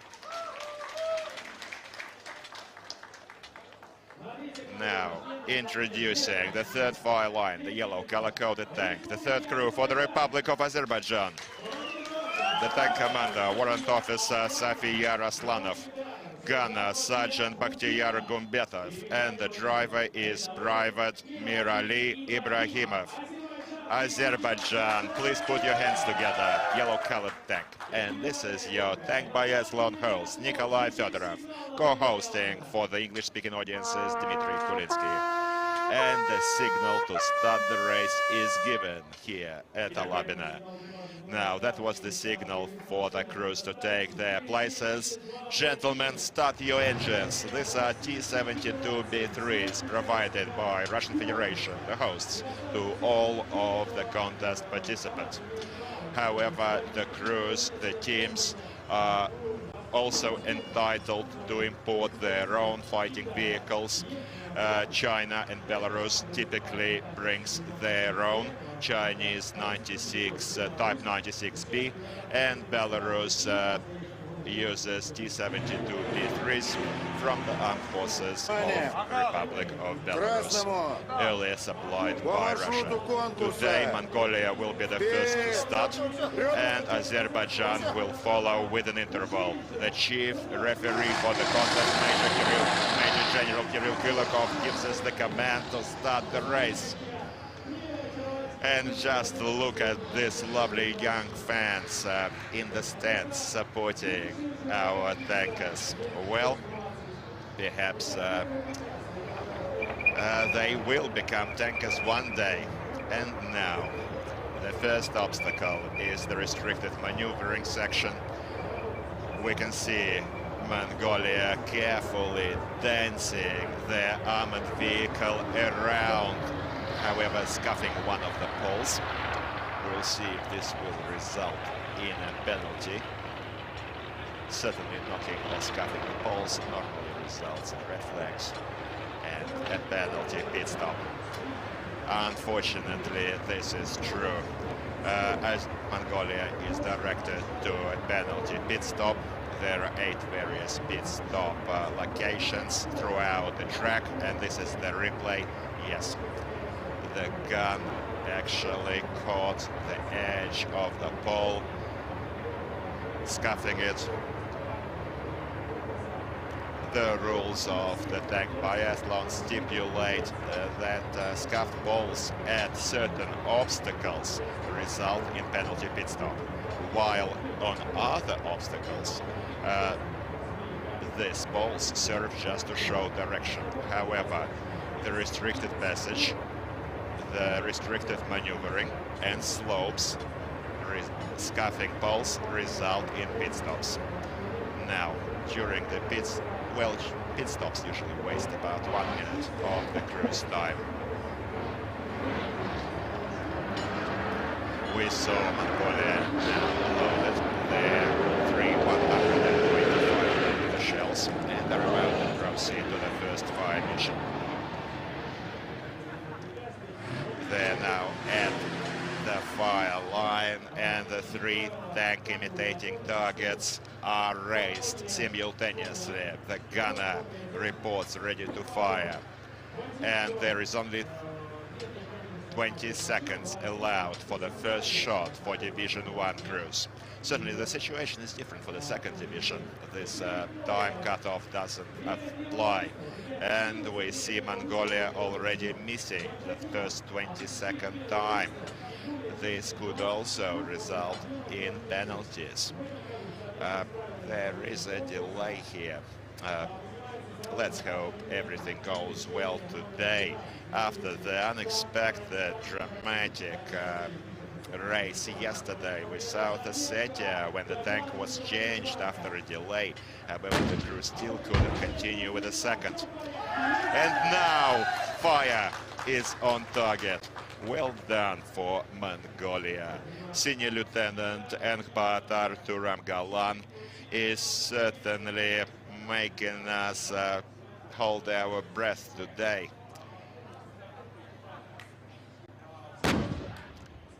Second, it's also on target. Fine fire accuracy from this first division team. 1700-meter target remains. 2 targets at 1800 meters have already been struck. And now the third shot.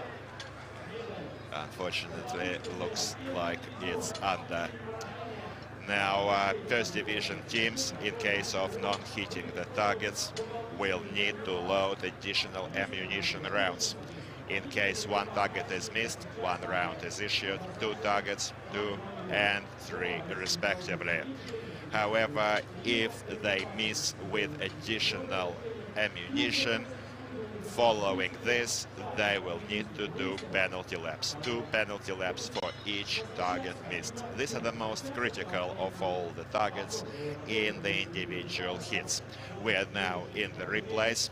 Fine work. However, the third target proved too difficult for the crew.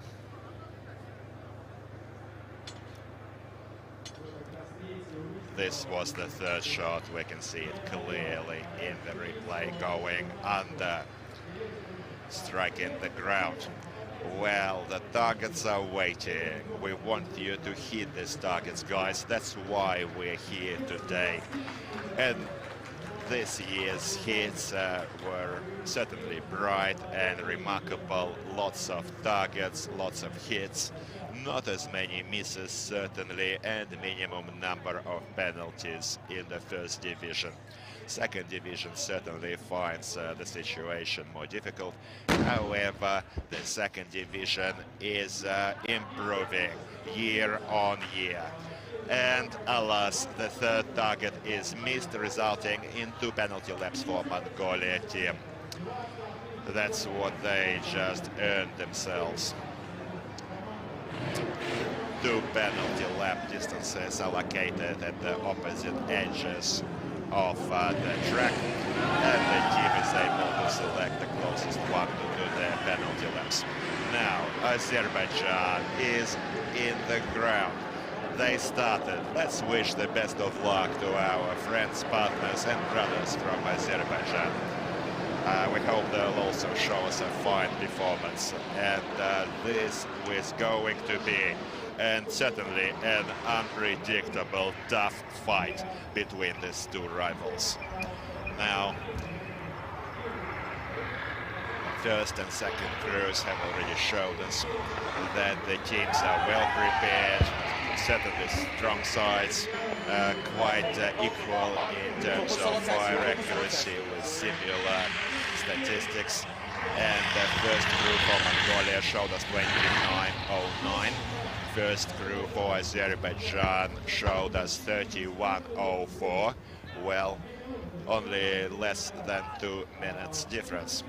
And the second cruise, Mongolia presented 32.35, and the second crew for Azerbaijan 34.11. Once again, a very small difference, exactly the same as for the first cruise, just around 100 seconds.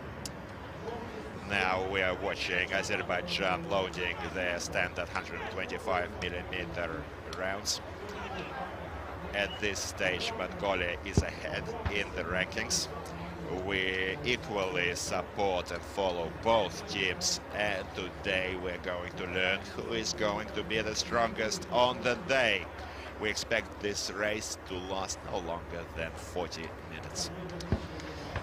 Now, what is the reason for for the slowdown in the ammunition load. No, there are no problems. We certainly would like to avoid this.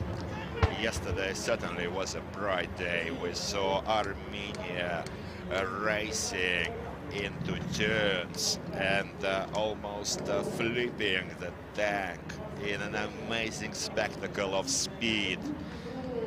However, we hope this will not happen today because the race had to be stopped yesterday due to that incident. And coming back to the track, we'd like to also note that all the tankers, they're not very tall. Usually they're about 1.70 m due to the space considerations inside the tank. However, these slim soldiers are lifting these 29-kilo shells as easy as feathers, passing them over to load ammunition. And now Azerbaijan gunnery sergeant Gombetov Bakhtiyar fires the first shot. I think they made it within the first 20-second allotment. It's a hit. Just look, it touched the very edge, bottom edge of the target. We can see it. Second fire, and well done. Almost a bullseye shot from Azerbaijan. Certainly Sergeant Bakhtiyar Gombetov is in pretty good shape today. We can see him tracking for the third target. 1800-meter distance. All of the fans are at the edge of their seats watching this direct live broadcast, and it's a miss.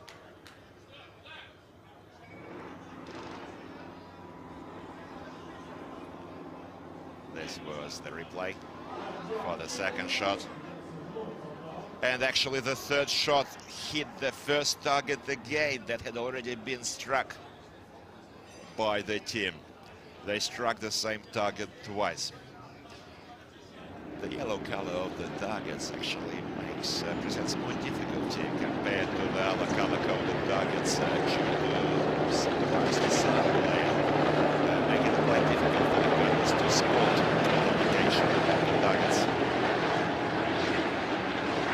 And perhaps this was the reason for re-engaging the target that already had been hit by the team.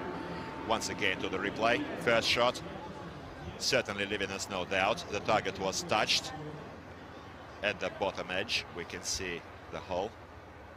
And second, next target, certainly well done.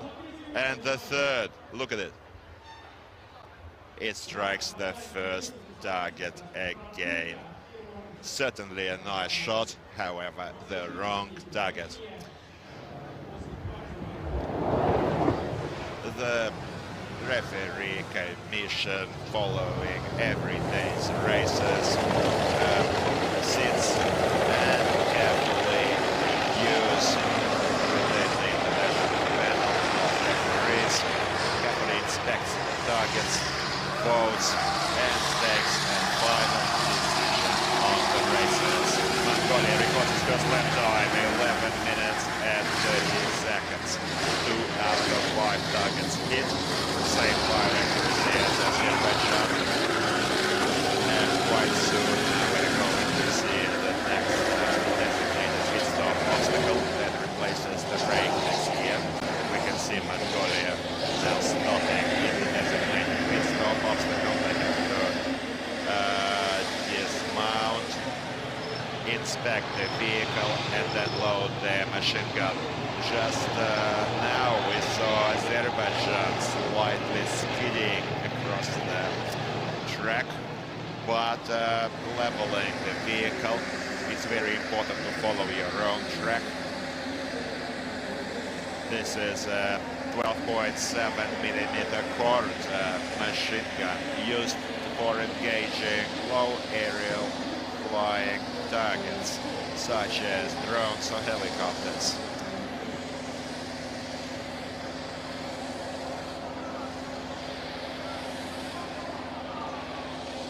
see the ball lying for some reason next to the Mongolian tank. We'll clarify whether this will result in anything. No, clarification. This wasn't done by the tank, but actually by the gunner. It was the gunner knocking it. Just look at the replay now. Jumping off the tank. Discuss the ball with his powerful shoulder. Oh well, no penalties should be assigned for that. The tank did well, and Mongolia continues as Azerbaijan is now in the same designated pit stop obstacle, and they are about to load the 12.7mm machine gun. They need to set it up, and certainly this is a powerful weapon used to engage drones, various types of aerial vehicles that are now changing the nature of tank warfare. Well, this 12.7mm machine gun is quite effective against this type of flying targets. Azerbaijan doing quite well, breathing into the neck of the Mongolia crew. A close fight this is going to be.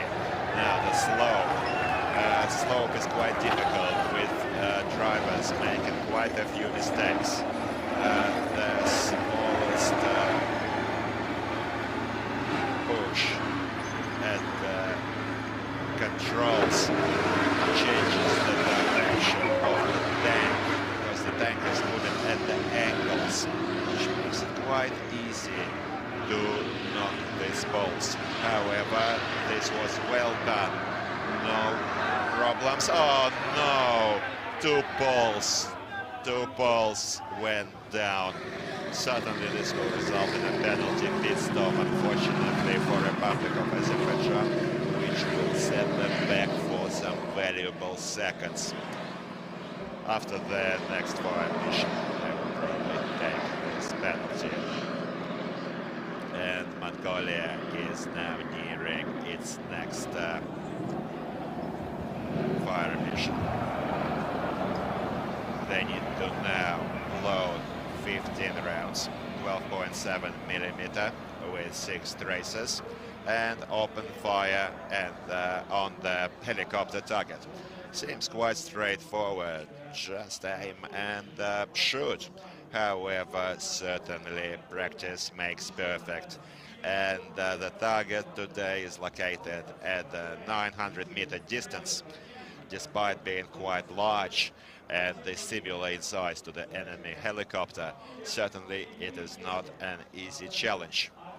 In case even one round strikes the target, the bright flare is going to smoke, giving us a clear signal that the target was hit. Now, tank commander for Mongolia, Lieutenant Engin Batar Nyamachir, a second-year veteran of this tank biathlon, just opened fire with short volleys, and it's hit. The fire is smoking. Well done for Mongolia. A young, however experienced 25-year-old tank commander for Mongolia. However, when we ask Engin Batar, what are you dreaming of? He told us he is dreaming of becoming a general in his nation's armed forces. We're sure that if he keeps going the way he is going to continue and achieve his dreams. As we all know very well, dreams do come true. Ladies and gentlemen, let's hope they come true for all of us, as well as for Engin Batar Nyamachir. And Azerbaijan is now at the next fire mission, back-to-back following Mongolia, loading the ammunition belt with the same 12.7mm cartridges. He needs to lock the cartridge belt in place. No doubt, no mistakes shall be made by this experienced crew. And now the tank commander for Azerbaijan, Safiya Aslanov, reports ready to fire. Target is raised, 900-meter range to target. Nothing new for this tank commander. He is a third-year veteran. However, the target is moving in the wind, still hitting the target. Not even this waving of the target in the wind did not prevent Safiya Aslanov from striking this helicopter target. Well done. No enemy, no penalty laps are assigned, and the tanks are back on track.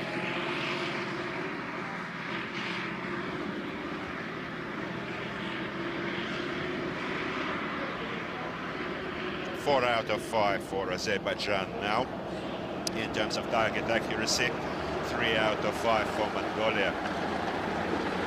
Well, after actually 4, however, this was a second engagement of the center target, which was not counted.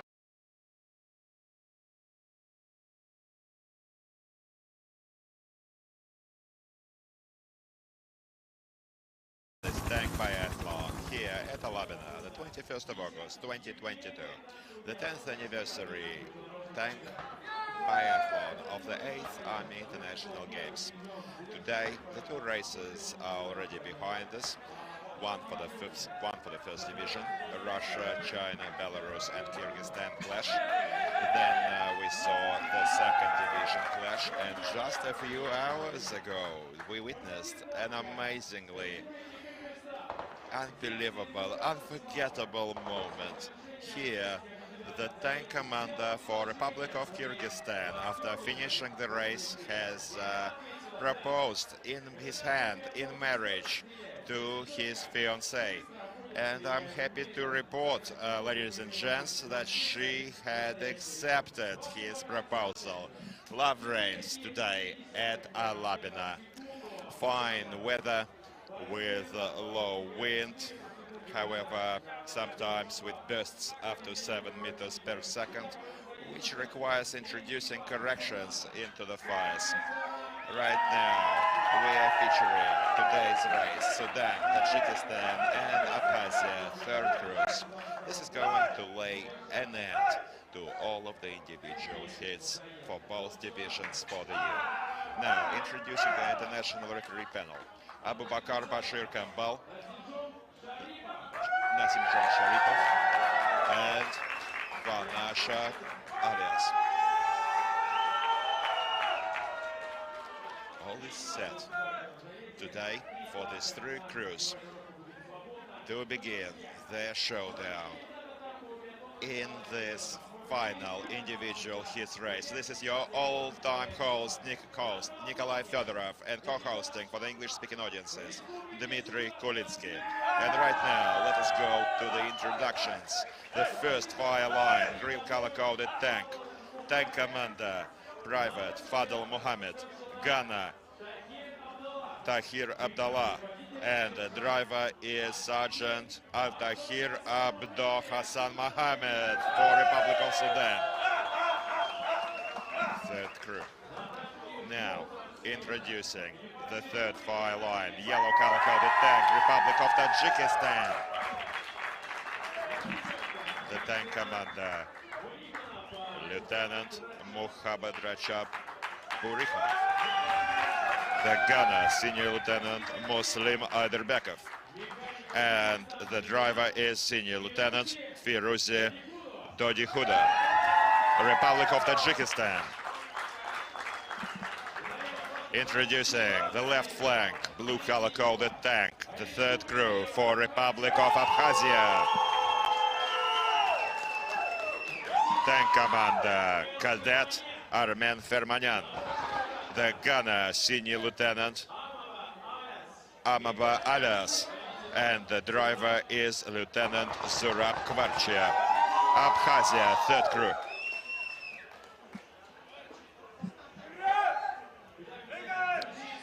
Well, we're about to hear the signal to start the engines here at Alabina. This was the signal for all the crews to take their seats in these armored vehicles, T-72B3s, which were provided for all of the teams and all of the crews of the tank biathlon by Russian Federation.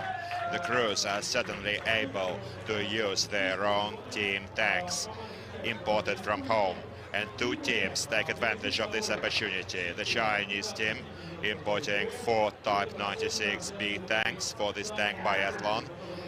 For many years now they've been using them in a tank biathlon, and the Republic of Belarus also uses their own T-72B3s, which were earlier supplied by Russian Federation and commissioned into armed forces of Republic of Belarus. 840 horsepower engines are enjoyed by T-72B3s, and the chief referee today is also the head of Kazan Tankers Academy, Major General Kirill Kulakov. He is personally hearing reports from the crews on their readiness to start this race. Dear friends, the crews are going to have to wait a little while. There is a need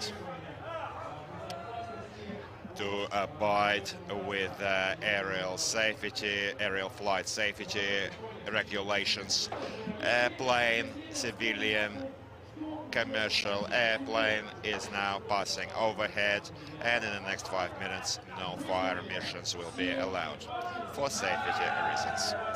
Now, over to some background.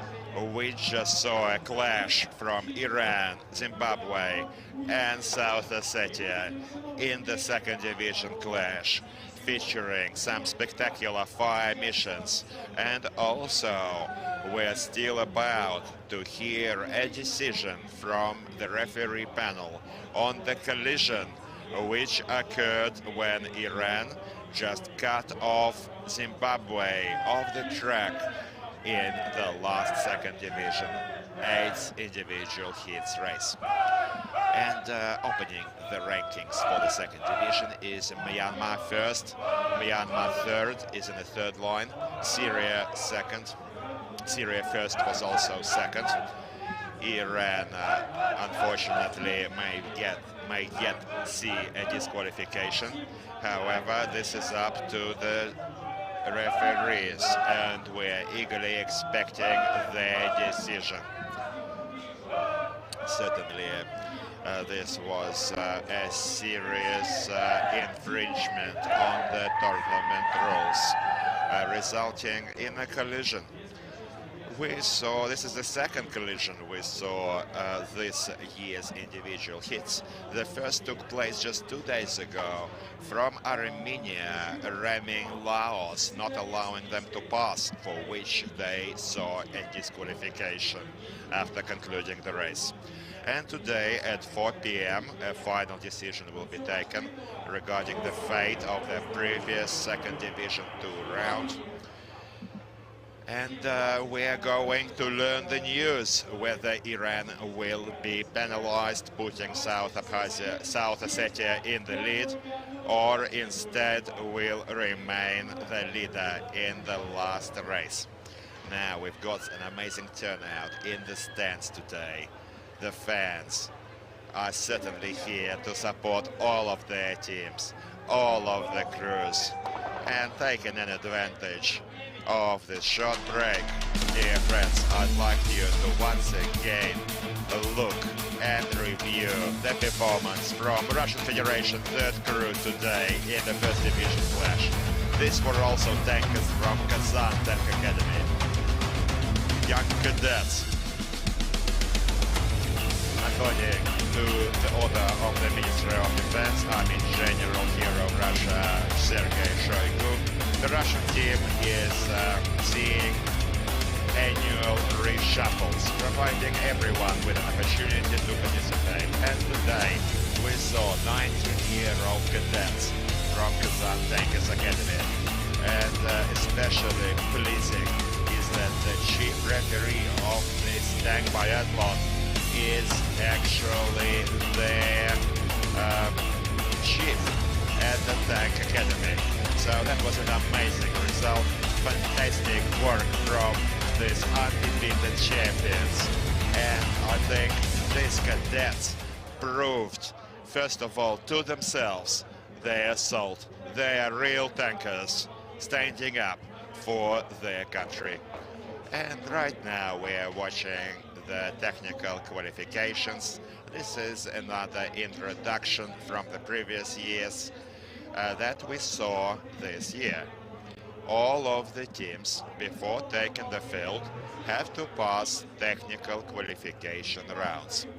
They have to pass two tests. The first test is to replace a detracked track, and the second is to secure evacuation of the tank.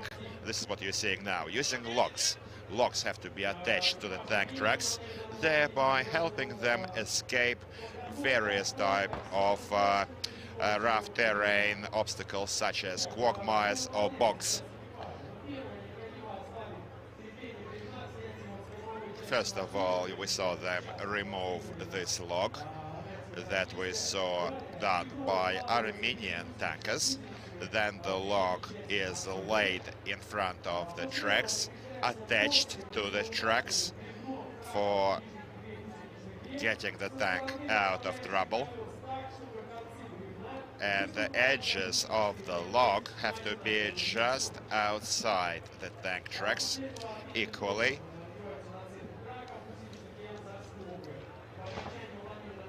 After this technical qualification, the crew members are lined up outside of their vehicles. And this is a requirement for all of the teams taking part this year. The Russian Federation team, by the way, is leading in this technical qualification rounds. And we saw some interesting competition. Not customary for the tank biathlon, where we are most used to seeing fast speeds and some sharp fire mission action. However, these technical qualifications are also important to provide for team proficiency. Right now, the Uzbekistan is in the second position. Very strong team, certainly not just in individual hits and relay races, but also technical qualifications. And next week, we are going to see the long-expected, long-awaited, long-anticipated relay races. First of all, we're in for the semi-final on Tuesday and Wednesday next week, the 23rd and 24th of August. We're going to witness some thrilling, spectacular action in the most interesting, most vivid and picturesque fire mission of all, the flanking fire. На следующей неделе, друзья, стартует эстафета. Долгожданная эстафета, яркий этап, в котором будут выполнять стрельбы. Будет их значительно больше. Это будет фланговая стрельба. Стрельба в движении с танка. Очень интересно. Очень завораживает то, как танк не... Over 2 days. And then the 4 winners are going to take the field in the grand final, which will take place on the 27th of August.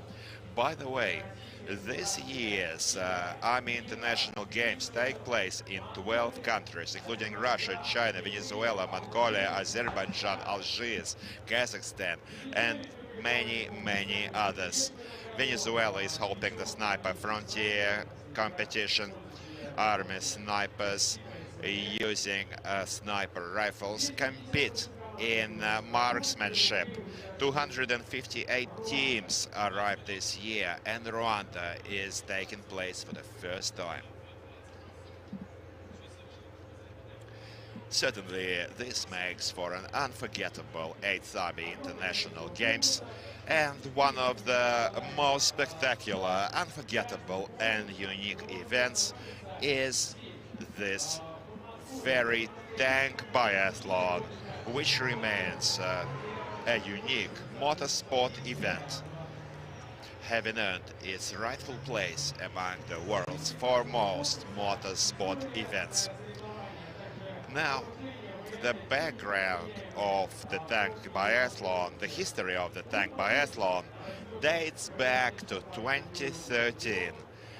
Just 4 teams, only 4 teams competed in that long ago 2014. This, however, 2 years later, in 2015, gave birth to the Army International Games. So the tank biathlon actually preceded the Army International Games and was the cradle to give birth to this thrilling international competition. There are many contests that are featuring today. Snipers Frontier, Artillery Masters, various Army Forces Recon also feature in the city of Novosibirsk. We're going to see a cavalry marathon. Mongolia conducted their own contest in terms of rear cavalry support. And certainly many amazing competitions are being held during within the framework of Army International Games.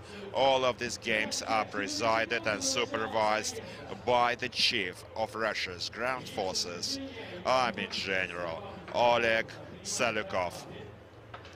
Right now, we're about to see the start to the last individual hits race for Division 2, which is also going to be the very last individual hits round of this week.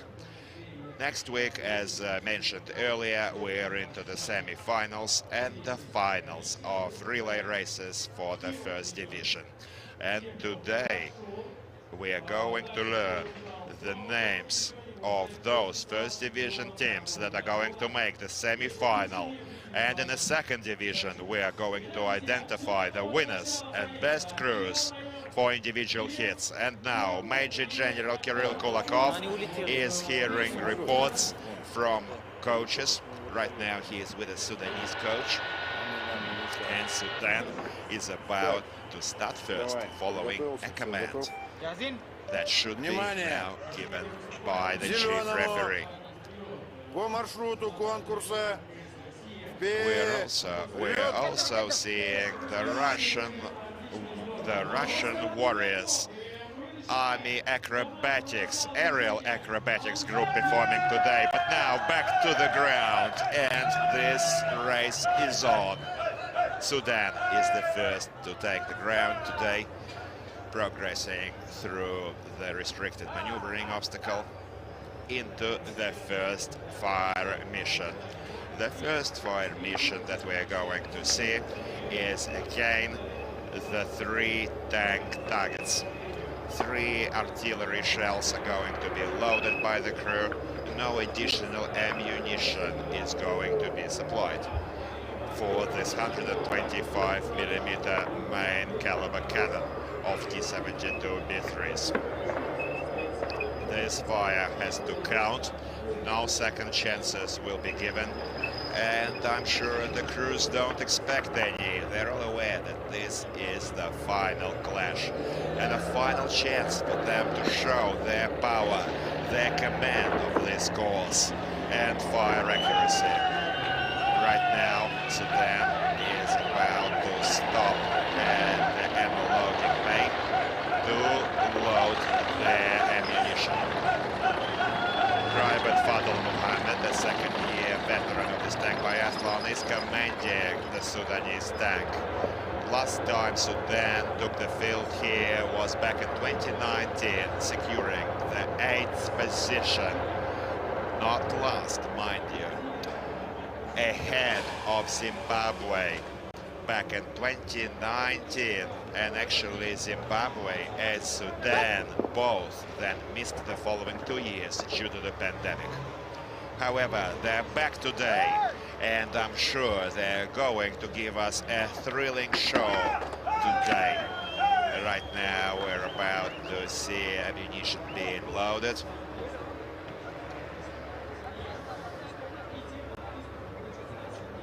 And right now we can quickly go to the technical specs for T-72B3. It's an upgraded version of the 72 model. Certainly newer and more advanced modern tanks exist within the Russian Federation, also domestic produced. For instance, a modification T-72B3M couldn't compare in terms of superior firepower and fire controls, computers and so on, let alone speaking of T-80, T-90 and T-14, the Armata. However, these tanks, 72B3s, have proven real racehorses and workhorses of this tank biathlon, providing us real thrills and entertainment in this classic tank event. The amount of abuse these tanks are taken day in and day out is amazing. They certainly get driven no less than any race car at the world's premier motorsport tournament. It's a miracle we don't see them. We don't see many technical malfunctions. The last days of the tank biathlon were completely free of any technical problems. And right now, back to Sudan, about to engage into the first fire mission. The 3 targets are raised at distances from 16 to 1800 meters. It looks like the 3rd crew for Sudan is certainly in no hurry.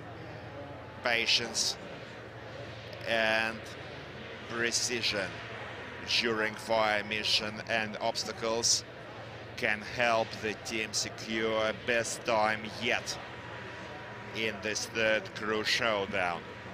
Low wind, under 1 meter per second, requiring no corrections introduced during this live fire.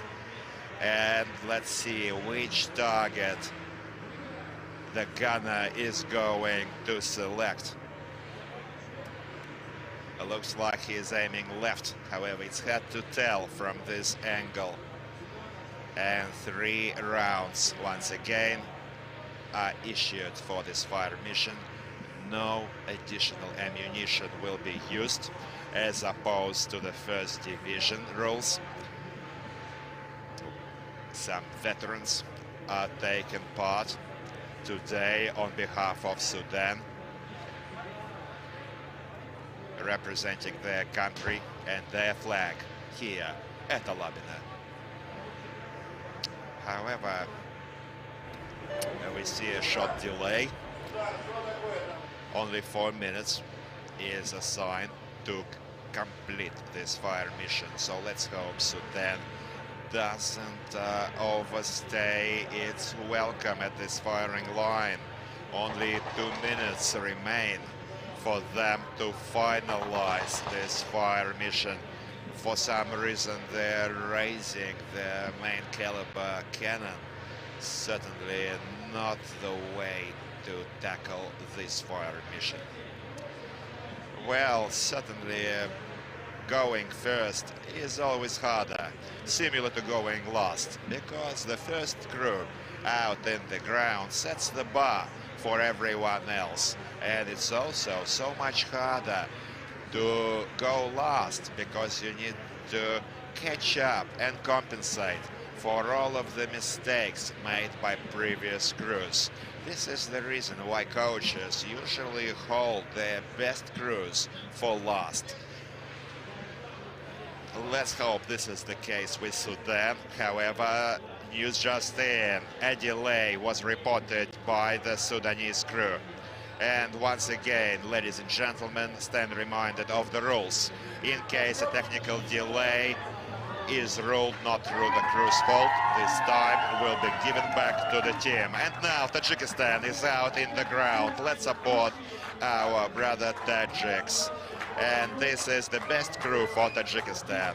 Going back to last year's statistics, Tajikistan took the 2nd position in the 2nd division semi-relay race.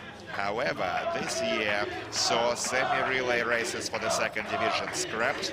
Only first divisions will feature in the semi-finals and finals for the relay races. Following the completion of this last round of individual hits, we're going to learn the names of the winners in the second division. And the 8 best teams in the first decision are going to enter the semi-final relays on Tuesday. It is certain already that Venezuela couldn't make the cut this year, but whether it's Vietnam, Azerbaijan or Kyrgyzstan that enters the semi-finals, we're going to learn later today. Right now, Tajikistan loading this ammunition. Be careful, guys. Sleeping, no sleeping. There was a strong rain yesterday, and today we saw sprinklers working since this morning. This is done to avoid dust and provide for greater viewing pleasure and visibility for the audiences. And tankers, certainly, first of all. Otherwise, we probably would be able to enjoy this spectacle. And just look at Sudan, finally takes their first shot, however missing the target. The technical delay was removed, time is back, and Sudan is still aiming for the second target. For some reason they keep raising that main caliber cannon.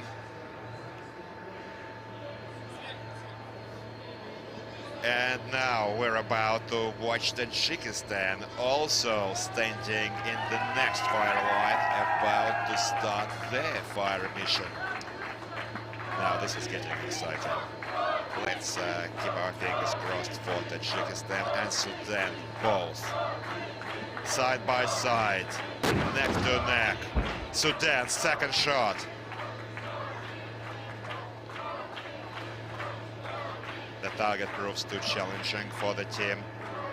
Looks like they just earned themselves 4 penalty laps.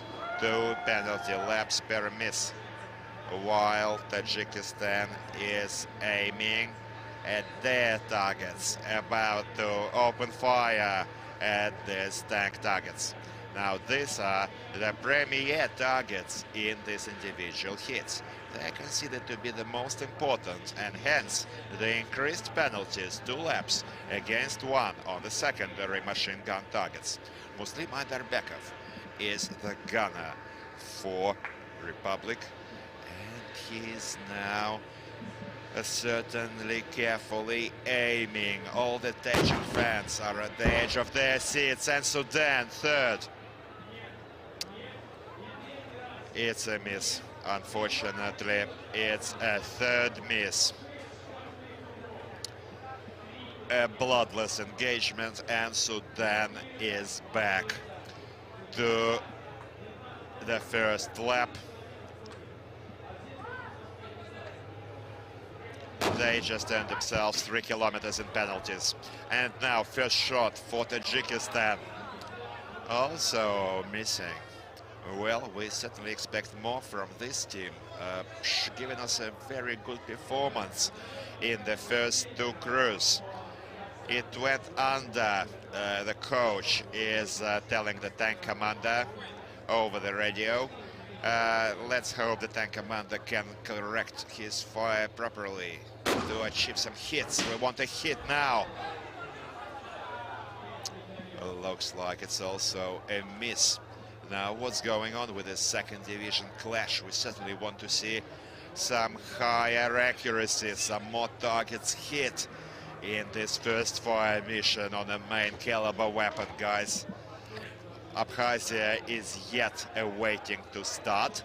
As soon as these tanks are going to clear the fire lines and finish their fire missions, we will see the start given to Abkhazia. And now, last shot for Tajikistan. No additional ammo is going to be used. These are second division rules. 3 shots. No second chances. No second prizes either. And certainly anxiety is felt by all of Tajikistan coaches and fans. 3rd shot. It's a miss.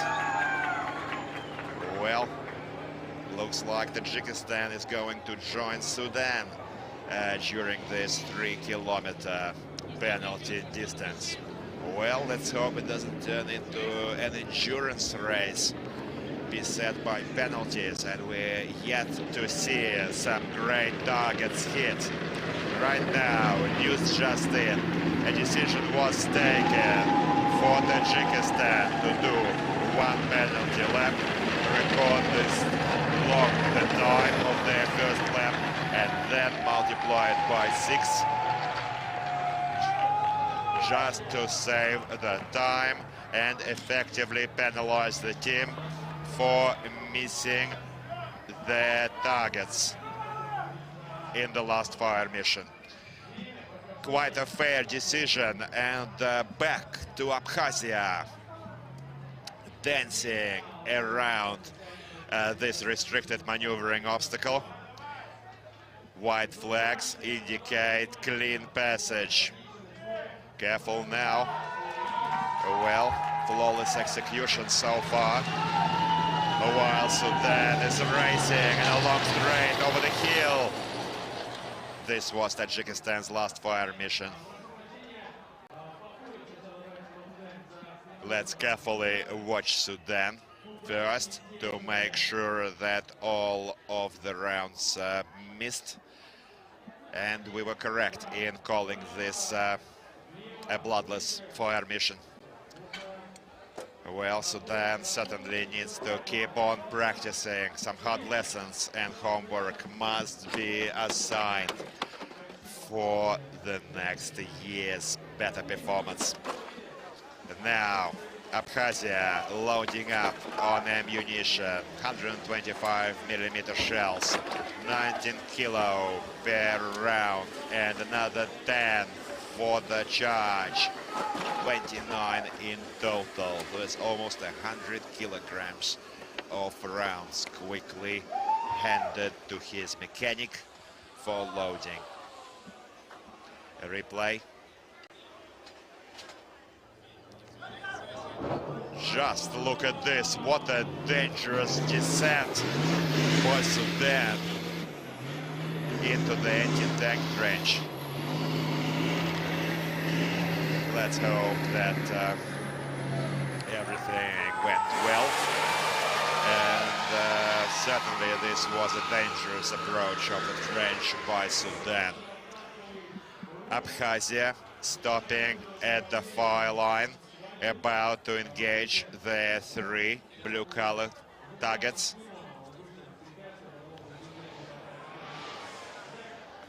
Right now, Absny, it says on the tank turret, on the ERA armor, and this means Abkhazia in Abkhaz language. Let's wish the best of luck to our Abkhazia brothers, while Tajikistan is in the 9th and Sudan in the 16th minute, still in lap 1. With 0 targets hit in this last fire mission. Let's wish better luck to Zurab Gvarche, the gunner for the Republic. And Zurab, it's on! Well, finally we're seeing some targets. Well done for Zurab. Just another 2 hits is what we want to see.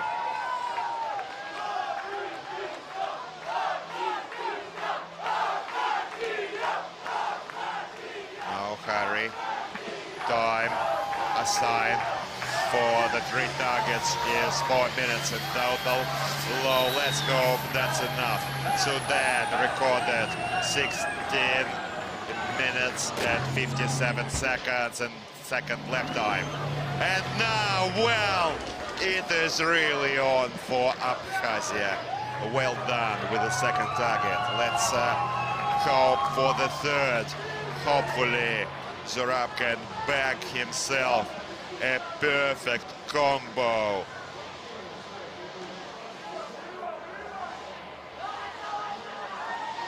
And the third target is out in the range, waiting, just expecting a hit from Abkhazia. And fire! Fire! Unfortunately, yes, actually, it looks like it clipped. Let us go to the replays to make sure. However, right now it looks like they just earned themselves 2 penalty laps. It was a miss. Well, this is second division, guys. And although these tankers are putting in their best, mistakes do happen.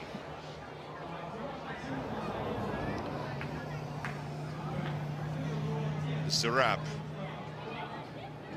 the driver for the Republic, wanted us to give his best regards in this live broadcast to his father and thank him for bringing him up right. Thank you, Zurab. Certainly respect for our elders and our parents comes first and foremost. Thank you to Paul Zurab and Umar Kovalchev. And right now, over to the replays in the last fire mission. That's the round that's touched the target clearly. Second or third, unfortunately, was a miss. Well, they're going to have an opportunity to redeem themselves when using the machine gun fire missions. And Tajikistan now, second lap, going over the slope obstacle. Sudan speeding in the long straight, almost 70 kilometers an hour in their second lap, putting all their hopes into their tank speed to get them out of trouble in this race. It didn't go according to plan for the Sudanese and Tajik tankers at the last fire mission. However, it is far from over, and they're trusting speed to get them out of trouble. Right now, second slope, and that's the last fire mission for Tajikistan. Fire. Clearly under, seriously under. Another one. This was a 1700 meter shot. Once again, clearly under. And Tajikistan now stops at the loading bay. Oh, actually, it's the designated penalty pit stop. They're about to load their ammunition for the next fire mission, engaging target number 25, representing a helicopter. Sudan at the slope. Looks clear, but apparently they scuffed a pole. This will cost them a pit stop, about 1 minute of time. They can take any one of the 8 pit stops. Positions dispersed throughout the track, and Tajikistan is now in the second fire mission. The anti-aircraft machine gun is about to be used. That's a 12.7 millimeter cord heavy machine gun that is used by domestic T-72B3s. Certainly a small arms classification, but a sniper by nature, capable of engaging high priority targets and groups of targets at up to 2,000 meters with great accuracy. Let's enjoy this fire mission. I think volleys are already flying from the Tajikistan tank.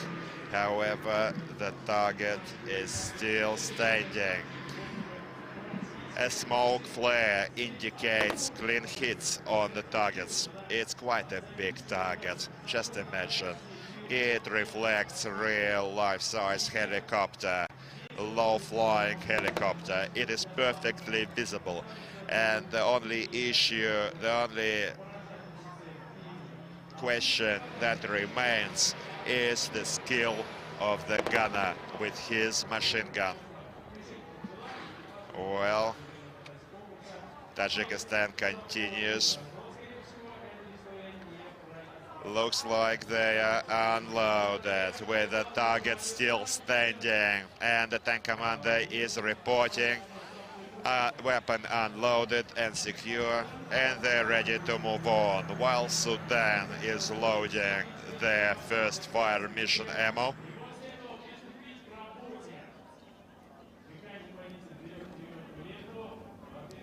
This is the belt with 15 rounds, including 6 traces. Now the tank commander is going to load this 12.7mm cord, and let's wish them the best of luck. Well, Tajikistan is racing almost 50 kilometers. Just look, Tajikistan just entered the penalty distance. 500 meters forward, Tajikistan certainly need to hurry to get the team out of trouble. No time to lose, no more mistakes, pit stops or penalty laps. Let's go directly for the finish line. Tajikistan and Sudan are now in the second lap, and Abkhazia is just about to record their first lap time and enter the second. Well done for Abkhazia, 11 minutes in the second position, confidently following the race leaders. Tajikistan only 1 minute, 11 seconds behind Tajikistan. Too early to call this race as yet. However, certainly Tajikistan and Abkhazia are our favorites for this race, with Sudan being clear outsiders. So anything can happen yet, and let's wait for the drama at the finish line. Sudan at the fire mission using a helicopter target and a 12.7mm HMG. Good luck to Sudan. Previous crews proved quite handy with their machine gun fire, so we expect also a hit on this large target.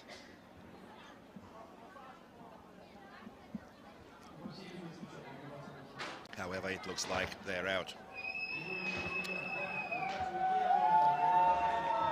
They are out of ammunition. 1 penalty lap for Sudan, remaining with 0 targets along Tajikistan.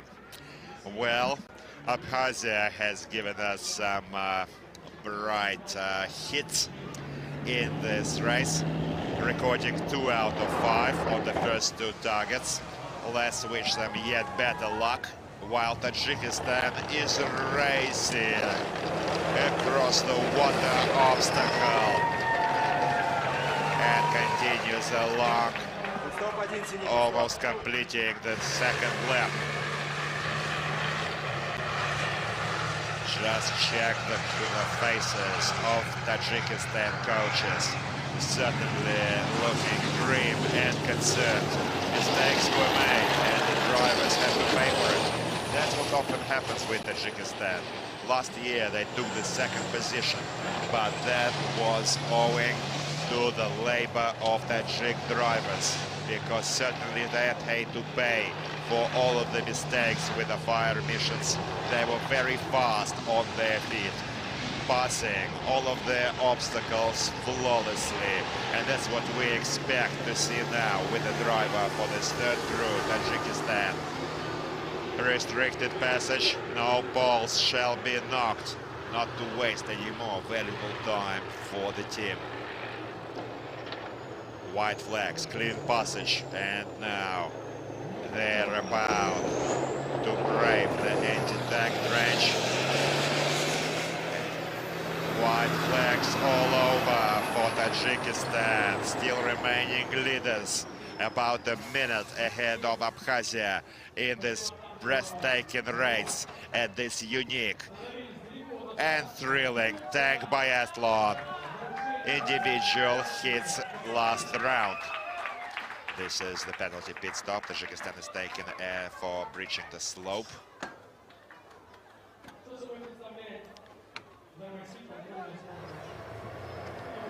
While Abkhazia is passing the slope, and we see them clearly run over 2 poles. This is going to also earn them a pit stop, unfortunately. Well, let's hope the driver can also get the team out of trouble and catch up to Tajikistan. We want to see a clash before the finish line, the 3rd lap between these 2 favorites for the race. This is the vertical step, a scarf obstacle, almost 1 meter in height, easily managed by the T-72B3, and Tajikistan has just finished their last inspection. Well done for Tajikistan, just flying over the dreadway obstacle. No red flags recorded. And this is the pit stop obstacle, another introduction to this year's rules, replacing previous year's rake obstacle. This requires all of the 3 crewmen to exit the tank, load their machine gun for the next fire mission. This usually takes about 60 seconds for each team. Right now, they almost finished the pit stop.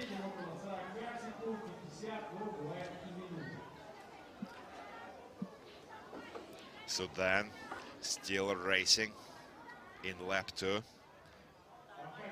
29 minutes total time elapsed for Sudan, placing them outside of the race leaders, Tajikistan at 22:52. Followed by Abkhazia, breathing into the back of their neck at 16 minutes 33 seconds. And now, let's hope Abkhazia doesn't experience any difficulties with this fire mission. We can see the tank commander check whether he is correctly loaded. It looks fine, and this is the tank commander for Abkhazia, Armen Fermanyan, that's about to perform this fire mission for the team. He is in live communication with the tower, with his coaches, who are going to correct his fire. The target is out at the range of 900 meters. Good luck to Armen. Certainly, it is itching for some hits. A bit higher, a bit higher. Ammo still remains in this thrilling fire mission on this 12.7mm anti-aircraft machine gun against an enemy helicopter target. Short volleys, 2 to 3 rounds are being used by the commander. Only last volley remains. Keeping our fingers crossed.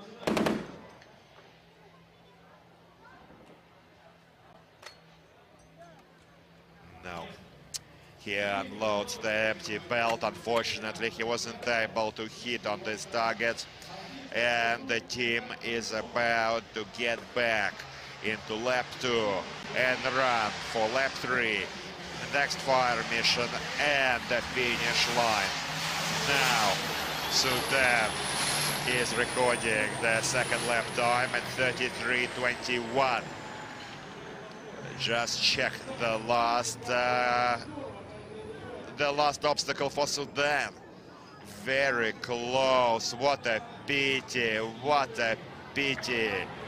Just raising the side skirt and stretching the side of the obstacle. This is going to result in a penalty pit stop and will now give Sudan all of the poles on this course. You see the danger is that this projecting damaged side skirt is now going to catch all of the obstacle poles, even with perfect handling from the driver. We just saw in the previous race, second division hits, as South Ossetia, after a similar mishap, removed the front element of this damaged side skirt to avoid collecting the poles as bowling pins, which we saw earlier. Perhaps Sudan would also be best advised to rip it off, just to give themselves a better chance through the obstacles in the third lap. Now, we've never seen as many competition restricting poles knocked compared to today. Certainly it was a regular bowling alley for the last two individual hits rounds of Division 2. And Tajikistan is about to engage with coaxial machine gun fire. 7.62mm Kalashnikov tank machine gun, this next target. However, the referee, chief referee and the coach is correcting the Tajikistan commander. They need to turn on they need to go to ballistics and use the coaxial machine gun instead of raising this main caliber. The anti-tank missile unit target is eagerly expecting some rounds from Tajikistan, but the volleys are not flying as yet. Generally, Tajikistan is showing us some pretty good time, certainly down to the driver's skill. Unfortunately, the gunner found the tank targets too challenging earlier. Let's wish them the best of luck with this last remaining targets to give them at least one target out of 5 in this final second division clash. Come on. Now reporting weapon unloaded. They're out of ammo and they couldn't strike on that last target. Tajikistan moves out. Continue lap 3 and just check this ball remains behind. Sudan now with the left side skirt of the tank that has been folded forward is now scuffing and catching all of the balls. Abkhazia flying across out of the ford. Sudan probably won't be given that many pit stops. However, average time spent in pit stops multiplied by the number of balls is going to be added to the total crew time. However, if we saw Sudan temper all of their pit stops in penalties, we may never see this race end. And now Abkhazia 22:55. If we go back to previous crews, Abkhazia first crew is in position 17 and first crew for Abkhazia is in position 18 at 44 minutes 11 seconds.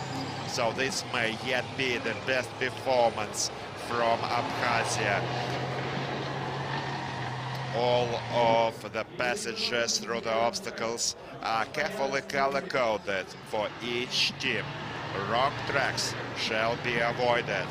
Only the necessary color-coded track should be taken by every crew across the obstacle. Otherwise, this is going to result in a penalty pit stop.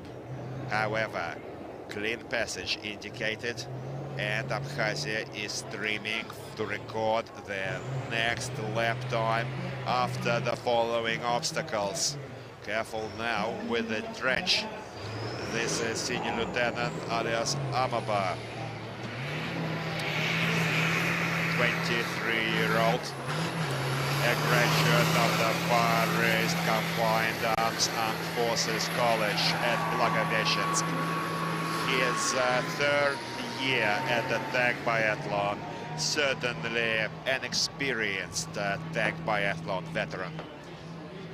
And now Abkhazia is about to enter the third lap, while Tajikistan and Sudan both are also in lap 3 and are racing for the finish line.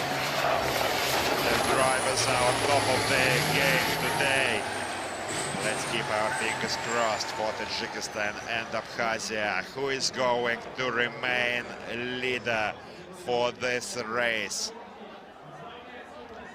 Stopping now at the designated pit stop, replacing the rake from previous years, about to load the last coaxial machine gun for the last fire mission, while Tajikistan speeds across the remaining obstacles, is in the sharp turn and about to race for the finish. Drifting, well done. Well done for Tajikistan, running for the finish. Not long remains for the team. This is the last chance to show their power in this individual heats race. This is going to be the final race for the second division. Sudan right now is about to engage the enemy anti-tank missile unit, and the tank commander is about to report to the coaches. Coaches are going to relay this information to the chief referee and report ready to fire. After permission from the chief referee, it's going to be on. Let's wait for them. We want to see, desperately want to see some more targets hit. And this tankers also desperately want to hit some targets. And dear friends, Tajikistan has just finished at 32 minutes and 50 seconds. Well done for Tajikistan. Recorded 5 penalty laps, and the average time wasted for this penalty laps was recorded, and the time will be or has been already added to the team. Most likely this addition will happen during the referee panel hearing today. Now, Tajikistan putting in their 100%. Tank commander, Lieutenant Muhammad Rajab Burikhanov. The gunner, Senior Lieutenant Muslim Aydarbekov, and the driver was Senior Lieutenant Firuzi Dodikhuda. Thank you, Tajikistan, third crew. Bravo, well done, guys. Thank you for this fine show. Certainly a remarkable performance for the driver. Not everything worked out with the fire mission, leaving us a 0 tally of targets. However, this should result in careful homework, in hard lessons for next year's races. Thank you, Tajikistan. And we are back to Sudan. They're using the coaxial machine gun, the 7.62 millimeter on this last remaining anti-tank missile target. However, it still remains out in the field. Well, they need to really make it happen. Thank you, Tajikistan. In the meanwhile, exchanging military salutes and flying their colors at Alabina Parade Ground, thanking all the fans and the coaches for a chance to present their nation at this 10th anniversary tank biathlon of the 8th Army International Games.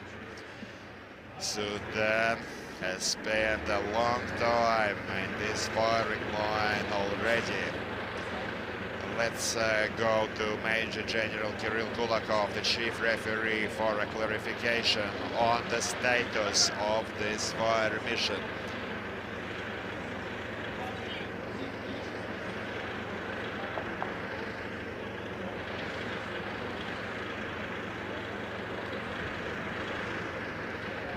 Can Abkhazia catch up to Tajikistan?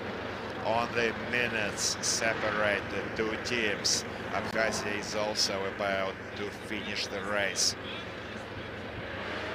Well, it's going to be an interesting condition here tonight. Many surprises are in order, and stay with us to learn more on the outcomes of today's races. Right now, Abkhazia, just look at all of the poles that they knocked. Certainly today was a regular bowling alley right next to the Tank Biathlon Motorsport. Well, many strikes were recorded by some of the teams, and Sudan is going into one penalty lap and over to the finish line. And Abkhazia is still with a chance to become a leader. Everything is still undecided. They have a chance to win this race. Abkhazia still has a chance if they don't miss this target and are quickly through the finish line.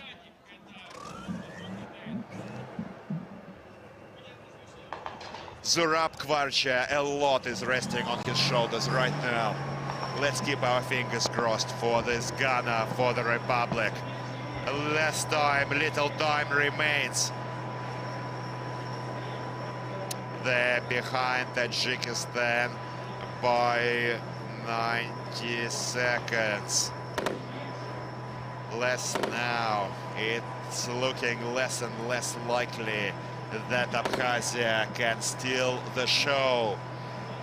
Once again, let me remind you that Tajikistan still hasn't done their 5 penalty laps, for thereby additional 4 to 5 minutes time can be added to Tajikistan bedtime. They may yet see 36 or 37 minutes recorded, which gives a clear chance to Abkhazia as yet. But the window of opportunity is certainly short. Let's hope they don't let it slip away. Abkhazia finished the last fire mission. Now, we were told that Abkhazia has completed all of their penalty laps and is going to take their penalty lap, the last penalty lap now. However, Tajikistan will see more time added. So it is true. Certainly this dramatic clash may still end with Abkhazia in the lead, stealing the show. Abkhazia, crew 1 and 2, are still in the 17th and 18th position at 43 and 44 minutes respectively. These were the best times by crew 1 and 2 for the Republic. The third crew is certainly doing much better in terms of time.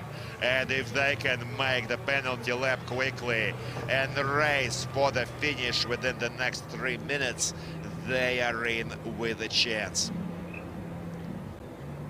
Well, another remarkable day of racing action. And news just in, Tajikistan time was just adjusted to 37:10. Once again, explaining the reason for the adjustment. Tajikistan has not passed 5 penalty laps. The time of their average penalty lap was 52 seconds. 52 seconds was multiplied by 5, and this was added to the crew total best time, giving them 37:10 in total, and thereby giving Abkhazia a chance to steal the day in this amazing second division hits clash. Just look at Abkhazia enter the last penalty lap. Only 500 meters remain. Sudan is approaching the finish line. Unfortunately, the time recorded by Sudan is now over 47 minutes, recording them at third place in this race. And Abkhazia still rushing for the finish line. Third cruise showdown is about to end here at Alabina in this 10th anniversary tank biathlon of the 8th Army International Games.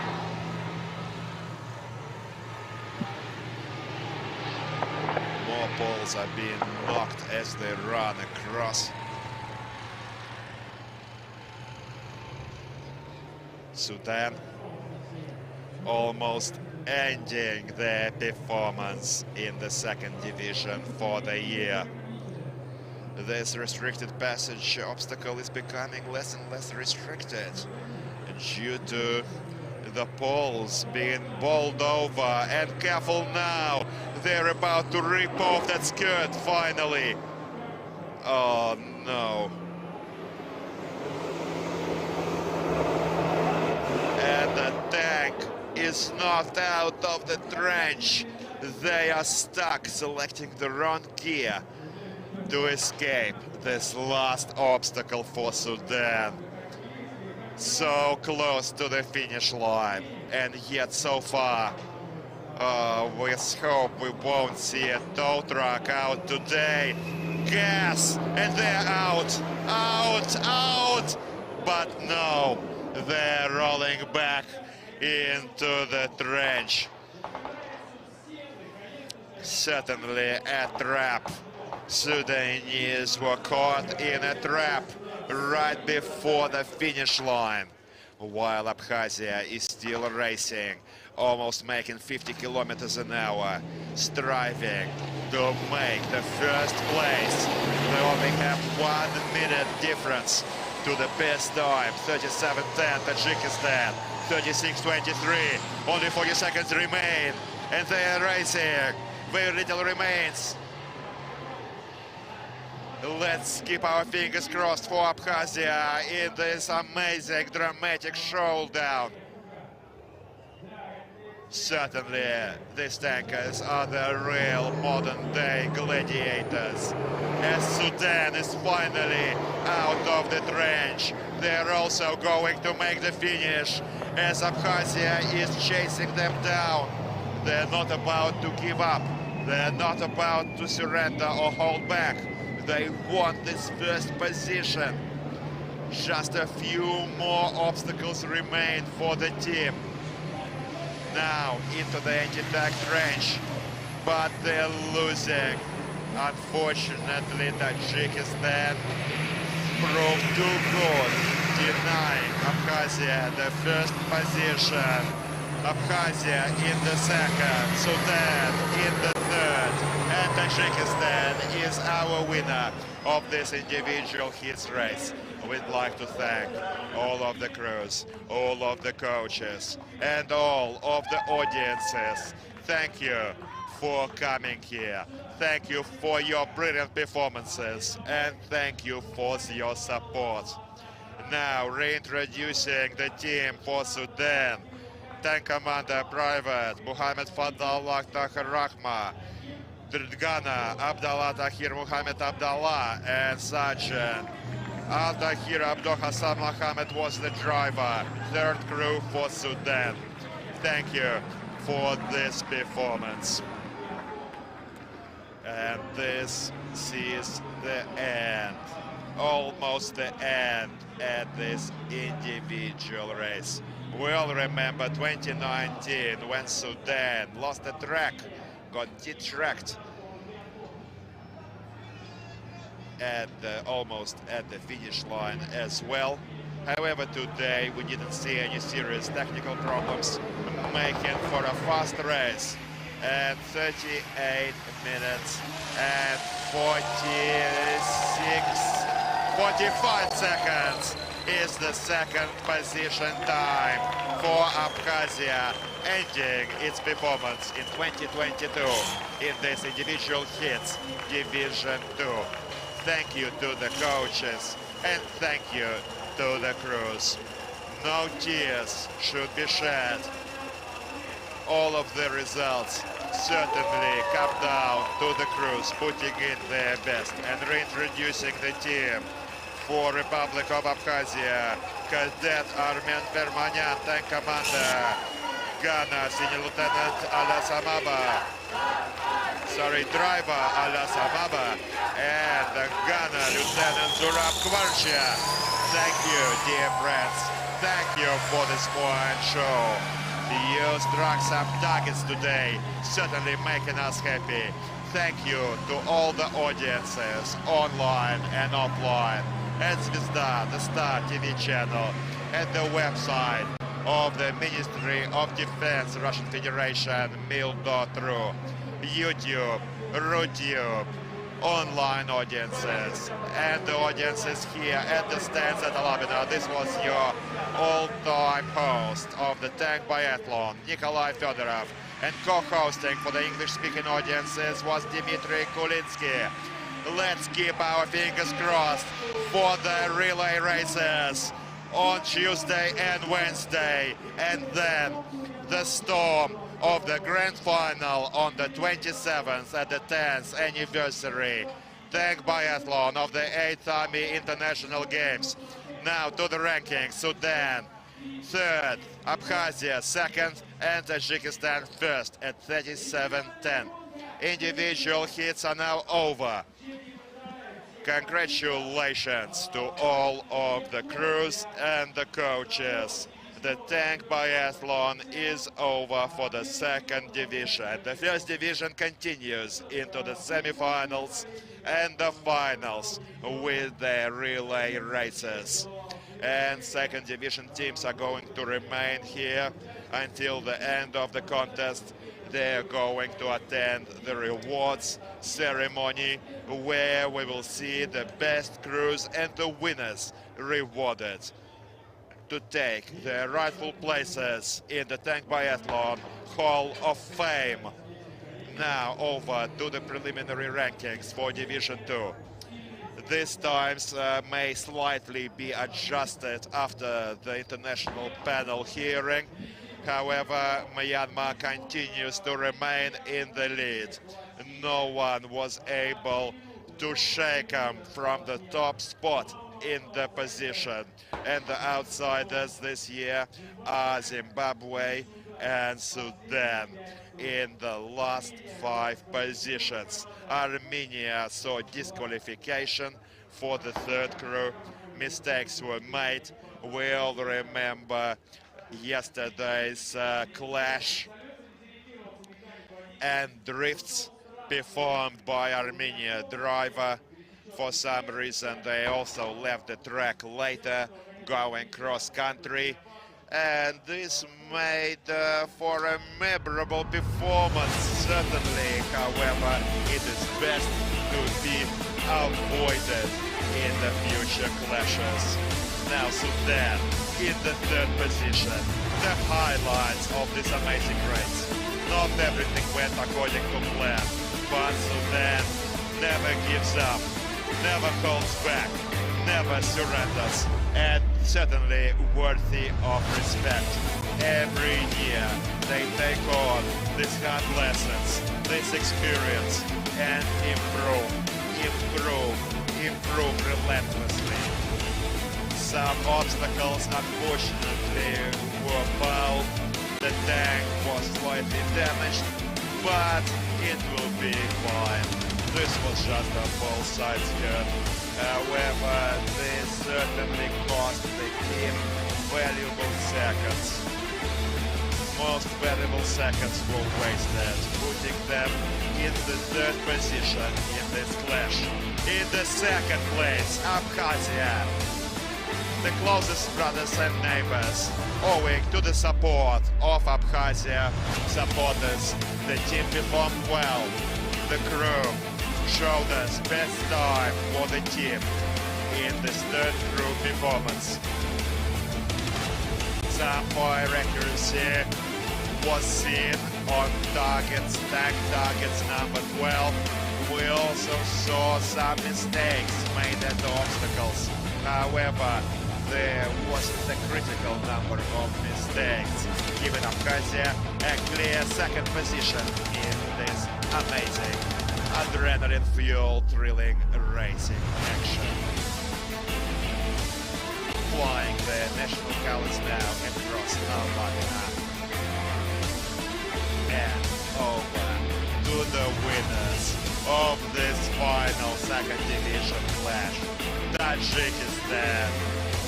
Thank you for this performance. Certainly, they were fast.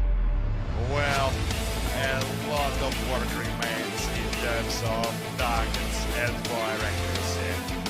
But the driver did get them out of trouble. And we're about to leave you for a day off tomorrow. Tomorrow we will see the draw being cast. All the tanks are going to be prepared along with the track. And on Tuesday we're going to be back with a semi-final relay race Division 1 to pave the way for the grand final. Join us at the Star TV channel, RuTube, YouTube, and the Ministry of Defense website. Let's support the Russian Federation and our tankers. This was Alavin on Tank Biathlon, and your all-time host, Nikolai Fedorov. Co-hosting for the English-speaking audiences was Dmitry Gulinsky. Take care of each other, love each other, and stay well. Your Ministry of Defense, Russian Federation, forever remains next to you.